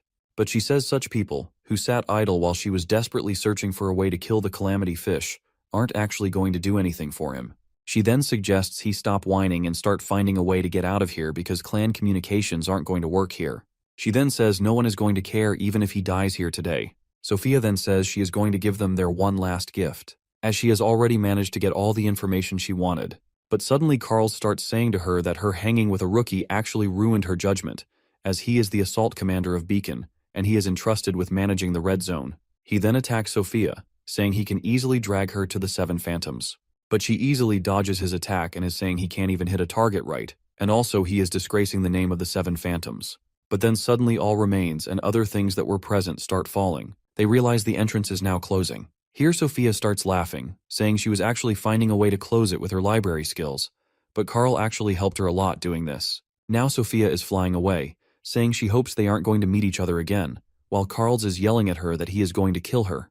Then he orders his members to get the ship as they need to leave as early as possible. He is now looking for Gaisu, as he was supposed to guide them in finding the Quadratus. On the other side, the Phantom Knights are coming towards them again. He then orders Rachel to provide some support, as they need some time to just reach near the gills, and then they are going to open again, so they only need to hold the corpses only until then. As people are now running to follow his orders, he is thinking that he is going to make Sophia regret it. He then starts using his Fire Jade QI art while saying he is Assault's commander and he can't lose. He is now going forward and is ordering others to follow him. But suddenly Hansu appears in front of them with Gaisu, who is barely living. While looking at it, Karl starts yelling at him, but Hansu interrupts him, saying he feels like a villain for showing up at such a time. He then drops Gaisu on the ground and says he had to do it as they don't listen to him anyway. Karl is very furious at him, and he is saying he was thinking of killing him without any harm, but he has changed his mind. But all of a sudden, Hansu starts running towards him, saying he doesn't need to worry about it anymore. He then kicks Karl and he falls behind his back. But Karls couldn't get over this disgrace, and is thinking about whether he became stronger by consuming the runes of Quadratus's people. But still he thinks Hansu doesn't stand a chance in front of him. He then gets up, saying he is going to kill him and take back his breath of alcohol, which our protagonist actually stole from him. He is now running toward Hansu with his sword while Rachel is saying from behind him that they are going to assist him. But he says he isn't weak and he can kill him alone, so he doesn't need anyone. So he orders her to keep holding the Phantom Knights instead of this. Hansu asks him not to worry as he was actually planning to clear everything in his way while keeping the sword in front of Karl's. But he furiously starts yelling that Hansu is nothing, just a newborn pup, and then he attacks Hansu with his sword while Hansu is trying to fight using his sword. Here Karl asks him whether he is really this capable, and is also thinking that he knew it. This newbie can't become stronger than him, and also he can't lose to him.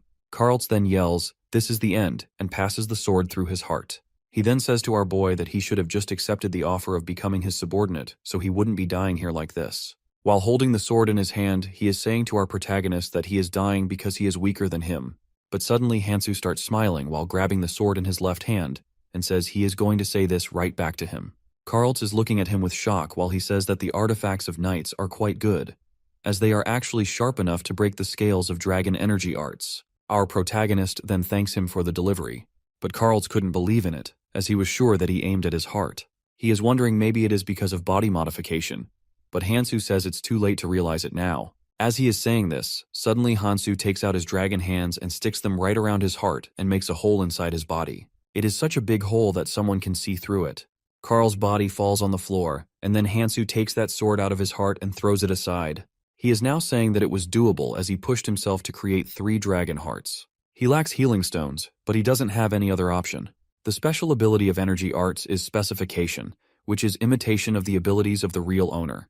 So it means Dragon Art's ability literally borrows the abilities of real dragons. He is now saying what really changes with this ability is the body, as the human body is very inefficient compared to dragons, so the damage after the transformation is very severe, as our protagonist himself is still suffering from these damages, and even his stats are at 35%, as his proficiency is lacking, so it's difficult for him to maintain this form. But he thinks this is only a matter of time and he needs to move quickly, otherwise he is not going to make it in time. As he is running away, a third eye on Gaisu is seeing him, and a voice behind this eye says he is never going to forget him. He is now again going towards the core of the Calamity Fish, but the core is very high and he can't reach it on his own. But soon a platform is going to form as it reacts to Hansu when he tries to damage the core. A Calamity Fish lacks an external threat defense mechanism, but it has a very special internal defense mechanism, which is not only Calamity Phantom Knights, but also a proper defense system. So it means any approach to the core is taken out by physical attacks. But he then says they seem simple, so he can easily cut them down. But then he realizes the Calamity Fish's regenerative speed is very high, so simply cutting the tentacles is not going to solve anything. So in order to stop the regeneration, as he is thinking about it, he takes the sclerosing poison out of his bag and says there is only one way to make a decisive hit on the Calamity Fish. He then throws the poison all over, as this poison doesn't just harden things, but it also solidifies a large area that it comes in contact with, and thus it also prevents regeneration. He then puts the poison on his sword too and is now ready to kill the Calamity Fish. He is now cutting them, which are protecting the core of the Calamity Fish. So even Calamity Fish is screaming in pain and is making a lot of fuss. On the other side, Minchul and Aaron are standing outside the sea and are talking while looking at the Calamity Fish, which is swimming around the ocean here. While Aaron says all the nearby helpers must stay close to the sea and keep watch on the Calamity Fish. Then Minchul says he has never seen Calamity Fish making a fuss before. He says it feels like the fish has swallowed fire and is now thrashing in pain. But then Minchul realizes something is coming towards the root, but Aaron suggests they scout the area as they don't have time. As Minchul is about to say that they don't have time, something hits Aaron's head, and he falls on the ground unconscious. It is Sophia as she falls on Aaron. As Minchul is shocked seeing Sophia, he is about to ask her where she came from, but she says they need to move immediately as they don't have any time. He then asks her where they actually need to move, as the Calamity Fish is thrashing harder than before.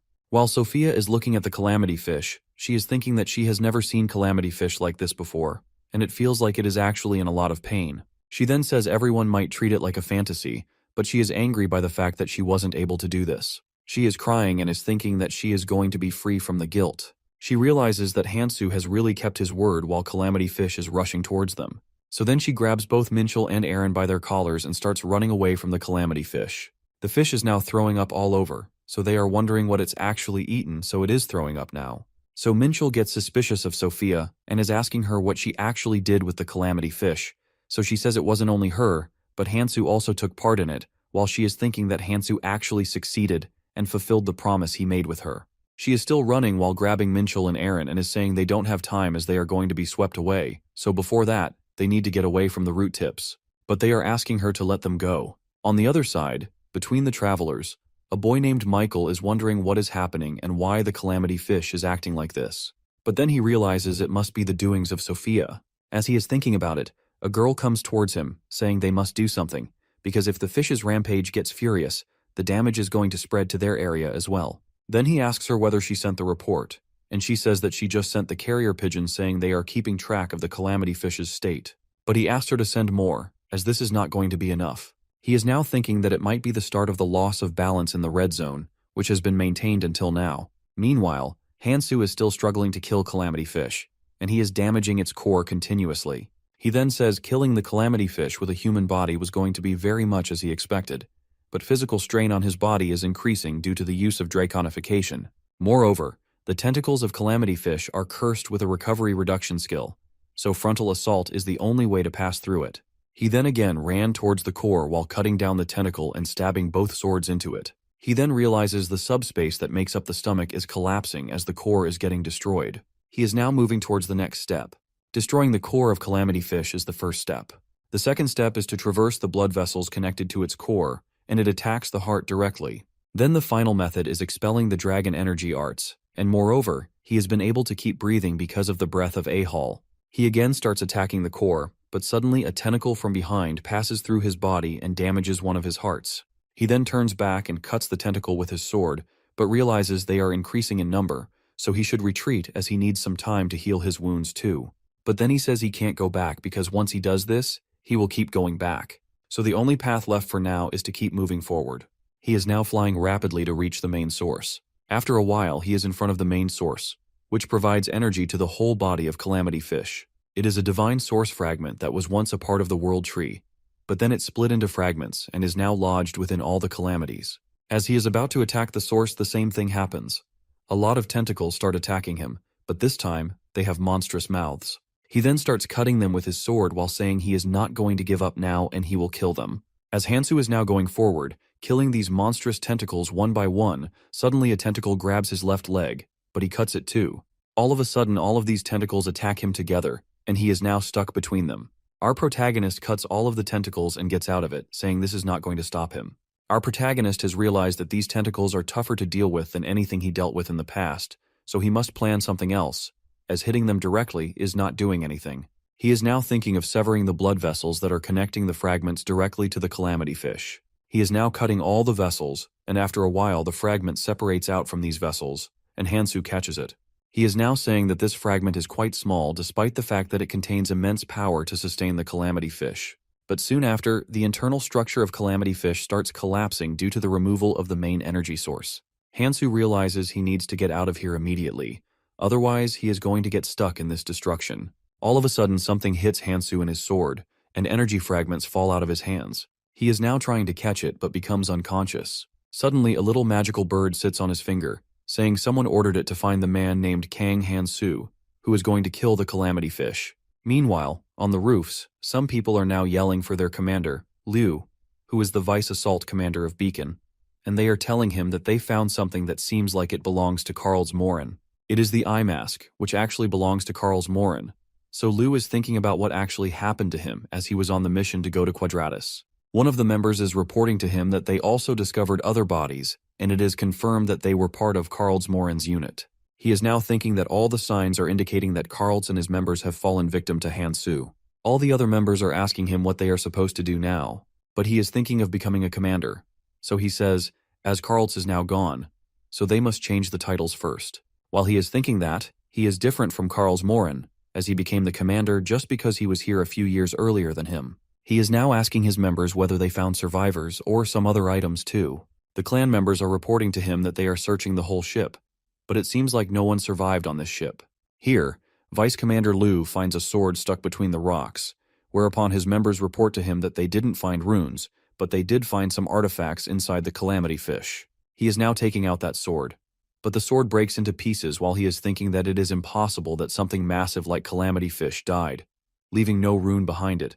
And also, according to the situation here, No one is sure how many items are left inside it in their original form. He then places the sword back in its place and is thinking about Hansu, whether he is alive or not. He orders his men to move forward and find traces of Hansu, while he is thinking that he should check the thousand-lie eye planted in Quadratus to find that man. While walking, his members and he reach the place where the calamity fish's body part is lying, and it's actually the part of its heart that existed. While looking at the condition, he is thinking whether Hansu is really strong enough that he killed the calamity fish alone. But someone interrupts him by calling Master Liu from behind. Here Liu corrects him, saying he is Commander Liu, not Vice Commander. The man is reporting that a large number of travelers are coming here. He is now ordering him to enforce all the members and secure this place so no one can enter it. But his clan members say these travelers are large in number, and they can't stop them, so they must do something else. Now all the travelers are standing on the edge, seeing what just happened, so he ensures his member not to do anything, as they might just be coming because the calamity fish is dead. So there is no point in asking them to stop as long as they don't come closer. Travelers are now talking about calamity fish, and it's actually true this huge monster is dead.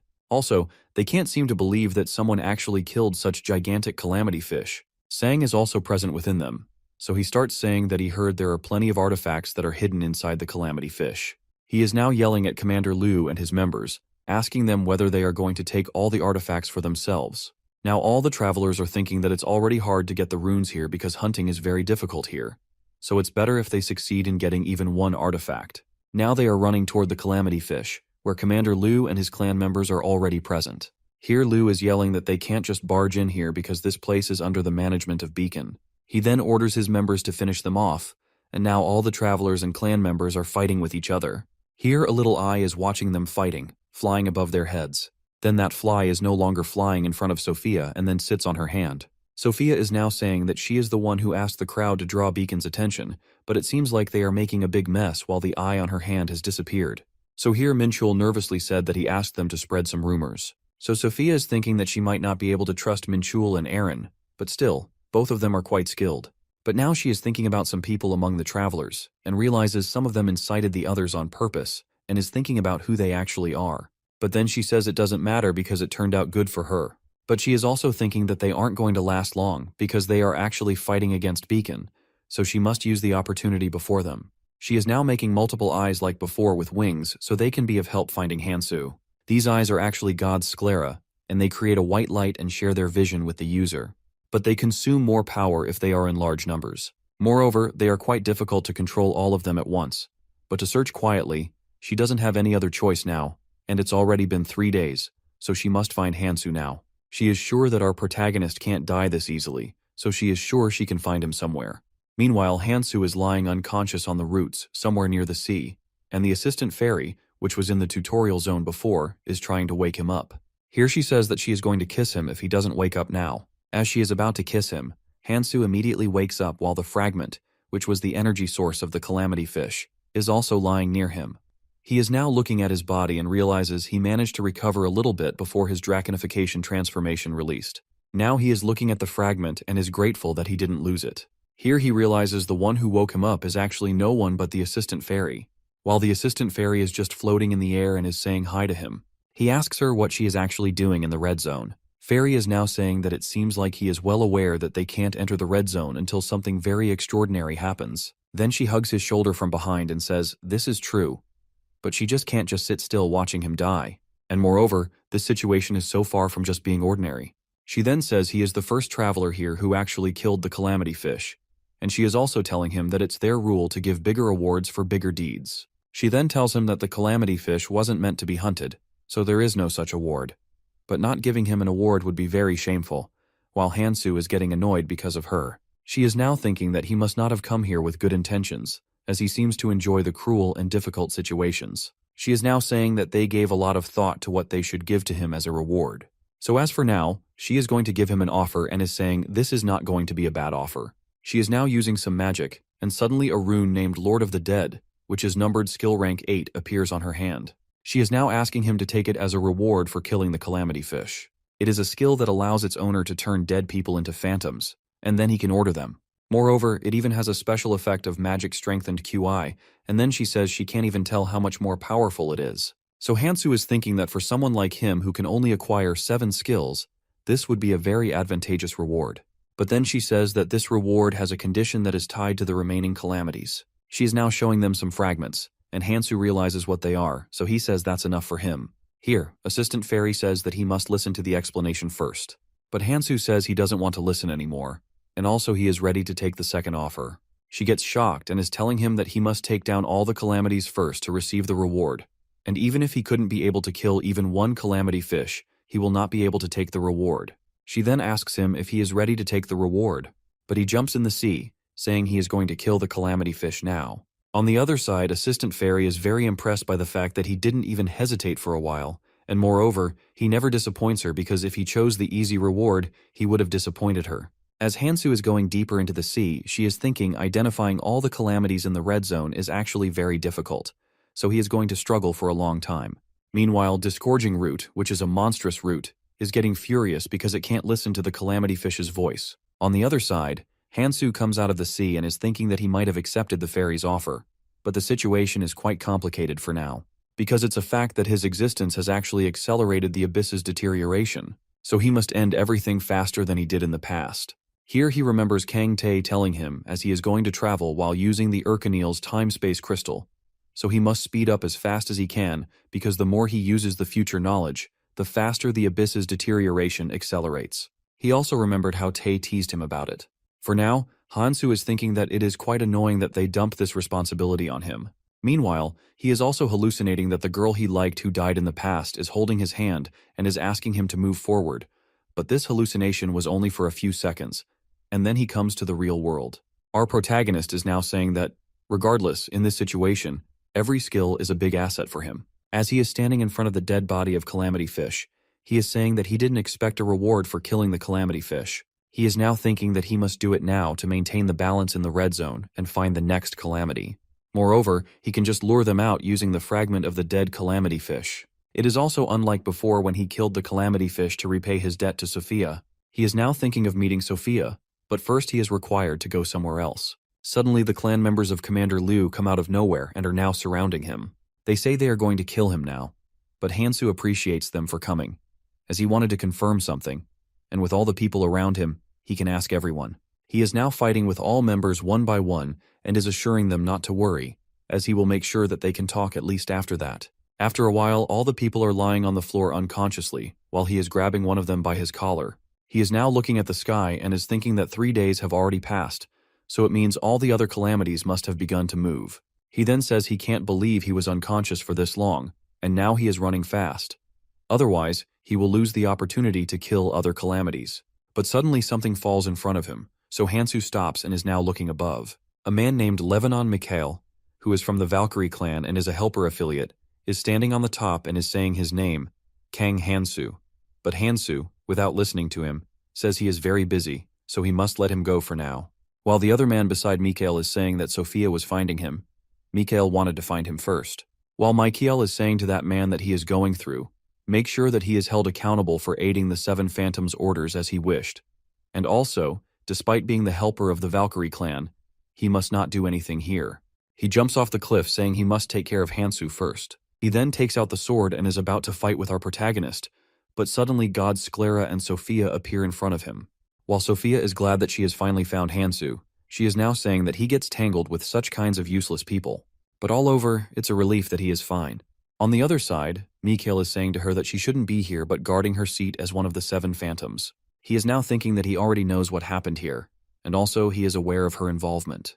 But then she says they must not stop Hansu, and if they are still thinking about it, then she is going to fight with them. She then asks Hansu to keep on moving and leave everything to her. She is now ready to fight with them, but Mikhail says that she seems to misunderstand him, as he just wanted to ask whether Hansu is the one who killed the Calamity Fish. So Hansu says even if he did, it must not matter to him.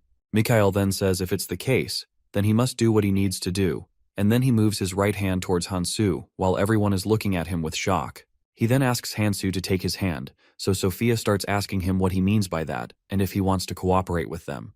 Here our protagonist is telling him that he is not going to gain anything from him even if he takes his hand. So Mikhail says, unlike Sophia, he assures him that he will get direct support from all the helpers, and he says, it seems like a good offer for you. As for Mikhail's own benefit, he says he wants to change the red zone because it has been like this since the day he came here, and Hansu is the only one who succeeds in making a change in it.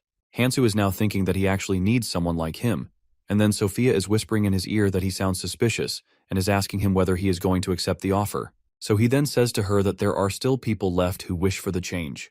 So Hansu accepts his offer. As Mikhail is about to say something to him, suddenly all the floor starts shaking. Hansu is now asking everyone to dodge. Then something tears the land apart and comes out of it.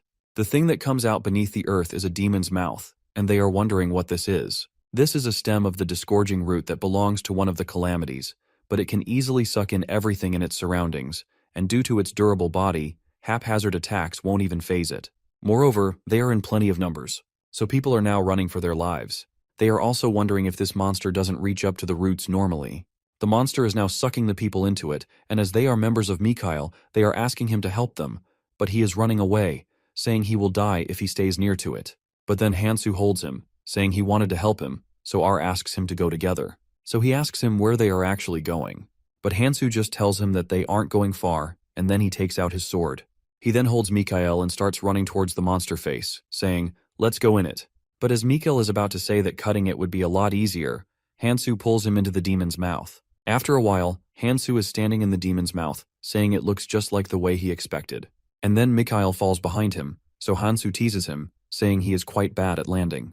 But Mikhail starts yelling that he is the one who dragged him here without even asking. But Hansu says he is the one who offered to help him earlier. Here Mikhail says this isn't the kind of help he was actually offering, and moreover, does he really have a plan, or did he just come here without thinking? While Hansu is looking at liquid that is present on the floor, he is saying that it seems like a nutrition fluid. He then says that all the calamities share one thing in common, and he then asks him whether he knows about it. As Mikhail is still thinking about it, the inside of the demon's mouth starts moving. So then Hansu asks him to get ready as something is about to happen. So they realize all the monsters that are present in the red zone are here, and now they are coming towards them. So Mikhail is now thinking of running away, as it is very difficult and dangerous to fight against all these monsters. On the other side, Hansu is telling him to keep in mind that all the calamities are that you must keep looking forward while he is going to use the skill of dragon energy arts, which is invigorating. He then says there is no path to go back and then starts running towards the monsters and is now killing them one by one. While Mikhail is looking at it and wondering how he is doing all this alone, because no matter how strong someone is, they can't move forward alone like he does. Therefore he asks him whether he is scared or not. But then Sophia appears from behind, saying to Mikhail that he can't understand it because he just met him. She is now yelling at Hansu that he shouldn't disappear like this without any word. As she is furious at him meanwhile, Hansu says that he is very familiar with her personality, but she interrupts him, saying he hasn't even known her for this long. While Mikhail is getting scared and is asking them how they are so calm in this situation, moreover, they must do something if they want to get out of here. But Sophia says she is here to help Hansu and to fight with him, and if he is scared, he can just run away. Here Mikhail is saying that they are crazy, because this place is going to generate all the monsters endlessly from the red zone, and this isn't something they can resolve alone. As Hansu and Sophia are fighting with the monsters, Mikhail is also fighting with the monster using his artifact, which is Wind Path, and also says that this is actually very foolish, but he is going to help them, as he was the one who gave his word.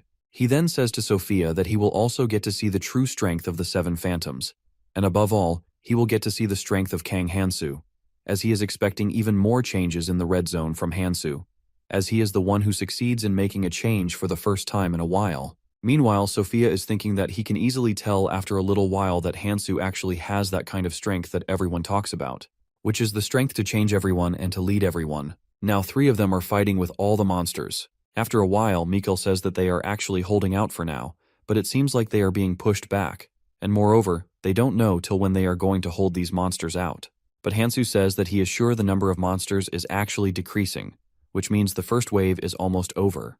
He then asks Sophia if she can see it too, so Sophia agrees with him, saying since she came here, she has been observing it with her library skills. And moreover, she knows the approximate location, and he just needs some time to find it. She then orders the god Sclera to go and find it, because if the disgorging root of the next calamity fish is similar to this calamity fish, which just died, then attacking it from the outside is actually pointless. And the demon's mouth is a mouth-like organ for disgorging root, and moreover, the only place that can be damaged is inside it.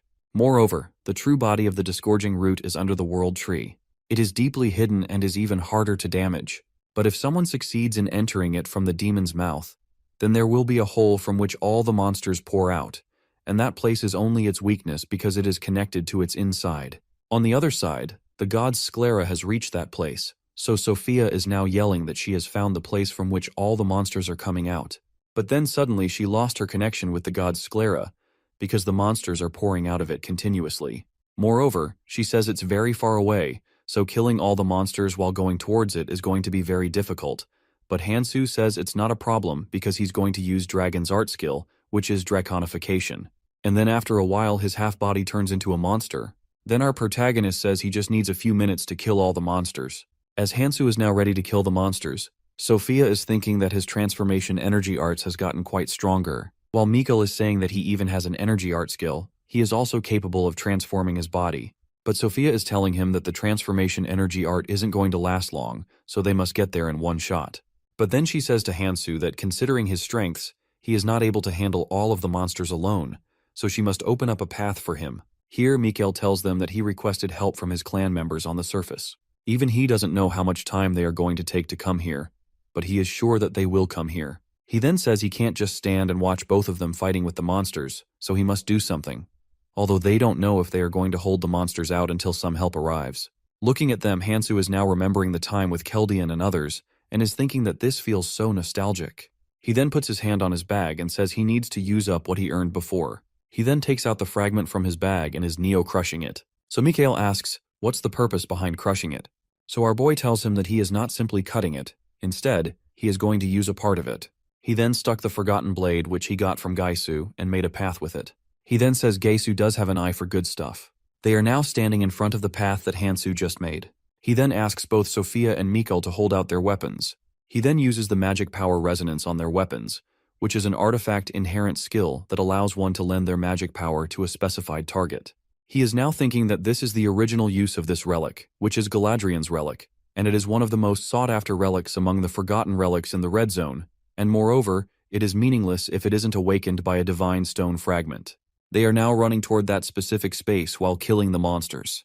But on the other side, a lot of monsters are now coming out of the demon's mouth towards the upper root. So Manchul is now ordering people not to back down and keep on fighting with them. Meanwhile, he is thinking that this is the first time he is seeing all the monsters swarming together. But then Mikhail's carrier pigeon appears in front of him. As he is about to grab the pigeon, Commander Liu suddenly appears out of nowhere and is now holding the carrier pigeon in his hand. He is now saying to Minchul that he was wondering what all the rats are doing in his territory, but now he realizes it was not only the common travelers but these guys too. He then kills that carrier pigeon and says to Minchul that he is sure he notified them that he is looking for Kang Hansu. Moreover, he says that this is Beacon's matter and he should stay out of it because all the things related to calamities are specifically under that person's jurisdiction as well. So Minchul and his helpers must back out now. He is now going back, but Minchul yells from the back that they can't get away now, but Liu says that he seems to misunderstand what he just said. As he says, he can only deal with the small fry on the surface, as Liu has bigger things to take care after all. After a while, Commander Liu and his members are also inside the demon's mouth, and he is now calling for Lebanon Mikhail.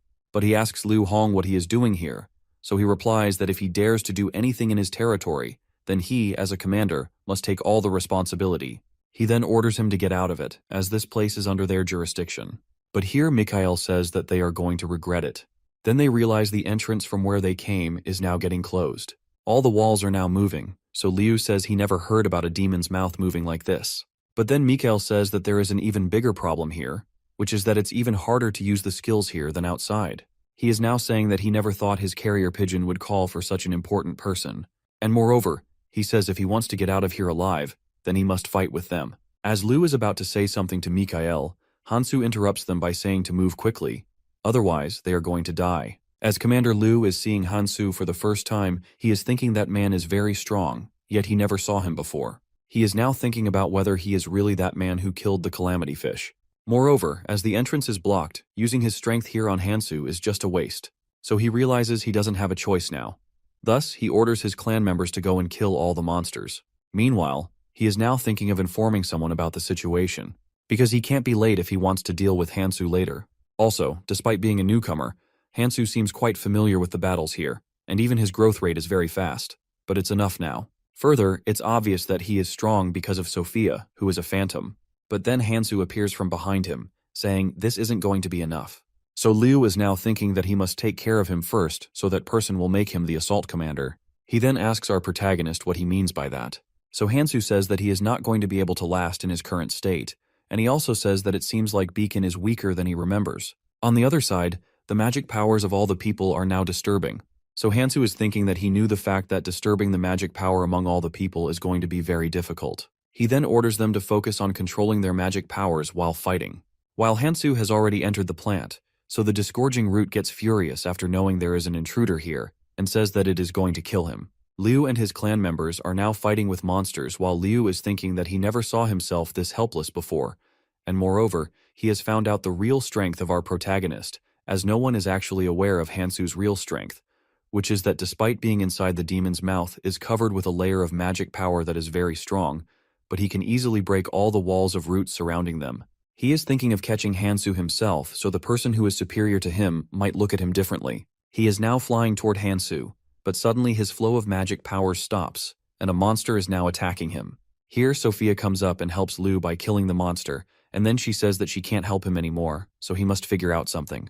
While Liu is getting furious because of the fact that he had to receive help from Sophia, who is the most heretical of the 7 phantoms, he is now ordering his team to hurry up and kill all the monsters. Meanwhile, Sophia is looking at her magic, which is also fluctuating, and is thinking that she can't help anyone anymore because the magic powers Hansu has been sharing with her are not working properly now. On the other side, Hansu is thinking of going inside the tunnel from where all the monsters have been coming, but Sophia is saying that it's too dangerous to go inside, as this is actually the passageway for all the monsters. But Hansu says that they don't have any other option, so he must go inside, as this is the only path that leads further inside the demon's mouth. But he says he can't just leave the enemies behind before going in. So that's why he is going inside while leaving behind the things for her to take care of. But Sophia is thinking that she is going to follow him soon after he goes inside it. After a while, Hansu has reached the central area inside the root. He is now standing in front of the people, who are the guards securing the inside of the root, and actually they are the last surviving members of the army of Elfenheim. He is now running with the forgotten blade in his hands to fight with them, but as soon as he reaches near them, suddenly one of the guards starts increasing in his height and then puts his hand on Hansu with all his powers. On the other side, our protagonist is using all his strength so that he must not die under his hand. Our boy is thinking that his movements are different because his body is still living, so to fight with him, he must use the Nirmaha's powers on the top of the relic awakened using the fragments of the divine stone. He is now going to use the first authority of Nirmaha's ring, which is destruction. The attack actually worked because the monster actually puts away his hand, but here Hansu realizes his wounds are actually shallower than he expected, so he must concentrate on his strengths. Here Ekadron, who is also from the army of Elfenheim, steps forward, and Fabian, who was fighting with him before, is again coming towards him. Meanwhile, Hansu is thinking that they are 2 dead generals of Elfenheim who are now guarding the disgorging root. Moreover, the authority is not even helpful in damaging them, because they are using a relic to block it. These were actually the protective devices of Elfenheim used for guarding the plant, and moreover, it's been a long time since Elfenheim has fallen, but they are still active. Even more, their attacks are incredible, as mediocre attacks won't do such a thing. He is now thinking that his right arm shattered in the last attack, so his growth rate until now is not actually bad. He is now looking at his stats and is thinking that despite the fast growth rate and also the use of a red rune, he still wasn't able to completely block the damage. Moreover, he distributed his strength among Sophia and others so they can clean up the things behind him. All these things are according to his plan. Now there is only one variable that is left, and it's the fact that the generals of Elfenheim are excellently using the relics because, as for himself, he used the fragments of divine stones to awaken the relics. But utilizing them perfectly is a different thing, so he must draw out as much strength as he can from the divine stone and the relic. As his target is not only the generals of Elfenheim, he is now looking at the disgorging root behind them, and is saying that this is his real target, which is providing strength to the generals and the calamities too. As he is thinking about it, a crowd of corpses starts getting out of a hole, which are actually Galadriel's army, and he is wondering if the second security device has actually activated. Our protagonist is now looking at them and says that it's a battle of numbers, but he also has something prepared for it. As Hansu is now fighting with these monsters, on the other hand, Sophia, Mikael, Liu, and other members are coming out of the hole and are running towards him. All of them are now fighting with these monsters while someone says that they just got rid of the monsters to come here, but now they have to fight with the army of zombies here. Moreover, they are very strong. Here Sophia is looking at the army and is thinking that the Galadriel army is actually being controlled inside the stomach of the Calamity Fish because originally they were an army to protect this place. Meanwhile, Liu is thinking that he didn't realize the battle was going to be at this scale, and moreover, he says it doesn't seem like things will go according to his plans, and is wondering how much further Hansu is going to take this battle. Meanwhile, Hansu is trying to damage the root, but realizes it's actually recovering way too quickly. Moreover, the two generals attacking him simultaneously is also a big problem here. He is now thinking that his body isn't going to last long if he keeps using the dragon energy arts at this rate, because he is forcing the draconic strength to heal his body while also utilizing the magic power, so that's why he feels like his internal blood vessels are about to burst. He then plans to aim for only one thing, which is the central heart. Elfenheims were the army that once ruled over the Red Zone in the past, and to control the ecosystem, they created this world tree, and they created a plant too, which they hid beneath the world tree, which is actually the foundation of the world tree, and also creates all the life in the Red Zone. But over time, the plant ceased to function because of calamities. Then the disgorging root was created to support the plant, but then it became a being of calamity, which explains the reason why the plant is now berserk. Meanwhile, Hansu is fighting with the generals and is thinking that the disgorging root lacks the sufficient authority, so the most it can do is to buy time. Maybe that's why it activated the security system to buy some time. He is now thinking about the army of Elfenheim, which is 5 generals, and they exist just to protect the planet. Moreover, they cast preservation magic on the living remnants of the Elfenheim and became an undying army, and most of all, they still have the destructive and regenerative powers they had in their prime. Elfenheim bodies are actually more durable than human bodies, which makes them tougher opponents for others. But if he uses the dragon energy arts to activate the draconification, then he can easily make a momentary opportunity for himself. The one thing he needs to look out for the most is their regenerative ability, which is being continuously powered by the central heart through the plant's magic powers. Moreover, it also feels like the zombies are regenerating infinitely. Hansu is saying that things are not going to end at this rate, as the 5 generals are nothing but a distraction because he has only one goal. He is again going to use the Nirmaha's right of destruction authority. He is also thinking of using the draconification to maximize his magic power output. Our protagonist is thinking that on top of the relic's original power, which is combined with the fragment of the divine stone, he will layer it with the magic powers of Nirmaha's ring, and then he will fight with all his power. He is now ready to fight anything that comes in his way, and is saying that even if it's Fabian's armor, which is created with the Galadriel's relics, it still won't be able to completely block his authority destruction from the solo numbering Nirmaha's ring. He then attacks Fabian while asking him to sit still for a moment to regenerate. Now Ekidran is attacking him, as Ekidran's beads have high durability compared to the Fabian's armor. It means he can destroy them, but he only needs to add more force. As Hansu has only used a little force, it splits into 2 pieces, so Hansu is wondering if it splits on its own. But he then realizes that he deliberately released the magic-strengthened QI around the relic to bait an attack, so it means as long as the main body isn't harmed, then nothing is going to happen to the relic. So he is saying it means that even if you cut the relic, the strength it holds is going to remain the same. On the other side, people are still fighting with the zombies, and they are quite exhausted now, as one of the men says that he doesn't know how much longer they have to keep doing this. While one of the members is saying the magic powers have been shaking, so he hasn't been able to move properly all this time, and without even that, he is still fighting with the monsters. They are now asking Commander Liu that they have been fighting with the monsters, but the number doesn't seem to decrease, and they are coming over and over again. Here Mikhail suggests they not let their guard down, as all of these zombies are going to come back to life soon. Then one member is now yelling at Mikhail, saying this is all because of him. But Mikhail says that they don't have time to complain about this and advises them to keep on fighting. But then Sophia appears in front of them, and all of them are now looking at her. So she asks them to forget everything, and only focus on fighting with the Galadriel army, because otherwise they will die. Meanwhile, Liu is thinking that he thought Sophia was the one who actually killed the Calamity, but after watching her, he realizes who truly knows everything and takes all the actions. Moreover, he must report about Hansu to that person, as he is actually stronger than they imagined. On the other side, Hansu is still fighting with the generals, and is thinking that when he blocks one, 2 others come out, so it's impossible for him to block them all at once. Moreover, dodging is impossible no matter what he does. Then one of the generals attacks his leg, and he feels the pain like his leg is being torn off. Our protagonist is now going forward, and is thinking that if this is the extent of the damage, he must use the rebound to push through them, as he is thinking that he must land one strike successfully, and it's fine if he gets hit in his process. But then Ekidran attacks his arm. He then traps Ekidran to go in front of the stone, and as Ekidran is now ready to attack him, Hansu suddenly attacks the stone behind him, which was his actual plan, as that stone is the energy source for the generals and the other monsters too.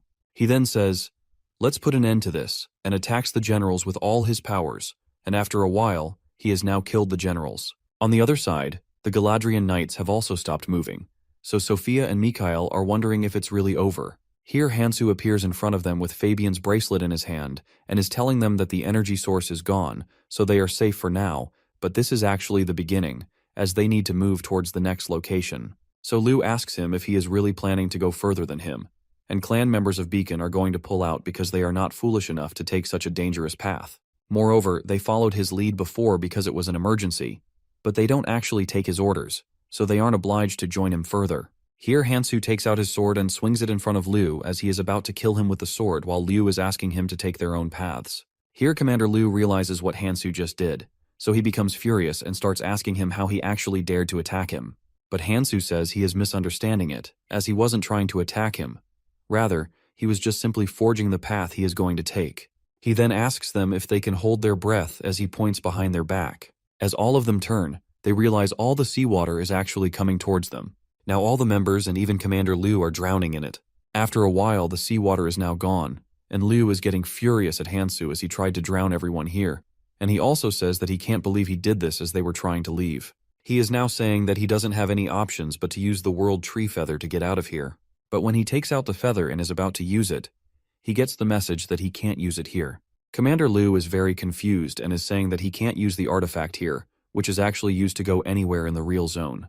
Meanwhile, Hansu is standing quite near with his back towards him. So here he says to Liu that he seems like he still doesn't understand the red zone, as he can't use any artifact or even a feather inside the calamity fish or the world tree. More precisely, it means that as they are not inside the dungeon, these artifacts won't activate.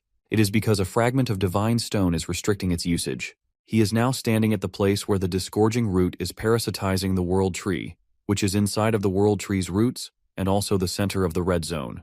While looking at relics of 5 generals in his hands, he says that they are closer to the place where the plant is present. He then said that he brought the relics of 5 generals, so he must awaken them using the fragment of a divine stone, because just by increasing the number of relics he has, it's going to become easier to stabilize the mana, rushing out of the divine stone fragment. Although he is not using much of it, a fragment of the divine stone was originally a power that only a complete, truly closer, or a candidate is able to use properly. Our protagonist is now thinking that things will get easier for him from now on, while Commander Liu is getting furious at him, saying that he dared to do something like this and act like nothing has happened to them. He then says that he is going to acquire the seat of the first unit's commander once he gets out of here. So as the future commander of the first unit of the famous beacon, he doesn't allow anyone to pass it. But our protagonist interrupts him, saying if they want to leave, they can, because it's actually faster to take down the main body. Moreover, everyone here possesses formidable resistance, so they are actually able to hold out against the poison quite well. After listening to our boy, one of the members says that it's actually better than being burned. On the other hand, Commander is now yelling at Hansu, asking him not to talk back to him, as he does not allow anyone to give him orders. But Hansu just turns away, saying he can do anything he wants, as it is not going to change anything. Moreover, it is going to be less dangerous, so it's up to him if you want to follow him or not. But then he says it's a better choice to follow him, because then they will be able to leave this place safely. Hansu is now assuring people that he is certain the red zone is going to change in an unprecedented manner. Mikhail and other members are now listening to our protagonist carefully, so he advises them to not miss the opportunity of following him. People are now wondering if the red zone is actually going to change, as all of them wish for this place to change into a better one. Here Mikhail is saying that the red zone has never changed since the day he came here, and Hansu is the one who succeeds in changing it. Therefore, he says he needs a gale to shift the stilled tides. Thus, they actually need someone like our protagonist. Meanwhile, Hansu is now just walking forward.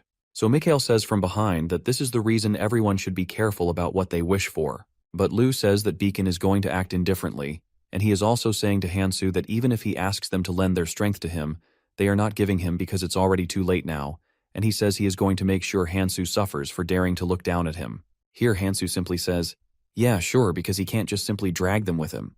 Meanwhile, he is also thinking that he was acting up to Eris's expectations as much as he could, but there are always some exceptions. Commander Liu is furiously asking him if he is going to keep looking down at the beacon while he is looking at Sophia, who is standing quite far away from them because she is looking somewhere with the god Sclera, and is whispering that something is strange about it. She is saying that Hansu might be wrong this time because she is sure that her observation skills have detected movements in their vicinity.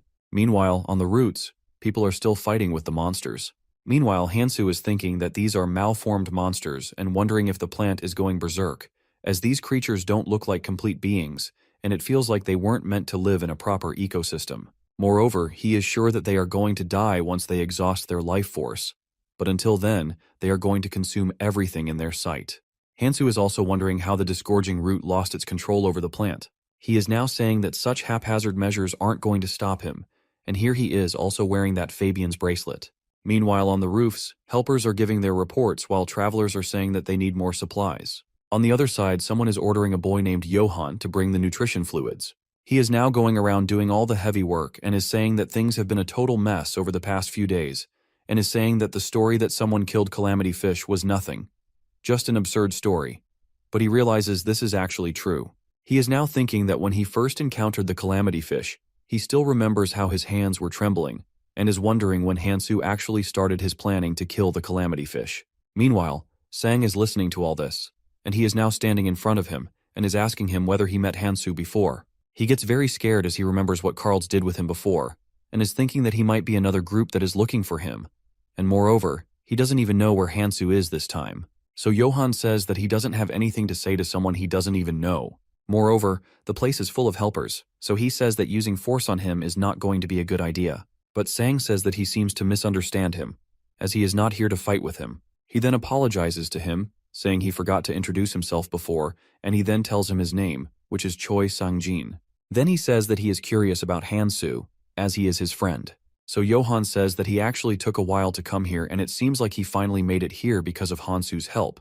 And he then says that it's the same as on the boat, as Hansu helped him a lot too. He says he realized Hansu is actually different from others the moment when he brought that boat and asked everyone to get in it. But then he stops and says he wants to ask Sang-jin something. He then asks him what Hansu is actually aiming for. Sang says that if he is asking him for the specifics, he doesn't know about it. But Johann asks him if he is really his friend. Here, Sang starts telling him that Hansu always has some plans that he doesn't tell anyone, and moreover, he is not the kind of person who explains the little things to people. But Johann is looking at him and is thinking about Hansu. That's why he does this.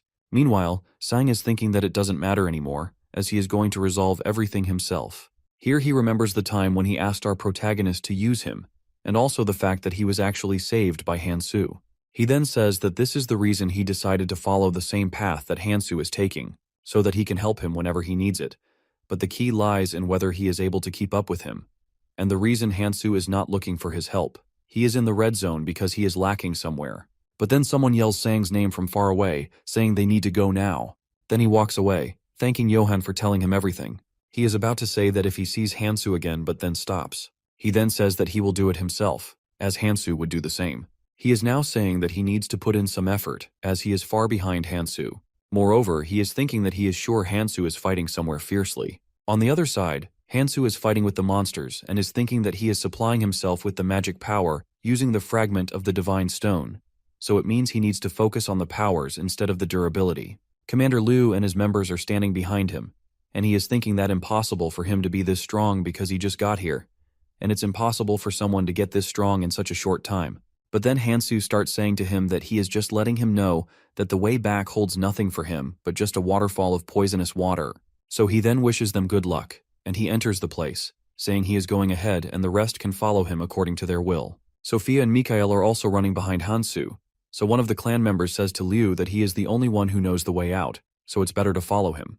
So even Commander Liu says that if they want to survive, then they must follow him, so he orders his members to hurry up and starts following him. Meanwhile, in the place where the disgorging root and the plant are present, someone is saying that it's almost complete. It is a creation that is made by perfectly implanting the innate powers of the plant. The disgorging root has created someone, which it named Alpha. It is now ordering Alpha to wake up, as it is the life force that is going to maintain the red zone. Disgorging root then asks Alpha to follow its orders. It then orders him to eliminate all the intruders. But Alpha says that one of his stature doesn't have any reason to take the orders from something like a disgorging root. But it gets furious and starts yelling at him that it is the one who created him. Disgorging root also says that he is nothing but just a replica it created. But Alpha gets very furious and asks how it dares to claim to be his creator. He then attacks the disgorging root and asks the root to hand him the key to the armory. But the disgorging root becomes furious at him. It is asking him how he dared to attack his own master.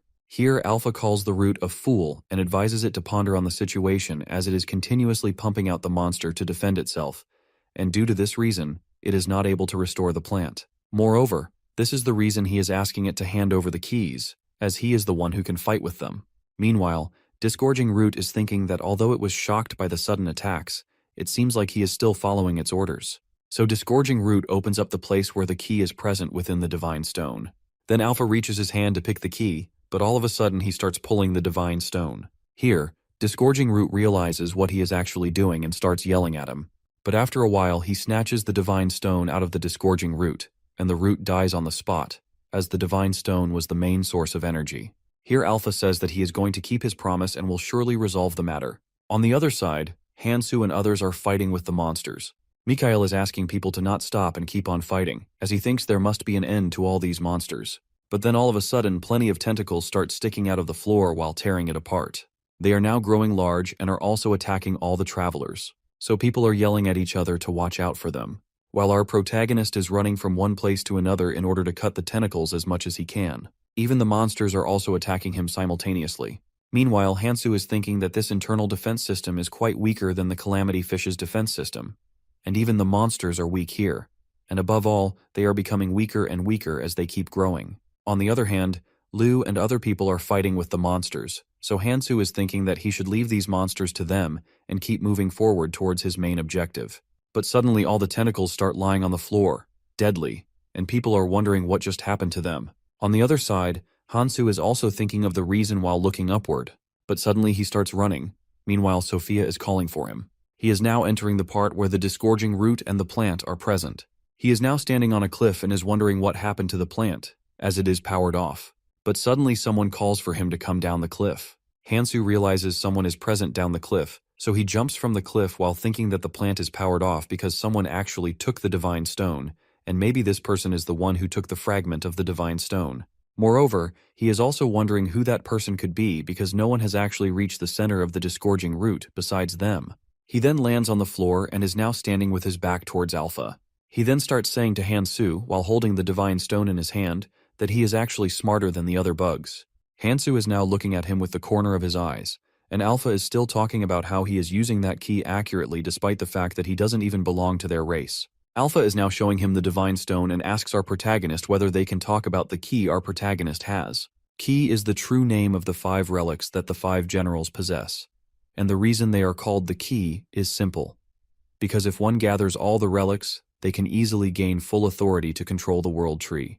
While Hansu is still thinking about how he referred relic as a key, those people of Elfenheim that he had met in the Abyss said this. He also thinks that there is only one reason they are referring to relics as a key, but it's impossible for them to be here right now. Suddenly our protagonist realizes something and says to Alpha that it means he is actually a replica.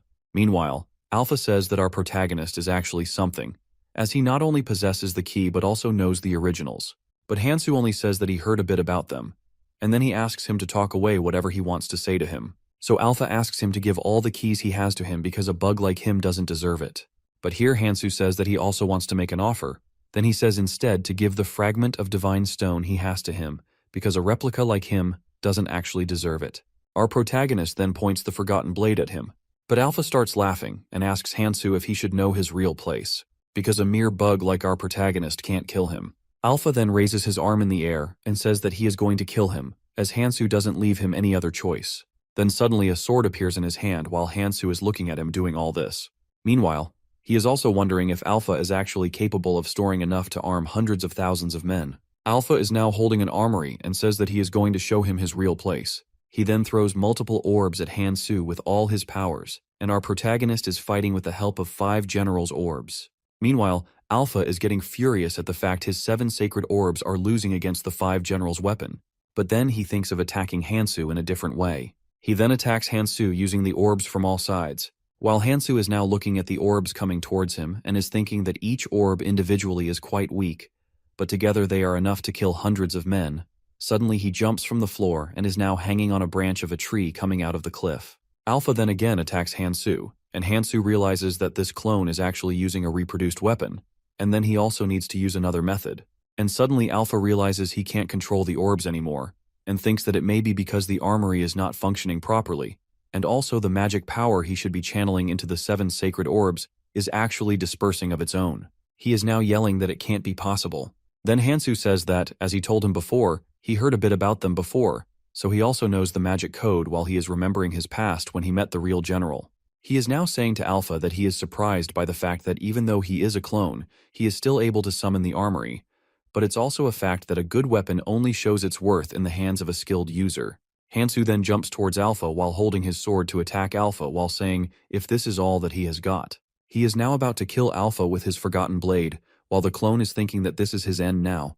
But suddenly he dodges our protagonist's attack and is now about to attack back on Hansu.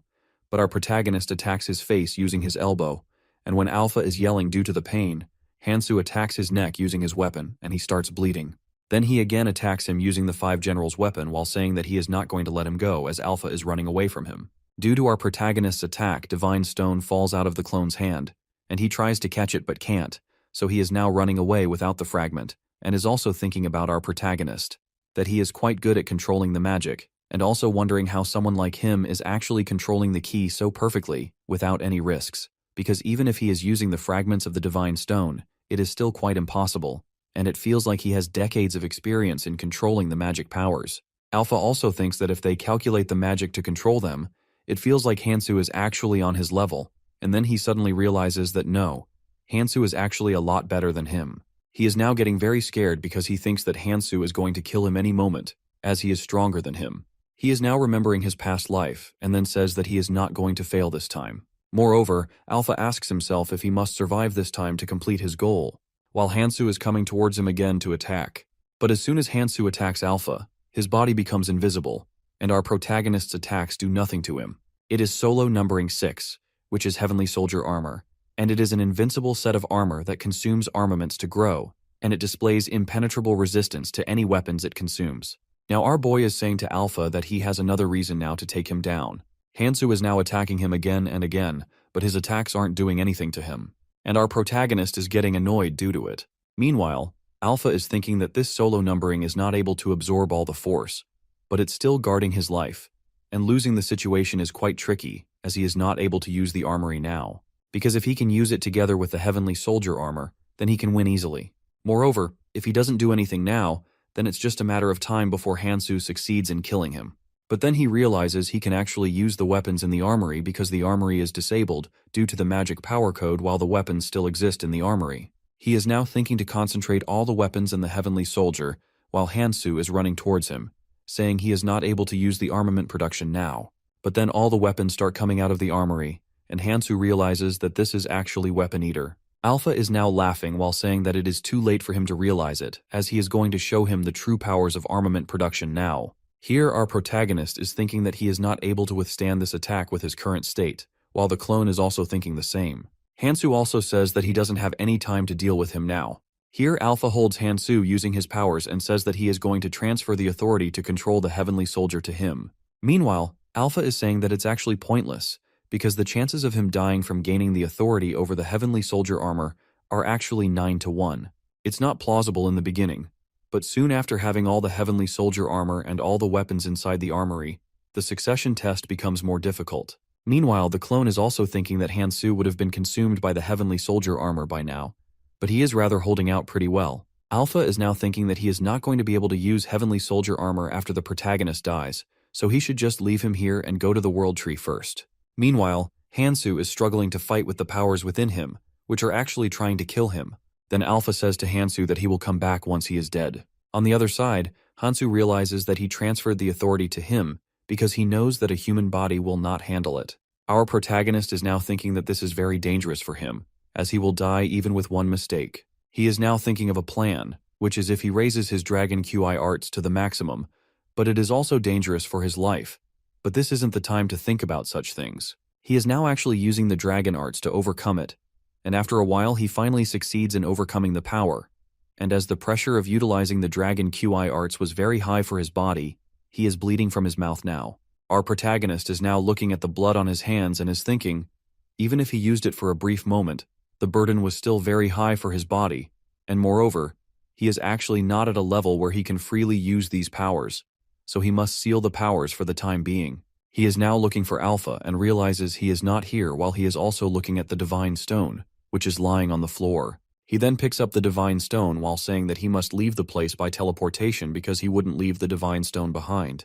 He is now able to use the Heavenly Soldier's armor and is thinking that he likes this power as it moves according to his will. Heavenly Soldier armor has another great effect other than its weapon-eating ability, and it displays even greater defensive capabilities against weapons that are the same kind of whatever it consumed before. Hansu is now looking at the armor around him and is saying that the Heavenly Soldier armor has already undergone red evolution, and also maybe it is because that Alpha actually fed all the weapons to the armory, so this armory is not going to need any feed for a time being. On the other side, monsters are not coming out of the hole anymore, and other travelers are wondering about it. Moreover, they are also looking for Kang Hansu. Sophia is telling them that she actually saw him getting out of here, but then Liu interrupts her by saying that he actually abandoned her and others, and moreover, he was the one who asked others to follow him. But then Mikhail says to him that they also must consider that Beacon has been following the same Hansu all this time. So Liu becomes annoyed and says that they didn't have any other option than this, because this is also Hansu's fault. If he hadn't submerged them in the seawater, they would have been able to leave this place, as Beacon wanted to withdraw from the start.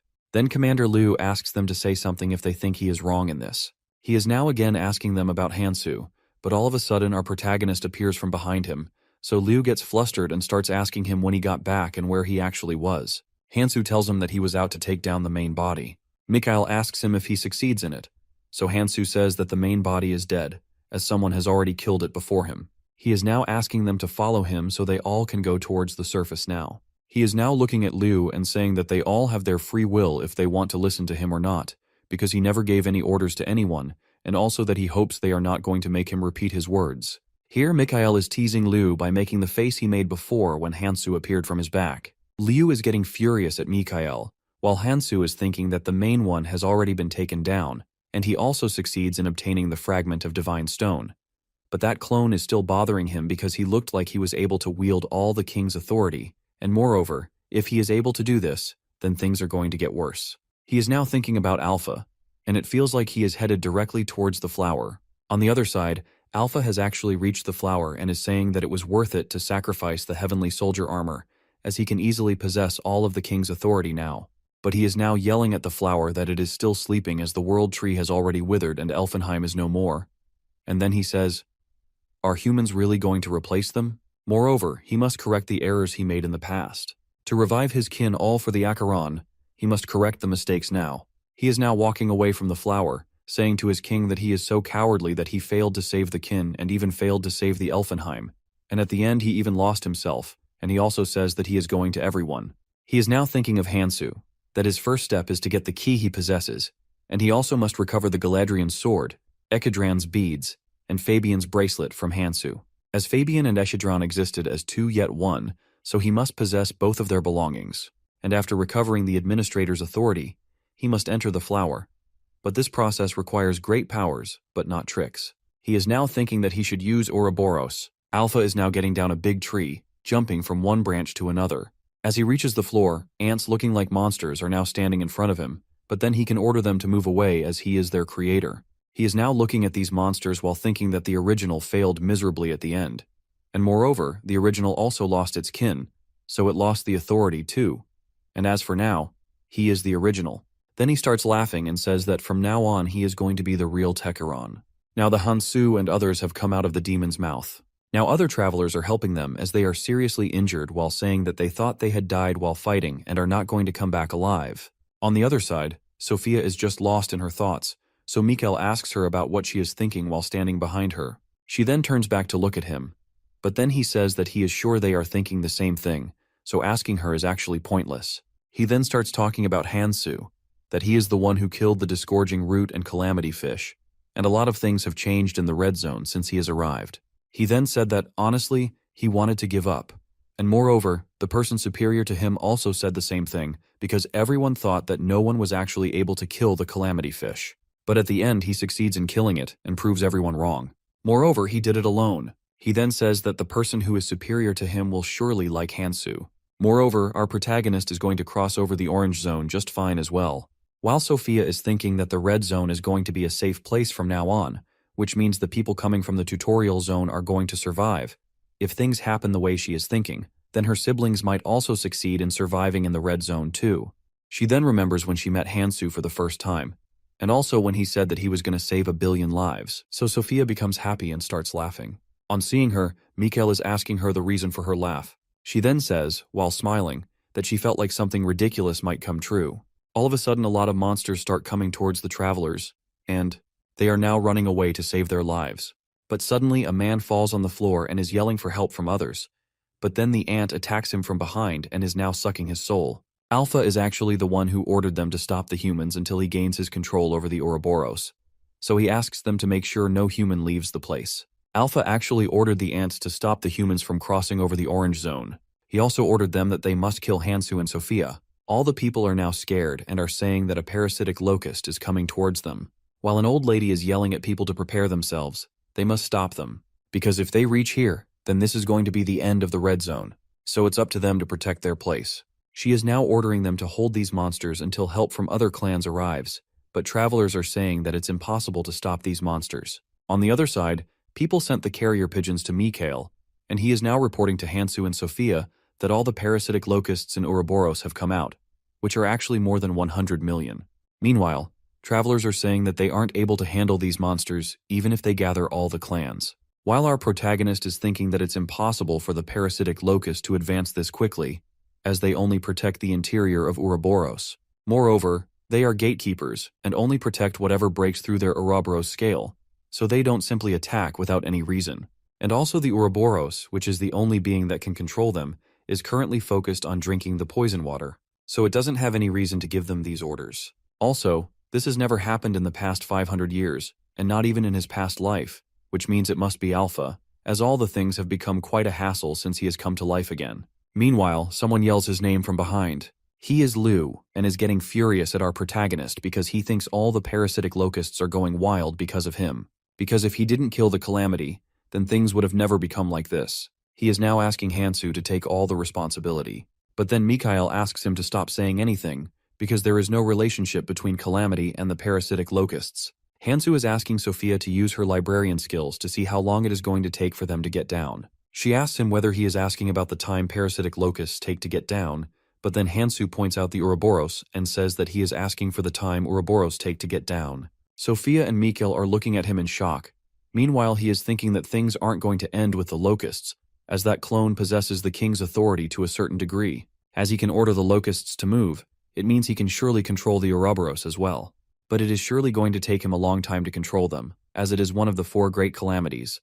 But once he gets his control over them, he is going to send them down to the surface. So the most important thing is to figure out how much time he is going to take to control the Ouroboros. He is asking Sophia to hurry up, as the longer the Ouroboros takes to come down, the more time they have to make all the preparations. Sophia says that Ouroboros are going to take about 2 weeks to come down. On listening to this, even Liu is thinking that it's over now, and moreover, the order to bring Hansu doesn't matter anymore. He then yells at his clan that the red zone is dangerous.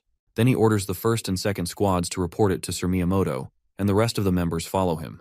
But Sophia is asking him not to go anywhere, as they must stop him together. But Liu says that they don't have any reason to do this. Sophia is telling them that the mirror is going to open up soon, and all of them can escape at that time. Mirror is a great lake that is present between the 6 grand columns, and it's the path to the next area, but it only opens once a month. When the surface of the lake appears like a mirror, they can step inside it, but those who are unqualified can't enter it while others can. Sophia is thinking this is very obvious, as all the clan members are high-level travelers, so they are bound to successfully enter the mirror. Here Liu is asking her if she really means that all the clan members can escape when the mirror opens. He then says that they are not going to die here for sure, but she starts yelling at him that he must think about Sir Eris's and Sir Miyamoto's orders. But Commander Liu says it is very obvious that they are going to die at the hands of parasitic locusts, or they will simply die due to Ouroboros. Moreover, he doesn't care about the order given to him 20 years ago. Sophia is looking at him fiercely, but he asks her not to look at him like this, because other clan members are also thinking the same. Moreover, things would be very different if the order was established, and things were secure because people escape justice in heaven, not in hell. She is now thinking that at this rate all the remaining survivors will die, and they need to be careful as the seal may come undone as well. But Hansu assures her not to worry, as 2 weeks is plenty of time for him, and if they just ascertain the conditions, then taking down the Ouroboros isn't going to be very difficult.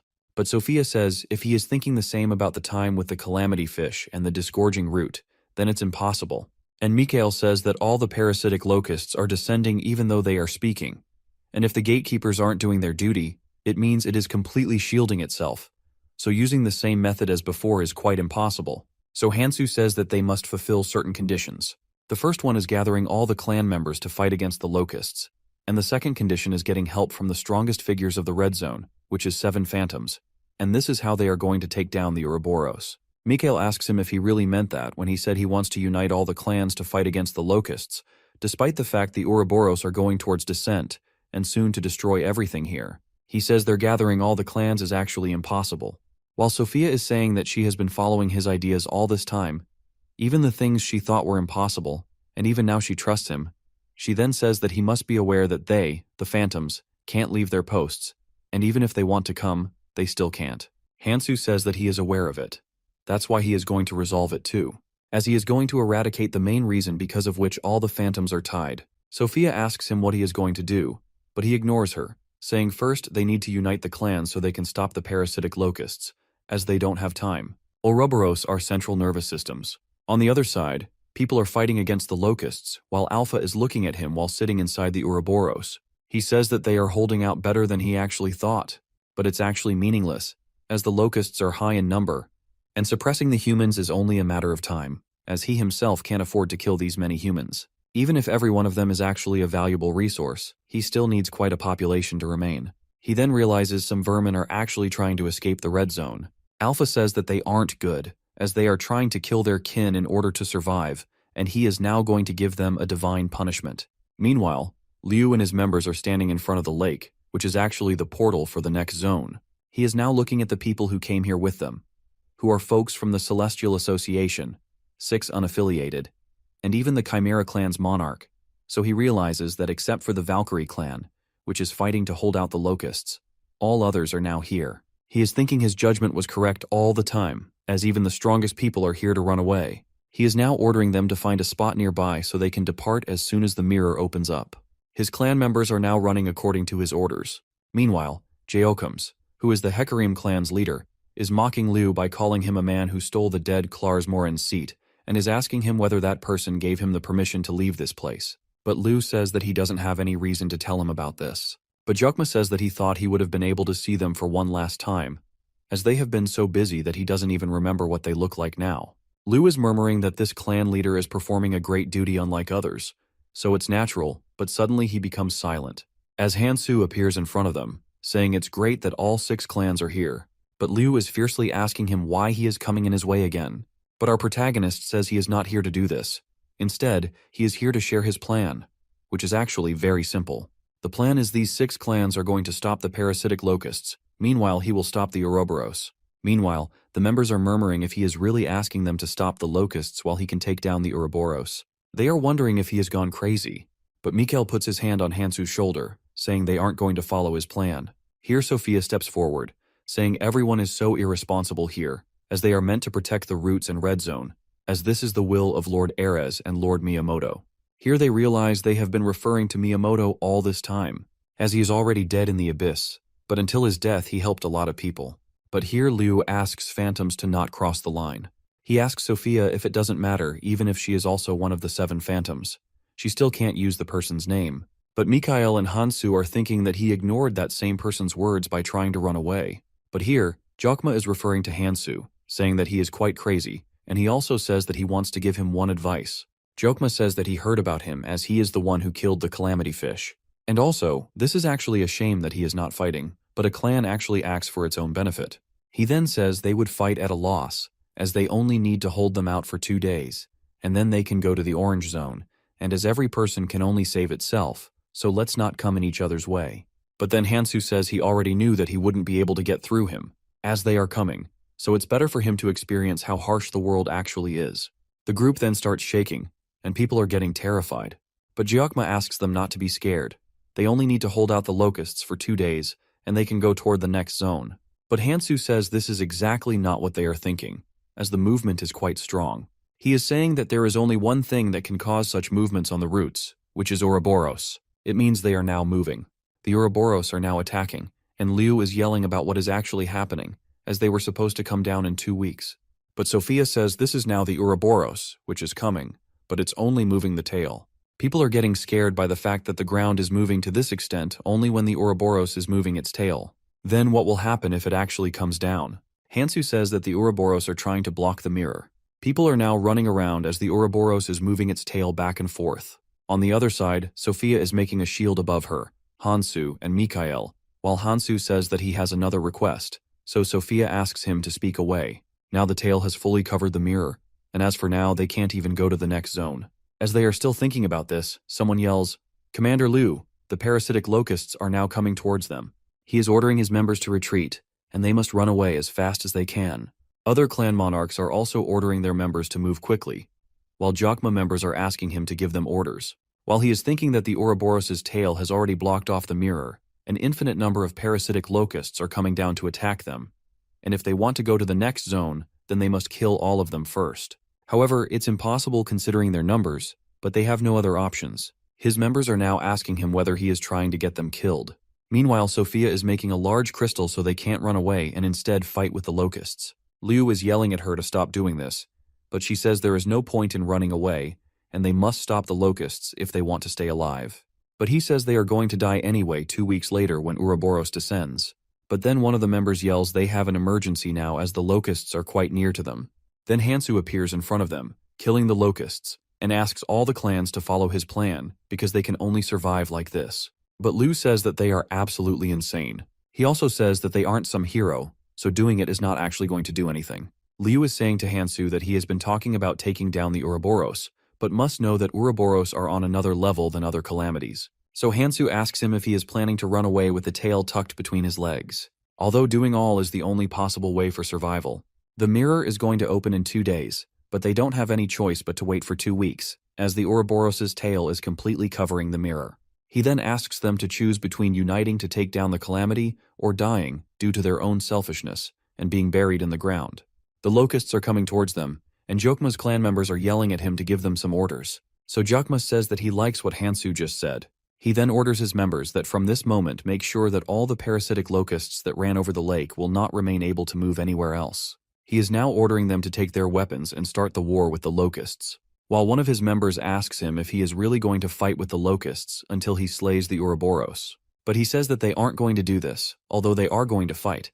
But he also orders them to prepare for retreat too, so they can at the moment once they need it. Because it's going to be very beneficial for the 6 great clans to fight together with them. Moreover, if Hansu can't succeed in stopping the Ouroboros, then they will not be able to head toward the Orange Zone, so all 6 clans must be aware of this. So if things go wrong, then he will hold him accountable for them. As he said, he can take down the Ouroboros along with 7 phantoms, so he says there is nothing for them to lose anyway. Now all the clans are taking part in fighting with the locusts except Liu and his clan. So his members are saying that they should also take part to kill these locusts. But they realize Commander Liu is not there. On the other side, Liu is running alone somewhere to hide while thinking if he knew things were going to turn out like this, then he would have done a better job, and he is thinking that all of them have lost their minds as they are thinking that they can stop these endless locusts and can also stop the Ouroboros, which is actually impossible. He says that their plans are not going to work out, but then he remembers Hansu and thinks that maybe he can do this. But again he starts saying that it is impossible for this plan to work out. He is now running back to the person, and is thinking that he will just say it took him a while to learn more about Kang Hansu. On the other side, Mikhail is looking somewhere, so Sophia asks him whether he saw something there, but he says no, he saw nothing there. Hansu is fighting with the locusts, and Mikhail is telling Sophia that after the Hecarim clan, all the other clans also started following the plan, and that's how they actually managed to delay the parasitic locusts' descent. Here Hansu says that he is going to leave everything on him now as he needs to go and win over the 7 phantoms. While he says that the time has arrived to meet Miyamoto now, here Mikhail asks him if he is asking him to stay back by leaving the rear to him. So Hansu says that he is the one who offered to help him last time. Then Hansu and Sophia leave the place, saying he is going to leave everything behind on him. Meanwhile, in the Beacon's headquarters, the members are discussing it. As someone is reporting them, what is happening outside is that locusts have blocked the mirror, and 6 great clans are now fighting with them. Moreover, the Valkyrie clan has completely eradicated the first wave of locusts, and now they are moving towards the mirror. So they must decide something now. which is whether they avoid the battle against locusts while hiding and waiting for the path to open, or they continue to protect the seal, as the phantoms must protect the seal after all. Here, fourth phantom Mariant Arc suggests hiding near the seal and waiting for everything to pass, because the situation isn't very dangerous. While the third phantom Beak, Jansang, says that he also supports hiding the seal so locusts and Ouroboros wouldn't be able to enter it. They don't have any way to deal with Ouroboros. The sixth phantom, Tina Charlize, says that what will happen to the remaining travelers if they hide. But the second phantom Kyle Cooper Day, he is against it, as although protecting the seal is their duty, it's actually for the sake of protecting more lives. Now they all are arguing about it, as some are suggesting protecting the travelers, and some are suggesting protecting their lives. But then the first phantom, who is Miyamoto Junichi, advises them not to fight with each other. He says it is quite good to discuss, but they shouldn't argue about it. All of the other phantoms apologize to him. He says that this is not the time for apologies, and as for the current situation, he says that he completely understands what they are feeling. But as they are phantoms, they must stay calm. He says that they first need to find the cause of the current situation.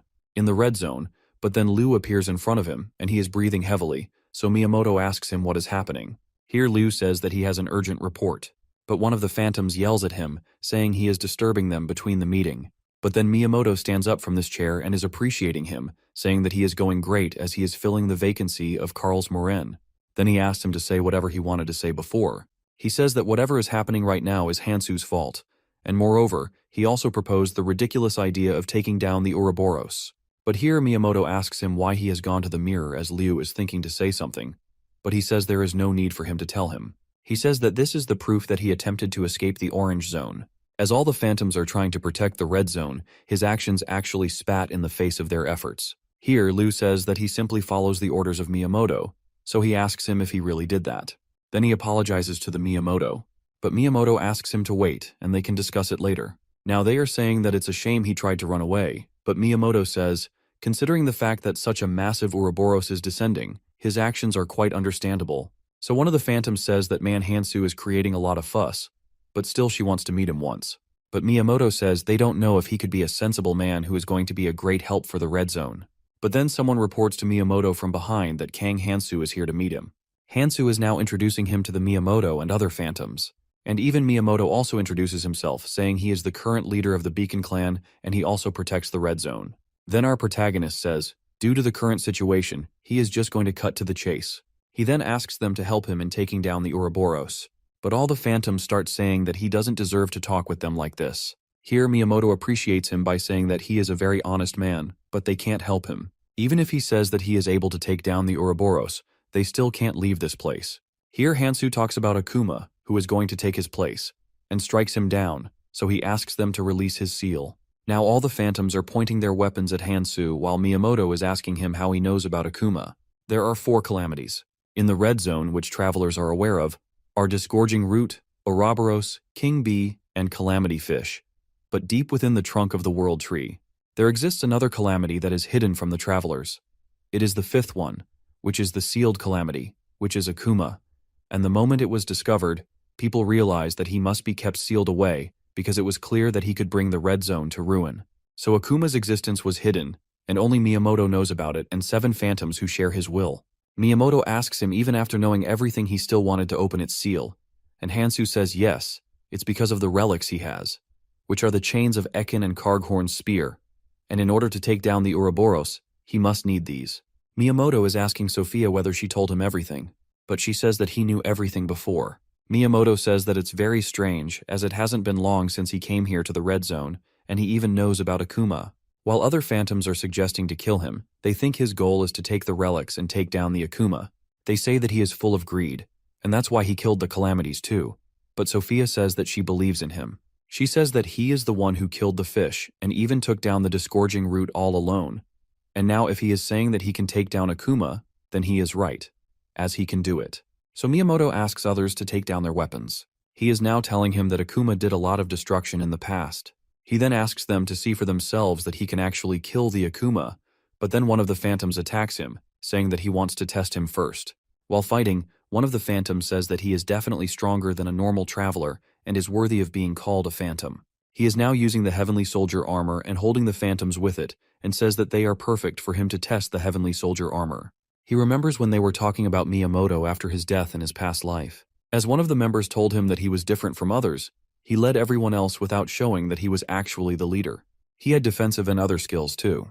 Moreover, when everyone was busy taking over the rewards and chasing the orange zone, he alone stayed in the red zone to guard the Akuma's seal. She then says that if he ever thinks choosing Miyamoto, it would be alright. As phantoms are fighting with Hansu, he is now yelling at them not to waste each other's force, and they will fight with the Ouroboros. He then asks Hansu to put away his weapon eater. He then says that he knows about Hansu's strength, but he still can't condone it, because just even approaching its seal makes someone realize he is so overwhelming.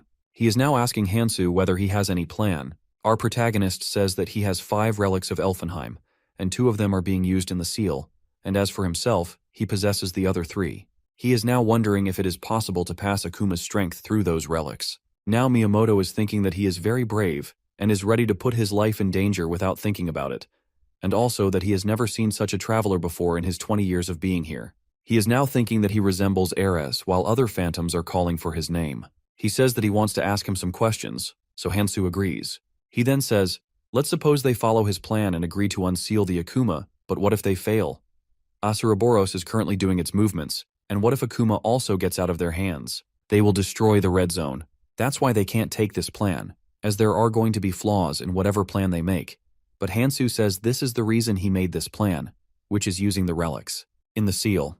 As if they use these relics, then they can strengthen the seal, and it would be no problem if Ouroboros descends to destroy the red zone. Then the phantoms will move freely, and they can also take care of the locusts that are blocking the mirror. Then they can freely help the travelers, least they can support them while passing through the mirror, and before Ouroboros descends, they can take everyone towards the red zone. Then Miyamoto asks him if this plan is good, as all the phantoms are now appreciating him for coming up with it. Hansu says that this plan is logical, but he refuses, as relics weren't made to be used in this manner, because these relics must be used again elsewhere. So Miyamoto asks him where they can use it again, but Hansu assures them, saying that he can take down the Akuma and they shouldn't worry about it. Miyamoto then gets up from his chair, saying that he is going to put his faith in Hansu and also telling our protagonist to follow him so he can guide him towards where Akuma is sealed. But first he asks Hansu to change into new clothes, which are Goethe's leather armor, which is very light and reduces air resistance. While Sophia is saying that it's a relief, Miyamoto agrees with him. He is now remembering 20 years ago when a lot of victims fell prey to Akuma and became stone, and even now the energy that was exuding from him still remains here. That time, Ares and others realized that the seal was getting weaker and they must do something about it. That's when Ares suggests that she can fight with Akuma, but Miyamoto suppressed the seal using weapon eater power and thought that it might supplement the existing seal. He is not going to break this seal, but for this, they must stay here to maintain the pressure of the weapon eater on the seal. So that's when Miyamoto thought that he should remain in the red zone in order to protect humanity and protect the seal too.